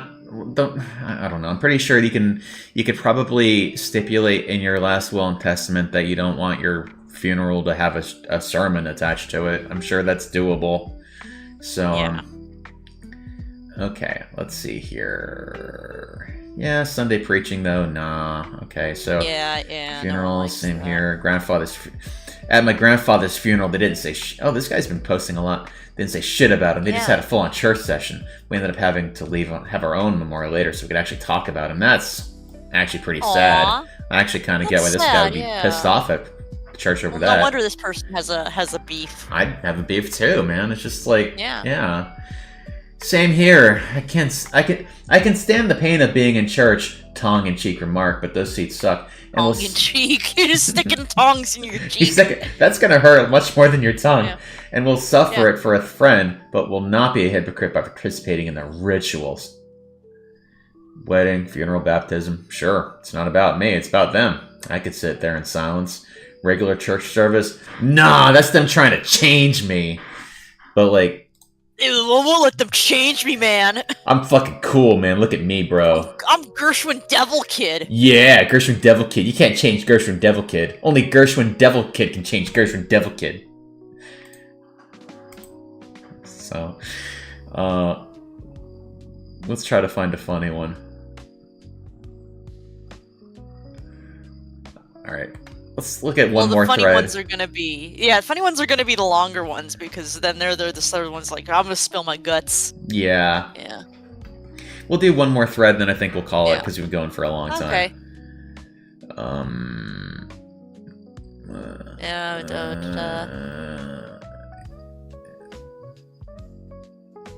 Is there any habit you keep from your day? Nah. Do you ever pray to God or universe?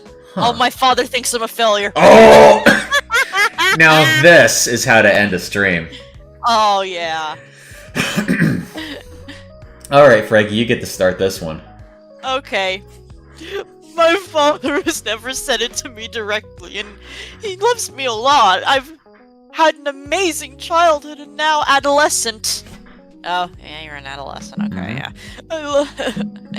Oh, you don't believe that, do you? You don't think that person's early adolescent? You think they're lying? Well, no, maybe I think they are. I'm tired of this sadness. Okay. I love my dad a lot, and he loves me, but he thinks I'm a failure. I'm a 17-year-old girl. Oh my God, they're all 17-year-old girls. A lot of 17-year-old girls on r/atheism these days. Yeah. I'm a straight-A high school student and taking college classes. I work part-time. I do all the shit you're supposed to do. Wrong, you're. That's okay. We forgive you. You're young and stupid. It's okay. She's in college. She's taking college classes. You can do that in high school. Okay. Yeah. You're supposed to didn't pass first grade English though. Proud of you. Yeah. And still, I know my father thinks I'm a failure because I'm not Muslim and will not convert. Oh. Okay, so this is yet another example of a non-Christian situation, a different religion. Okay. I was not raised in a Muslim environment. My father barely went to the mosque before a health scare a few years ago. Oh, interesting. Oh.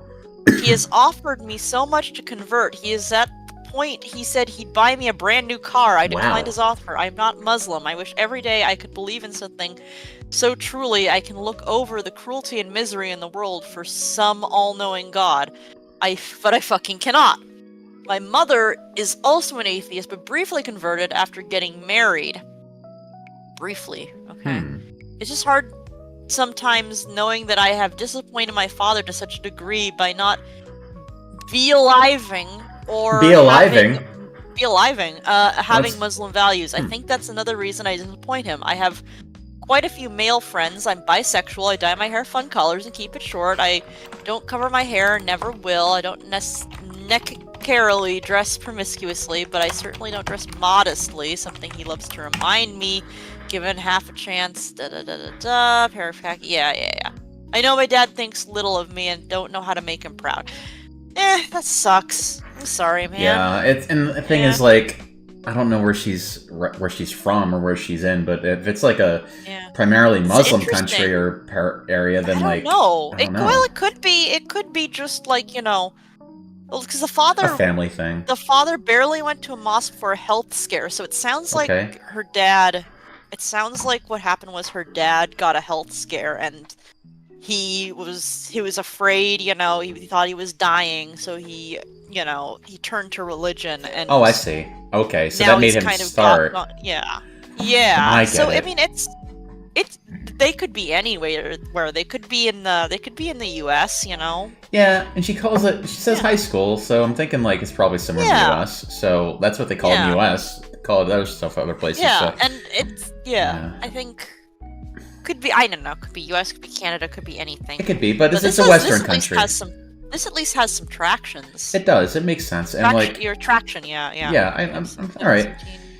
It's rough. I'm guessing that if she comes from I don't know. If she comes from like a Muslim like family, then there's a lot of pressure to be in it, and now, especially if her dad's now making it a thing. Like now he's making it a thing. It's probably like a lot like that previous person where my dad was. There you go. My dad vaguely believed in a thing. That's kind of what I'm getting from this too. Push it. Yeah. But now he's getting even worse. Like that. Right. Kind of thing, And he had a health scare which pushed him into becoming religious because people get really religious when they think they're gonna die. I'm curious about the mom briefly converting. How did that work? That's a little So, she should really talk to her mom about this. I mean, her mom's in the same boat, right? So, yeah, I guess so. Did her mom briefly convert because she didn't want to disappoint her dad? I guess, but it's now I don't know. She's thinking about converting to Islam out of guilt. I guess that seems like the worst reason to convert to anything. But she's kind of stuck there. So. This person, this first comment is very interesting. I like their approach because they kind of understand the humanity by it. What you're interpreting as disappointment may be him feeling insecurity because he's worried how his family or community will perceive him when they find out his daughter chose not to be Muslim. Well, that's also true. That's honestly that's right. That's a lot more, heard of unaliving but never be aliving. Sorry, I'm looking at chat.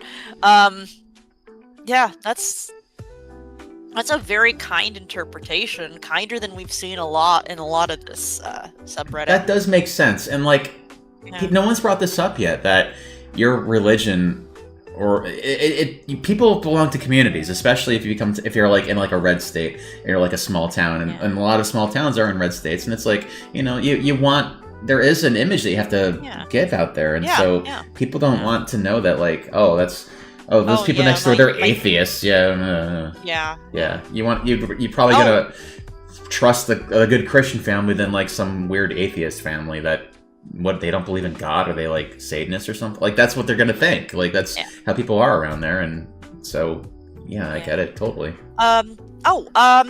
Okay, so this person says I was born in the United States, as was my mom. My dad immigrated from India, so dad's Indian. Okay. So he probably has, some background in Islam somewhere, Okay.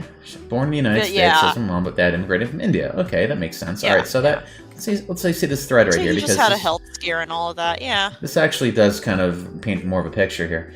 As an atheist, Yeah. I have made lots of friends in different communities. 5+ years ago, I had a life-changing accident. I damaged my spinal cord and was in the hospital for several months. My family came to see me and organized lots of prayers, but my Muslim and Hindu friends also had their prayers for me. When I left the hospital, my family said that it was time for me to turn to Jesus because he saved my life. I asked them the following question. My Muslim friends prayed to their God, so did my Hindu friends and African friends and Christian friends. How do we tell which God healed me? Of course, they started bashing other religions, but some other family members understood the hypocrisy. Things they described also happened in other countries with similar outcomes. This gave me the opportunity to explain science to them. In your case, keep a little profile. Science. Little science now. In your case, little... Oh, I love how they capitalize science. Yeah, exactly. Yeah, capital But not S science. God, yeah, God is lower. No, they did. God's capitalized. Oh, this over one here. did. Okay, at least there's some consistency there. And they're actually capitalizing all the religions too, so that's good, and including science. Got to get that religion capitalized too. In your case, keep a low profile until you can be independent financially and mature emotionally before having serious discussions with your family. Your dad cannot live your life for you, just as he cannot live the life his dad lived. Yeah, like, I guess it's kind of like what the other person said in just, like, not so many words, just, get out when you get the money. Ahead. Things are getting spicy. Oh, dear. Oh, here, all right, so let's see here. What are we... All right, where does it get spicy? Right here. Right here? I'm this Green post, I'm Marsden? several decades old. Yeah, Okay. yeah. Okay, go ahead, Freg. I'm several decades older than you, so I ask you to heed what I say if it's with the best of intentions. Under no circumstances go on a family vacation to India or some similar country to visit relatives. If you can't get out of it, always have your own paperwork and bank cards on your possession and do the old metal spoon hidden in your person. Have a pat-down done in a private room and explain that you are being taken against your will. This may sound paranoid, but from reading your post describing your father, I suspect he has ulterior motives. This person just went full on just like, what the fuck are you smoking? I've heard of this happening, but I don't know. A spoon? It's a little jumping. Well, yeah, that is a thing. Yeah. Okay. Like it's a human trap. Because, like, okay, so, like, in a lot of, like, hardcore, like, religious families, specifically, I think, specifically, like, specifically Hindu or Muslim, there's this thing where you kind of, if you're really hardcore, there are situations where they have basically, trafficked their own children to be married to someone they don't know in like India or Pakistan or whatever. It's happened before. Oh, like, wow.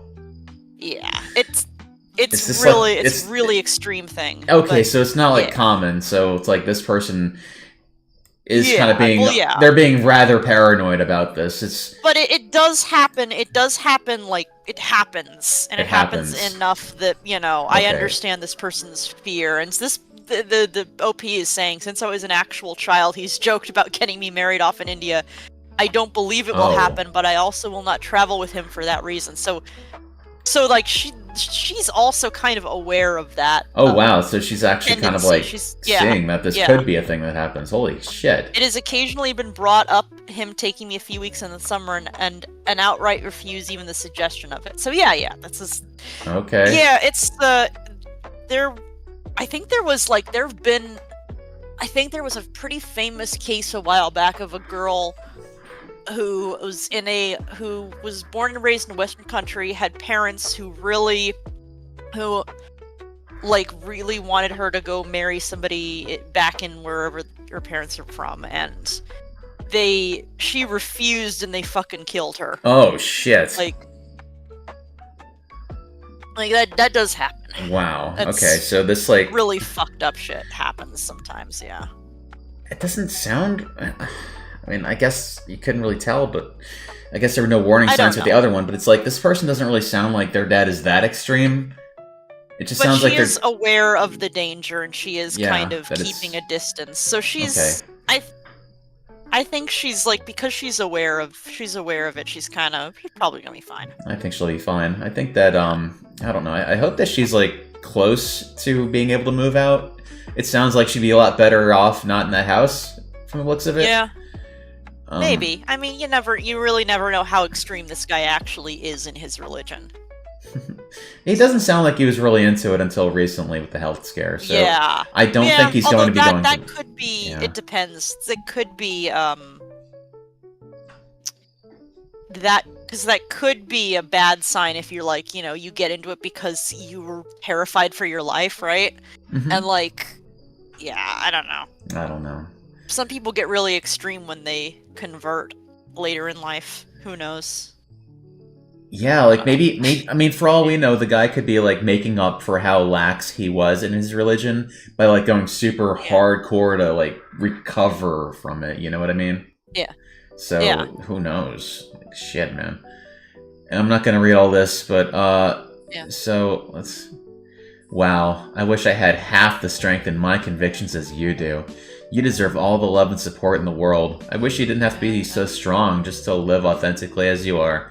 These people are just being supportive and nice. Well, this is very nice, yeah. Yeah, it's not about Christianity, so they're not as mean.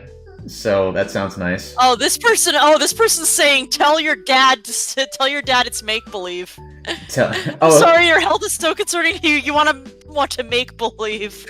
Oh yeah, Dad, I'm so sorry that your health is so concerning to you that you want to play make believe. I simply can't get on that bus with you. I hope you get over your fear of dying and want to enjoy life again. And you just be proud of you. That's the only person you ever really have. Man, it's kind of based, I gotta say. It's hard going against your family. It is hard going against your family. I became a Christian late in life. My children are not Christians, which upsets me, but God gives us free will. I pray sometime in my life that they will find Christ, but ultimately they can't live their life for what I believe. They would be hypocrites. I hope your dad can let go and love you as you are and just pray for you to change your mind without telling you and letting you make up your own mind. Why are you here if you're openly admitting you're a Christian? This is not the place for you. This is not a post for you. This only emphasizes my issues with religion. Dude, why are you being a dick? He was so nice, and they gave him -2. He's what the fuck, dude? Man, it's he's just... God damn, God, people, jeez. Man, he's being totally nice, and, Yeah. See these Christians coming in here invading our safe spaces with their bullshit about love and tolerance. This is why we can't have nice things, people. We gotta get shit like this out of here. Anyway, this person's fine. I mean, I kind of understand, how the post can be irritating, because it's well, he'll just pray for you without telling you, but it's still, dude, why... I don't understand why they're upset that this guy is praying for his children if they don't believe prayer does anything. Right. Yeah, it shouldn't matter to them. This guy's spinning his wheels and wasting his time, according to you, so why are we getting mad at him? You gotta you just reply and say, thank you very much, enter, and then leave it at that. That's all you gotta do. Yeah. But it's they're trying to be all so whatever. Anyway, With that pleasant exchange between these people here, I think that's a good place to end the stream. That was r/atheism. I wanted to do this for a little while, and I felt like having Freggy here would be perfect for it. You know what? Oh yeah. One last time, let me put the cat back on the screen so we can let chat say goodbye to the cat. Say goodbye to the cat. Isn't he cute? He's still looking at his little Valentine. Maybe he did open it. Maybe we just didn't get to see it. It's Schrodinger's Valentine. You know what? He already read the Valentine, so this is the one that he's about to send out, and so he's reading his, and he's not sure if he's ready to send it. So we'll see where this goes. Anyway, everyone, thank you so much for enjoying the stream with us. We will see you some other time. I don't know when that's gonna be. So